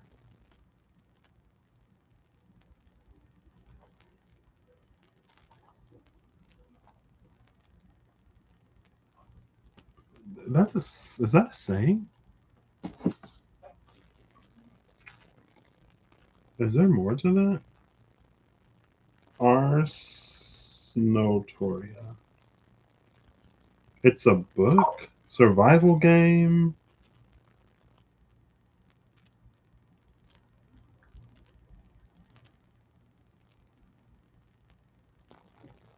Oh! Okay. It's a 13th century medieval grimoire. That's probably why the inspiration behind this. There's the Ars Notoria, and then there's the other one for the other tarot. It's like popular. I can't remember. Goatia, I guess. There's the Ars Notoria, then the Goatia. What if they were like sister compendiums? We have seen that light and dark. All right. For some reason, that Latin phrase, like, art is long, life is short, ars something, vitam brevis, ars longum, vitam brevis. I was like, ars notoria, vitam brevis was like that. That was being mashed together in my mind. I'm like, I know that's not how that is. Ars notoria, life is short. All right, final Notoria Tarot in the Light Angel. Tarot in the Light. Ooh, okay. We got face down. Face down fall. 2 cards. Bottom of the deck, we have Ha'aya or Ha'aya, which is Judgment. Okay, number 20. Well, number 60. I think it is the Gotia. There's a lot happening here.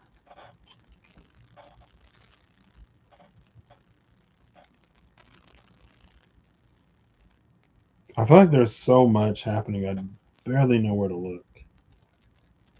Oh, the deck is in reverse. Okay, let's put it up right. So it's number 26. It's number 26. 26 was the gold again. Where do we see 26? Was it the element of 26? Was it the dragon of 26? There aren't 26 dragons. There might be 26 dragons. Was it 26 fluidity outer core?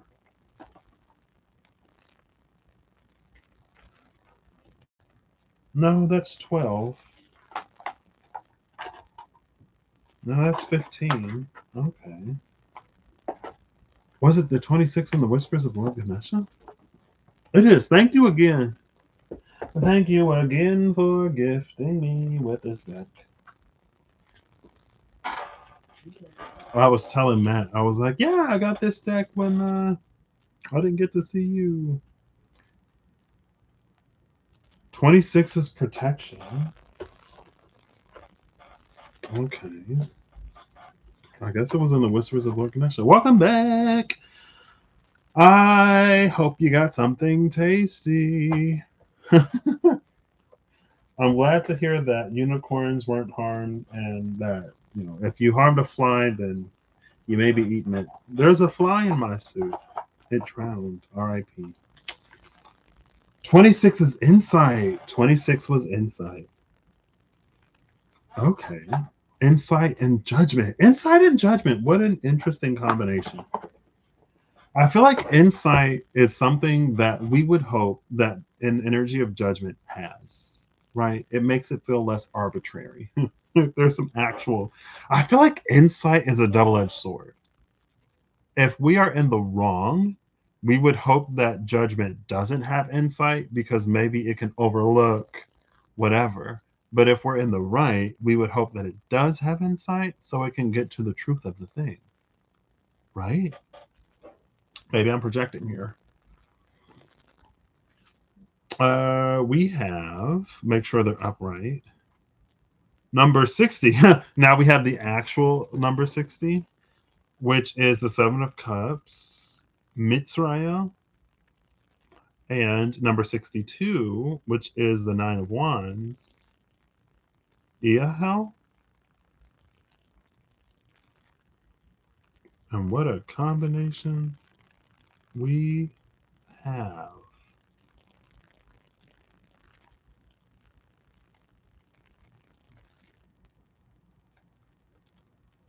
I'll just show you.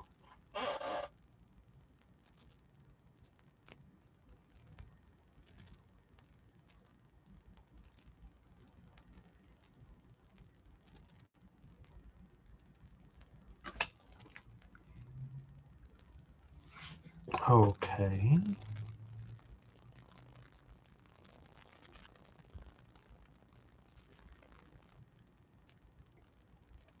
All right. I don't know if this is it Kingsky? Is it Kingsky?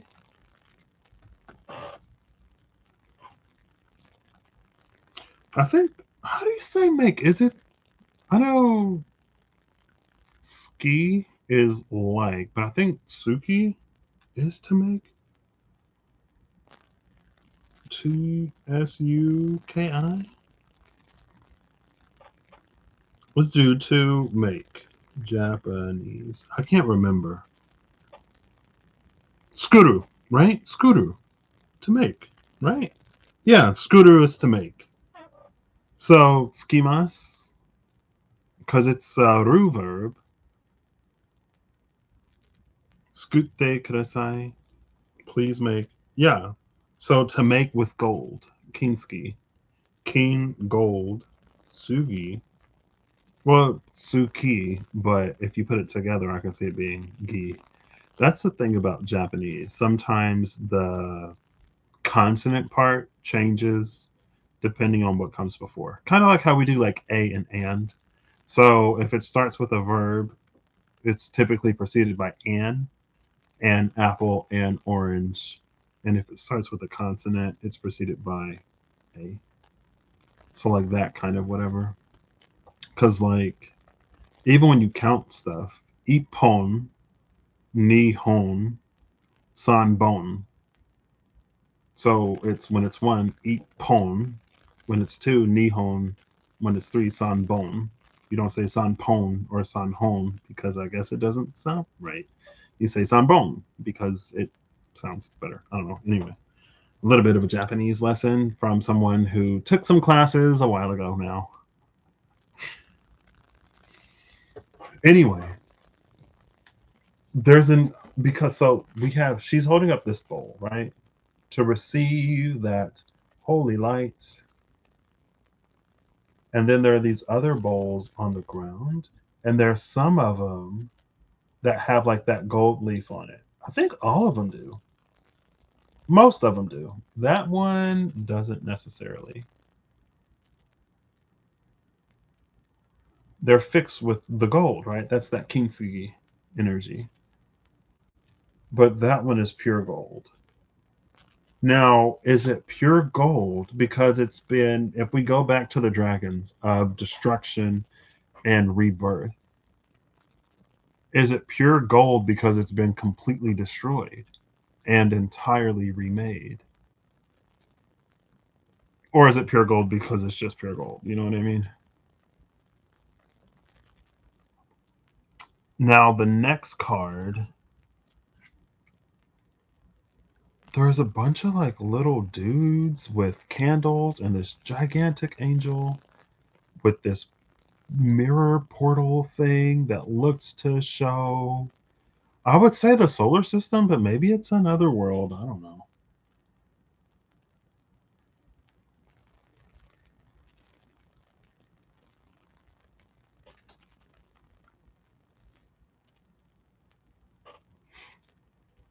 And then there's that judgment at the bottom of the deck where my eyes are. Oh, I see it now. Oh, I think I was confused because the card was in reverse. Now that the card is upright, I can make out the details. Okay. Of course, we can't have judgment without the horn being played. But it's interesting that the trumpeting isn't the focal point.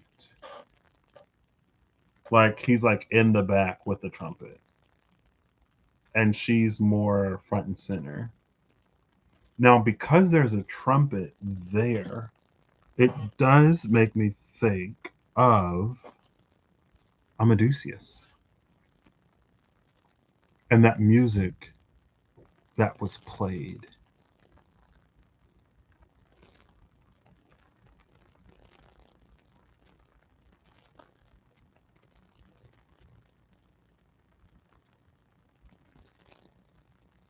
And because Amadeus is of the dark, even though we got some fairly tame entries today, there are some that are not, obviously. Um, his like music, and it's not the kind of music that like whips people into a frenzy or drives people insane. Not that it can't, but it didn't read that way.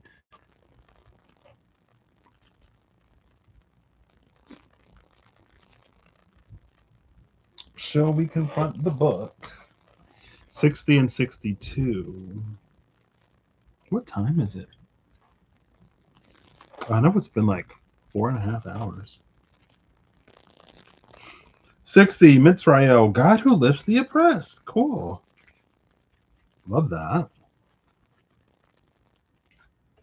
This beneficent and liberating Archangel's first and fundamental step brings to our consciousness the origin of a problem or illness, a healing that requires an upstream awareness. Once taken, it will free us from the burdens that haunt us, converting them into instructive experiences. Mizrael's activity hinders hold up, only when reason gets put at the service of feelings, and intellectual power is used only to justify the satisfaction of lesser impulses and passions. I'm going to read that one more time because I'm trying to read it. I got a little lost. It's like my eyes had skipped a line, and I was like, wait. So I'll start there. Once taken, it will free us from the burdens that haunt us, converting them into instructive experiences. That being the healing that requires an upstream awareness. Interesting that it's a healing that requires awareness. So we can, if we're not, if our awareness is off in some way, it would hamper, dampen our ability to receive this healing. Interesting. Mitzrael's activity hinders only when reason gets put at the service of feelings, and intellectual power is used only to justify the satisfaction of lesser impulses and passions. So, when reason gets put to feelings, basically, it's when we justify something that we've done, think, believe, whatever, right? When reason gets put to feelings, then you could say it loses it's hindered, not necessarily completely stopped. When reason gets put to feelings, it can be like clouded reason, right? But when logic and intelligence is used to justify lesser impulses and passions, then that's like not cherry picking, but it's like it's pointed. Now it's interesting because this is largely a self read. I did mention how like the only time I don't feel the pressure to change or whatever, like if I'm in an unhealthy dynamic, whatever that dynamic is, and if me changing or correcting my behavior or whatever isn't going to be reciprocated, like I'm not going to be more taken advantage of in a situation. I'm not going to be more of a people pleaser or more of a doormat by that not being matched. And I also mentioned how sometimes, like, if I don't feel like anything is going to come of me saying something, I won't say anything. I'm less inclined to say something if it's not going to lead to anything, right? If I'm in a dynamic and I've said time and time again, hey, this, blah, blah, blah. If it's ignored to the point where it's like, okay, there's no actual interest in whatever, I'm not going to waste my breath. You know what I mean? And if I am the hero of this tale, then that's like, I feel like I just read that. No, it was the same line. It's awareness. It's a healing that requires an upstream awareness. It's like that energy. Like if there's no upstream awareness, if there's no desire to do better or different or to make something more like fair, equitable, whatever, that's a sieve. And I'm not trying to fill holy cups anymore. And maybe that, because we got this Kingsgi energy here of these like broken bowls. Now these have been sealed with gold, so they are gonna hold water. Also, that's a crescent moon. It's they call it a wet moon, and I learned it in my farmer's almanac, maybe 2024. No, maybe 2023? Question mark. Pull away calendar, where like every day was a different fact. I had them all in a box. I don't know where that box is. But a wet moon is a crescent moon where it looks like a bowl that will hold water. I don't know what phase the moon is now. I don't know how it's oriented in the sky. Honestly, I haven't seen the moon in a while. Maybe I'll go outside tonight and see if it's a wet moon. Um, but yeah, sometimes we're not really ready for what we think we're ready for. And we can be not ready for any reason. I could be not ready because I don't want to be seen, right? Or I could be not ready because my desire to not want to be seen overrules my whatever for anything else. So it's a full moon. Oh, we are coming up on a full moon, aren't we? Well, it's a few days out. Is it a crescent? Um, yeah, let's keep it going. Maybe we'll get some more context here. Iahel, the supreme god. Oof. Who was this one? This was God who lifts the oppressed and the supreme God. Iahel. It says, thanks to Iahel, our intelligence can look into the mirror in which those higher worlds reflect. We can hardly see their materialization on the plane of manifestation. This vision of astral matter, through its images, connects us to the will from which they arose, giving us wise truth in harmony with our surroundings. If ties to the physical world hold us back, enslaving us and leading to division, we will have to seek a way to recover a broad and total vision of the golden spark inlaid within us. So here we have, if we are enslaved by the physical world in a way that leads to division, and we have, you know, God who lifts up the oppressed, who lifts up the oppressed. Also, there's the golden bowl, and this says connecting to that golden spark inlaid within us. So maybe this is the one through this mirror that helps give us the awareness that makes the medicine effective. Because again, this was a healing that depended on an upstream awareness. Maybe this is a piece that helps us to become aware of those things that otherwise are difficult to see.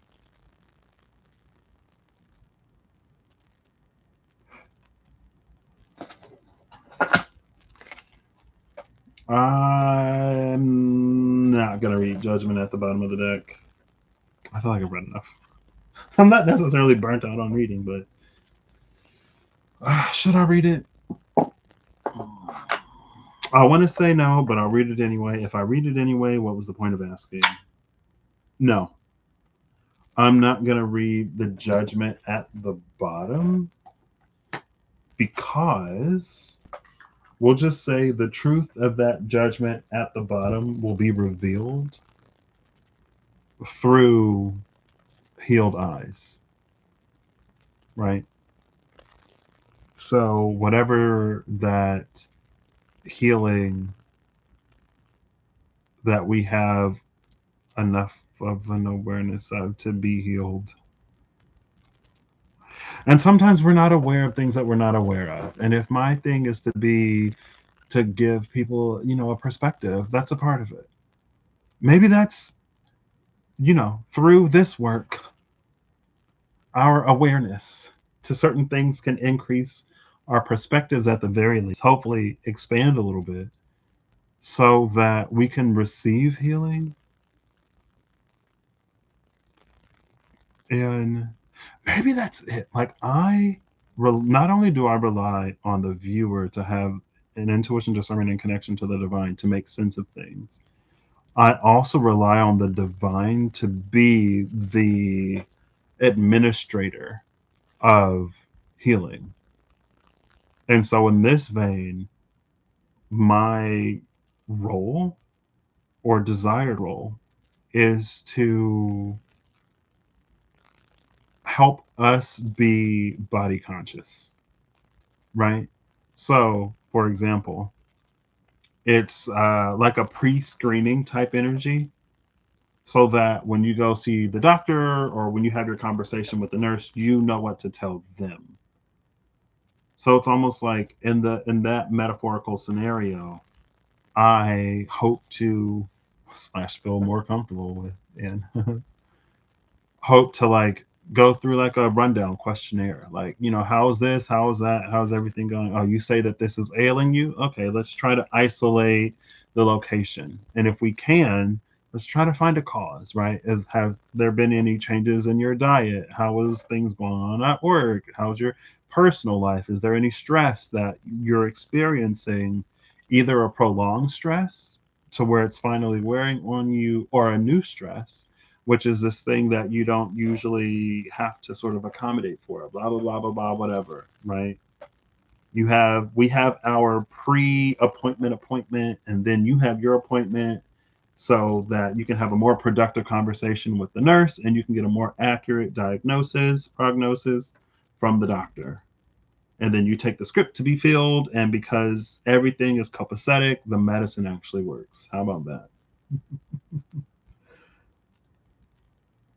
But sometimes again, like, we kind of have to have that awareness, and I think sometimes a different perspective helps us clarify certain things even if the perspective doesn't resonate, because sometimes that is illuminating in and of itself, right? When I'm like, oh, it sounds like you have a headache, and you're like, oh, my head feels fine. Hey, it's not a headache. I don't know. That wasn't necessarily a great metaphor, but you get the gist. Cool. I don't fancy myself a healer. Is it, is it through aversion? Probably.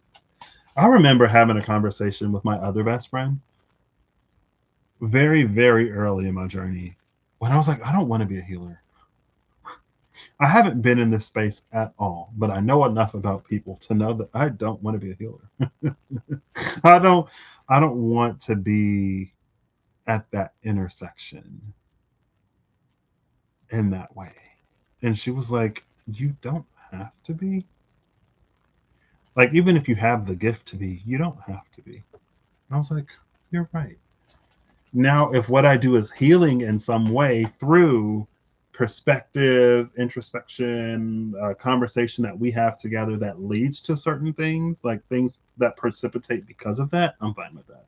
But to be the one actively administering and having those whatever, there are plenty of people who can do it, who love to do it, who will do it for you. I ain't necessarily one of those folks.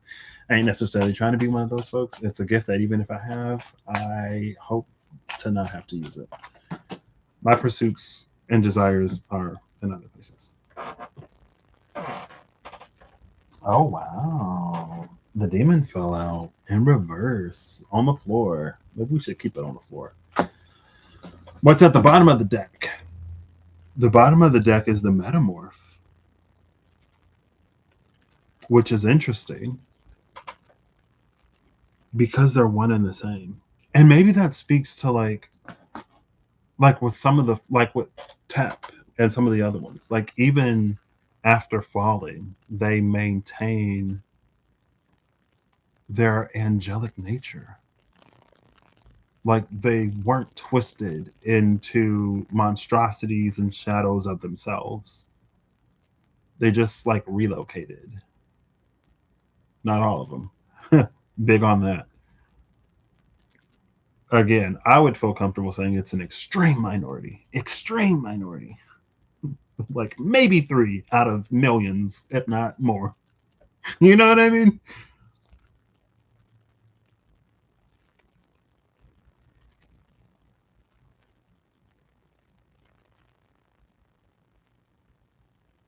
Wow. Because this is a self read that you are sitting in on, so you can get to know me and blah, blah, blah, whatever. Maybe it's like I can't help but be who I am. Even, I'm not going to say my least peoply, even in my less peoply energy, era, phase, I still can't help but try to help people or care about people or speak up on certain things.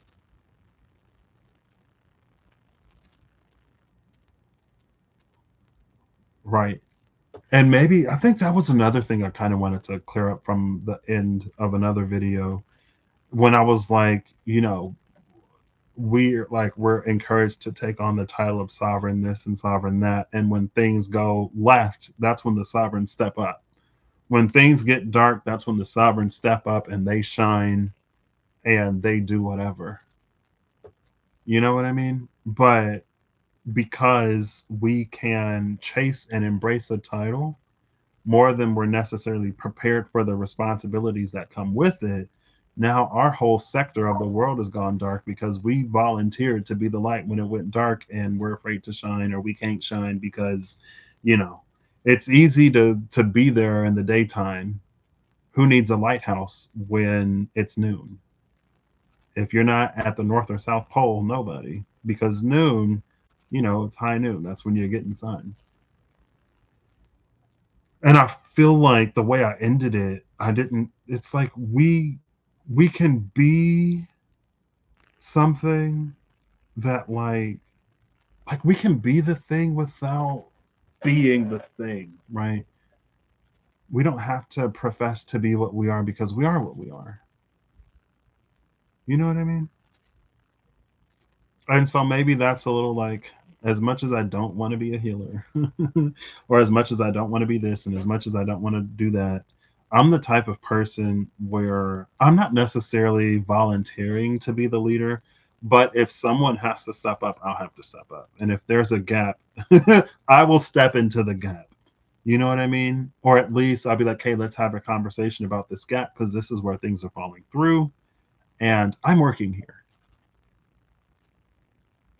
So, I prefer to work in a place that isn't not falling apart, but it's like, let's do what we're paid to do. You know what I mean? We're all clocking in. Someone's gotta to man the desk. Someone's gotta be there. You know what I mean? We can't all be clocked in and not working. Anyway,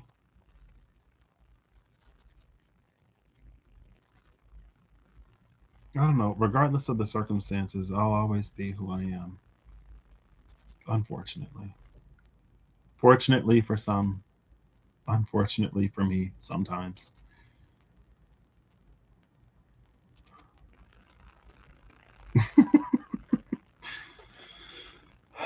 Anyway,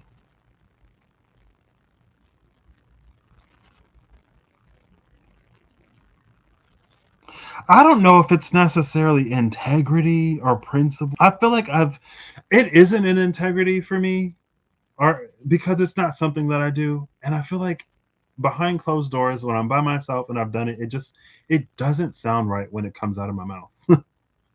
Like it sounds like I'm trying. You know what I mean?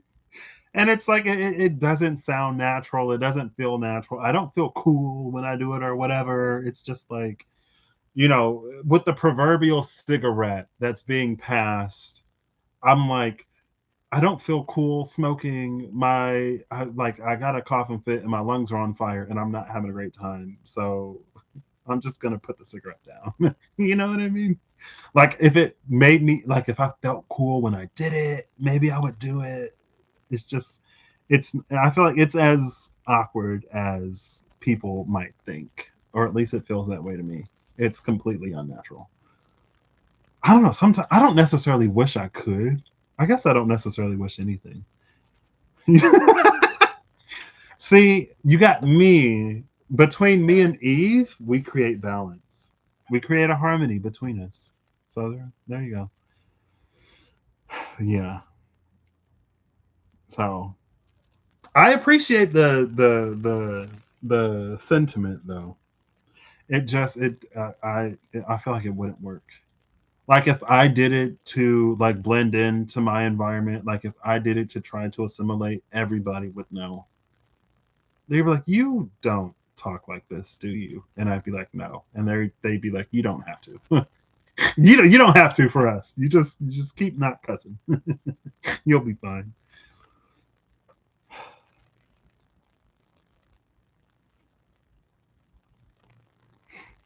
Yeah. Am I reading these? I've read everything else. I don't know if I necessarily need to. Nah. No matter the situation I'm in, I'm always gonna be me. That's what I take from these two. Especially through context of everything that we've seen today, right? The angel of harmony and stuff still like harmony remains in his domain even after he's fallen. And he's still inclined towards harmony, according to the book. So, that's cool. Even my dark side has some light to it. But conversely, my light side also has an edge. So, I don't know. You ever feel your your shadow or your darkness is more understanding and sympathetic and compassionate than your light? Am I the only one that feels like that? I feel like sometimes the light is it's like let's turn the radiance up to incineration. It's like a laser that just burns through everything. It's like you're supposed to be the light.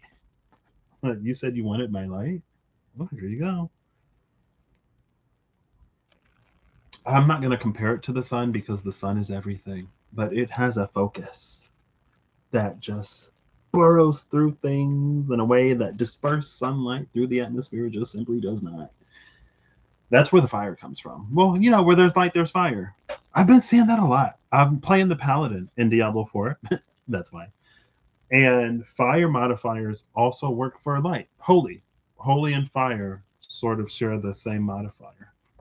And I feel like even in the cards before I got into like playing the paladin, there's been a lot of that like light and fire. When before it was the saying of like fire without like zeal without knowledge is like fire without light. So we saw some light with no fire.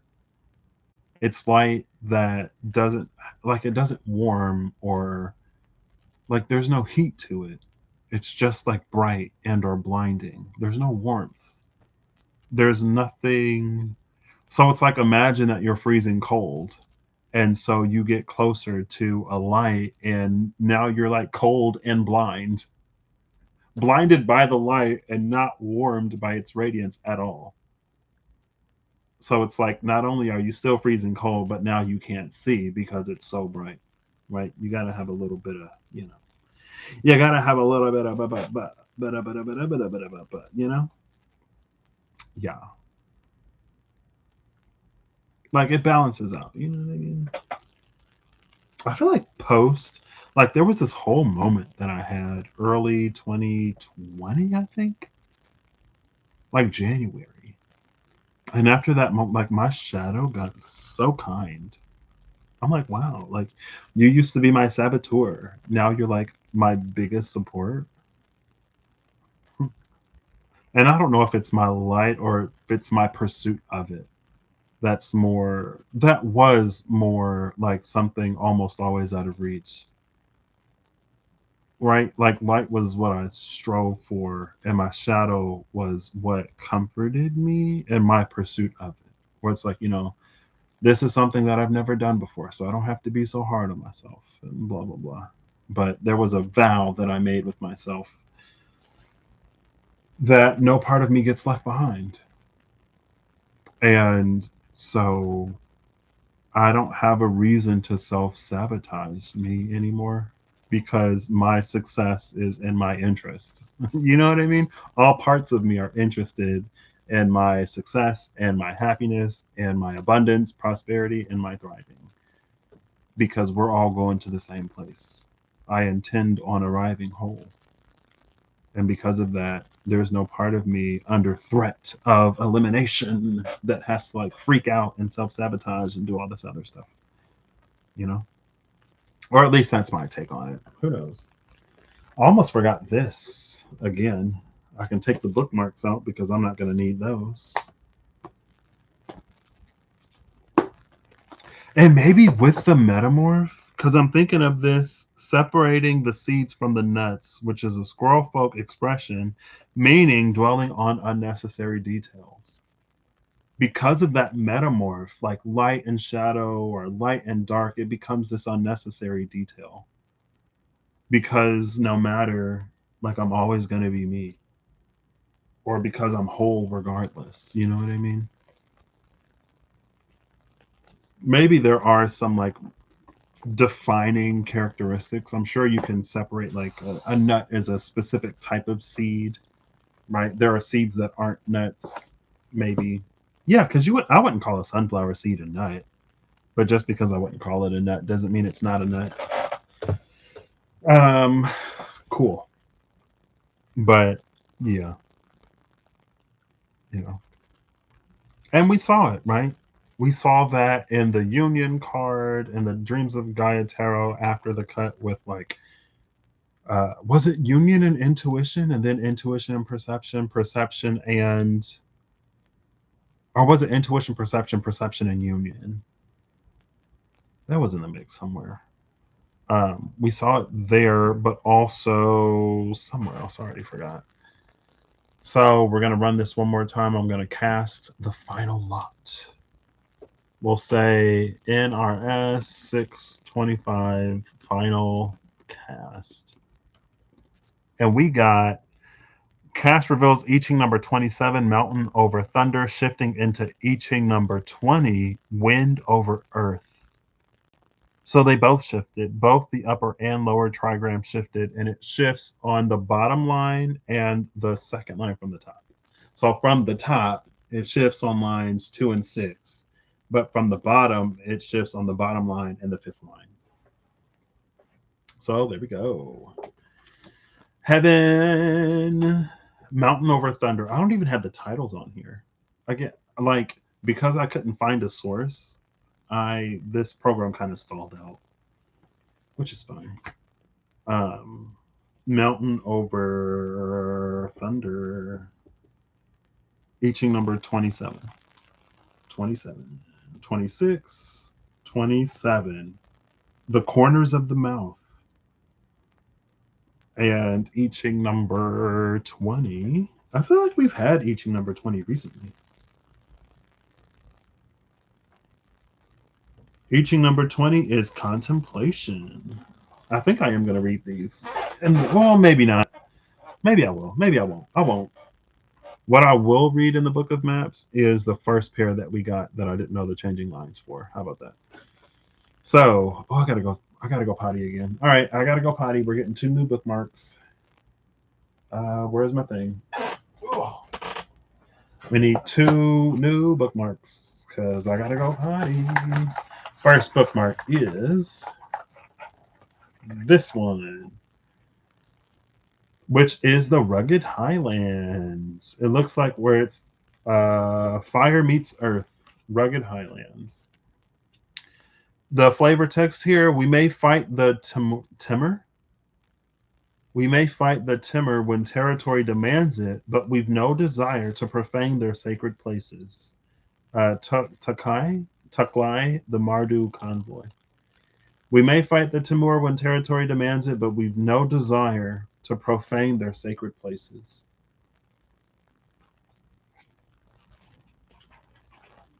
I don't do it because I want to, but I will if I must. No, let's do this one. No, I don't want this one. I want this one. I want this one. It doesn't matter what you want. I'm going to get it. I got it. It's a goblin. Oh, I did all that for a goblin. What's the other side? The other side is the Thopter. So this is from that booster pack with the Thopter is like the vehicle, the goblin is the pilot. Cool. All right, I gotta go potty. I shouldn't have even done all that. Ooh.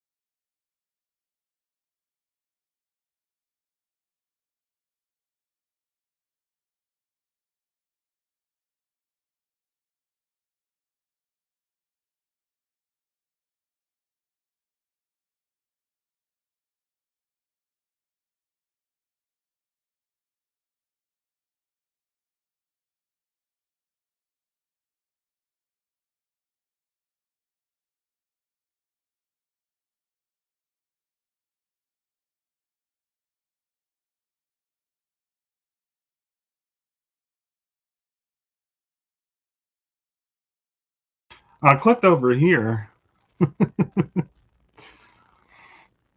Ooh, what are y'all eating? I just asked my asked my number one fan. I was like, did the dinner text go out? Because I need to start.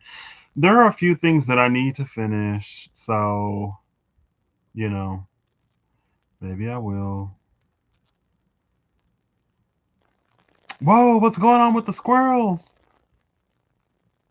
I see it.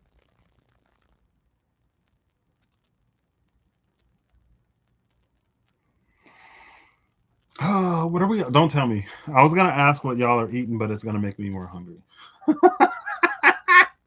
Maybe you can type it after I end the live, so I can find something to eat and then read it. All right, I'm back. I don't know. Like I opened the YouTube first instead of switching the scene in OBS. It's fine. Cool. Is this going to be the thrilling conclusion to our? Because like we saw the Tao path, the overarching Tao path in 4 parts, but part 4 seemed like an interlude between like 2 and 3. You know what I mean? Because we started with attraction of opposites and then we went to conflict and then we saw prosperity and followed by prosperity was biting through, but the biting through could be how we navigate conflict to arrive at prosperity. Ooh, okay. See, I felt the hunger. I felt my stomach go, I want to eat that. I felt my stomach go, I'm hungry too. Some moon and Taurus you are. You won't even feed me. I'm kidding. 27, the corners of the mouth, right? We start at 27. This looks like mountain over. Is that thunder? I guess that's thunder. Mountain is almost earth. Let's see. Here we go. Yeah, 27 to 20. Okay. So the 4 corners of the mouth. The corners of the mouth. Just cherry picking impressions, sensory, emotional, intellectual are the food of the mind. We receive a barrage of impressions from television, computers, music, movies, books, and magazines, and often end up carrying too much weight in our heads. Simplify your life by eliminating anything that does not promote wholesomeness. You may be surprised to find that as you clean up your act, you also start feeling better. Gradually eliminating whatever is no longer relevant, stuff, habits, relationships, or points of view, amounts to trimming the fat off your lifestyle. Consider what it would be like to live with the people and things that help you to feel good about yourself. Then consider the extent to which you are willing to go to make that a reality. And what's the last? When a thought arises that grips your attention, relax your breath, let the tension go, and return to neutrality. This is the simplest form of meditation, and it works. There are many different techniques to facilitate self awareness, some very energetic, others more passive, and it's wise to experiment to find the way that feels right for you. Practicing a conscious raising technique with regularity clears the mind, calms the emotions, and will enhance your ability to feel supported by the flow of change that is Tao. Interesting. Health and well-being mean more than just freedom from disease. They are a radiant manifestation of balance in body, mind, and spirit. When the body and mind are balanced, our capacity for spontaneity, joy, and peace is increased. Now we have the second line and the fifth line, I think. Or was it the bottom line and the second line? We have the bottom line and the second line. Envying what someone else has will keep you feeling deficient, even starved. Forget about what is on your neighbor's plate and focus on how to provide for yourself. And then line 5, your heart is in the right place, but you lack the resources to provide what is needed. Seek out someone who has the energy, wisdom, or expertise that you lack and work together. Okay. What do I do with this? Is this for me? Maybe we'll keep reading. And this shifts into contemplation. An enlightened perspective doesn't differentiate between the self and the whole of existence. There are no lines of separation. The approach is one of I am all that I perceive, all that is resides in me. This is a time for reflecting upon life, retreating from activity and involvement with the busy mind, and experiencing the profound nature of cool detachment. So we got this cool detachment, also the sentiment of cool detachment echoed in the corners of the mouth. Just like this said, we receive a barrage of impressions and we got to trim the fat. I don't know. I feel like maybe it's just me. Maybe it's my obstinance. Maybe it's, if that hit for you in some way, take it, I guess. For me, I don't know. I'm not feeling it. Maybe there's some part in it. Let me see. I'm going to go to the Book of Maps and we're going to read that from the Book of Maps and we're going to see if we get anything more, whatever. You know what I mean? I feel like that's fine. Oh, wait. There is a part of this that does resonate. The part of it that does resonate in that cool detach. Okay, I will say this: the part of it that does resonate, if this is a whole thing about like observation and when it's time to speak and how we work towards a resolution. For me, because my path to speaking has been what it has been, there's a certain level of heightened emotions probably that's present. And so when it comes to the resolution of things, that's when it's like, okay, simmer back down, calm back down. You've seen what you needed to see. You've said what you needed to say. Calm down and let's work through this like in a together type of way. Right. So in that way, I do see it. So there's that. Right. Because things take on certain energies. Right. And when it comes to prosperity and harmony, I wouldn't necessarily want the energy of like contention to be there with it. Where is my book of maps? Why is it closed? Did I do this last time? Did I just pull my iPad? I'm like, hello? Where where is my book of maps? This is crazy. It might be in this folder that I'm in.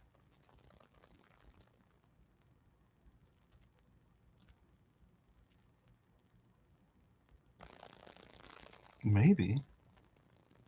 Hello? There it is. Book of Maps, Retruvian edition. I remember now. What I Ching is this? Number 3? So we're going for 27 and 20. It should be consistent between the two.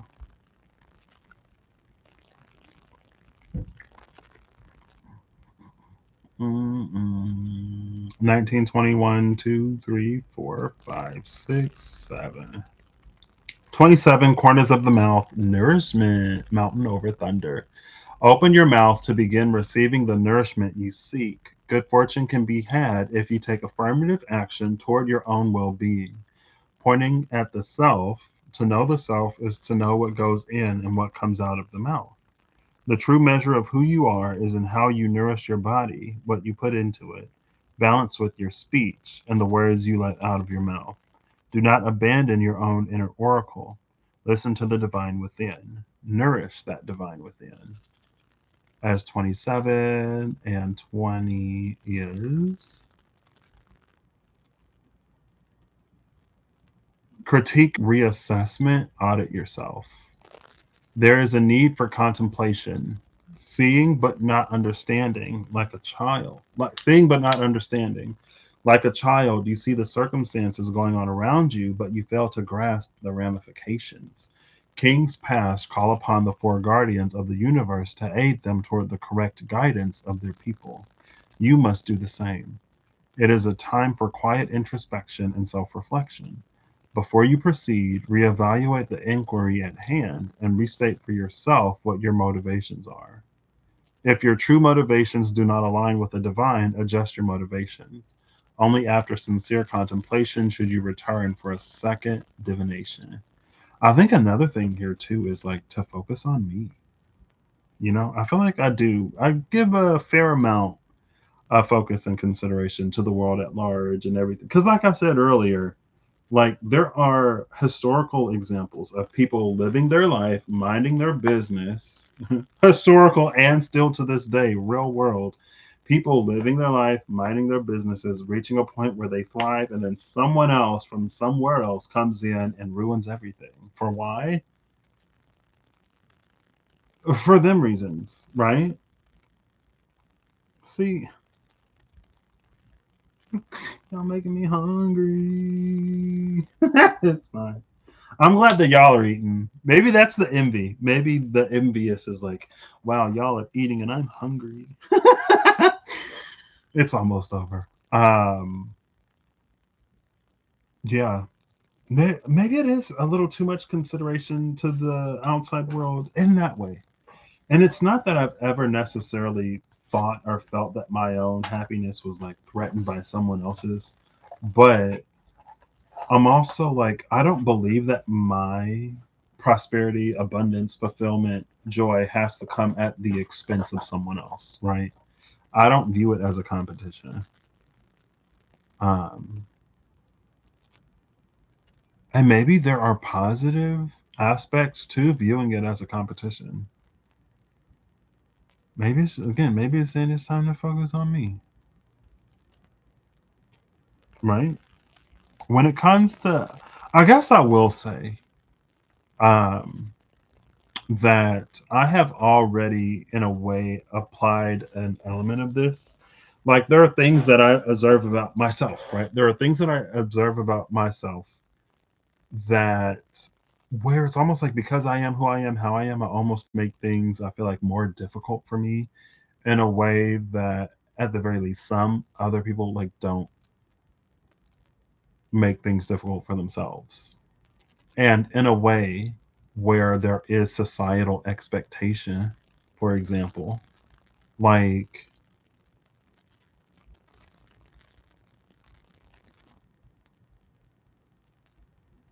it's not a question of like, am I putting myself at a disadvantage by remaining in integrity with who I am? But then it's a question of like, okay, well, what about this exactly is integrity?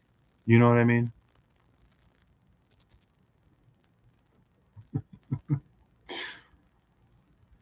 I feel like I have a tendency to maybe like undersell and undervalue. I feel like it's kind of my default is almost like underselling and undervaluing myself, my contributions, blah, blah, blah, whatever. When I think about stuff that I've done, that's when it's like, oh, like I've done this and I've done that and blah, blah, blah, blah, blah, whatever.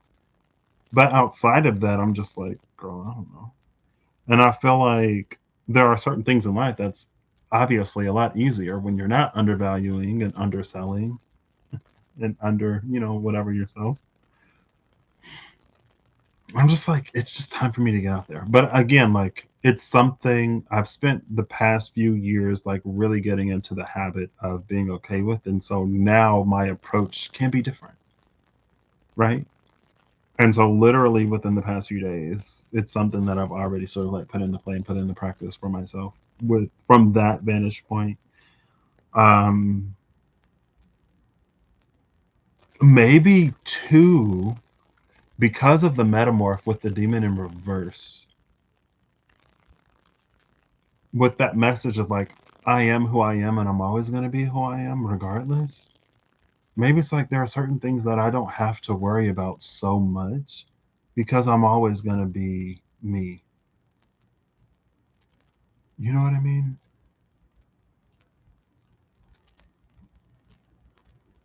I don't know if this is like translating for y'all, but I feel like I'm almost reaching a breaking point for me. Cool. An hour later, now we are at the end, my friends. No, I'm like food. I hope you all have an amazing whenever you see this. I hope you're acting in alignment to make all that you wish to experience your reality. I hope that whatever you need along your path journey, like you find Again, thank you, Brian, Matt, and Eve, for stopping by and spending time with me. If you are the viewer of this, hopefully you got to know me a little bit better to know that if I'm for you or not or whatever, I don't know. But again, this was partially because I was like, it's partially for me. I had fun, especially in the beginning. I feel like maybe there are certain things that I can sit with a little bit longer. You know what I mean? And yeah, we got all the final cards. We did all of the lot casting. I think that's everything I've used. What was I gonna? Okay, now that we're at the end of this, I can ask Google. Hey Google, or not. Google's not responding, so I'll catch y'all later. Bye. Let me go find me something to eat.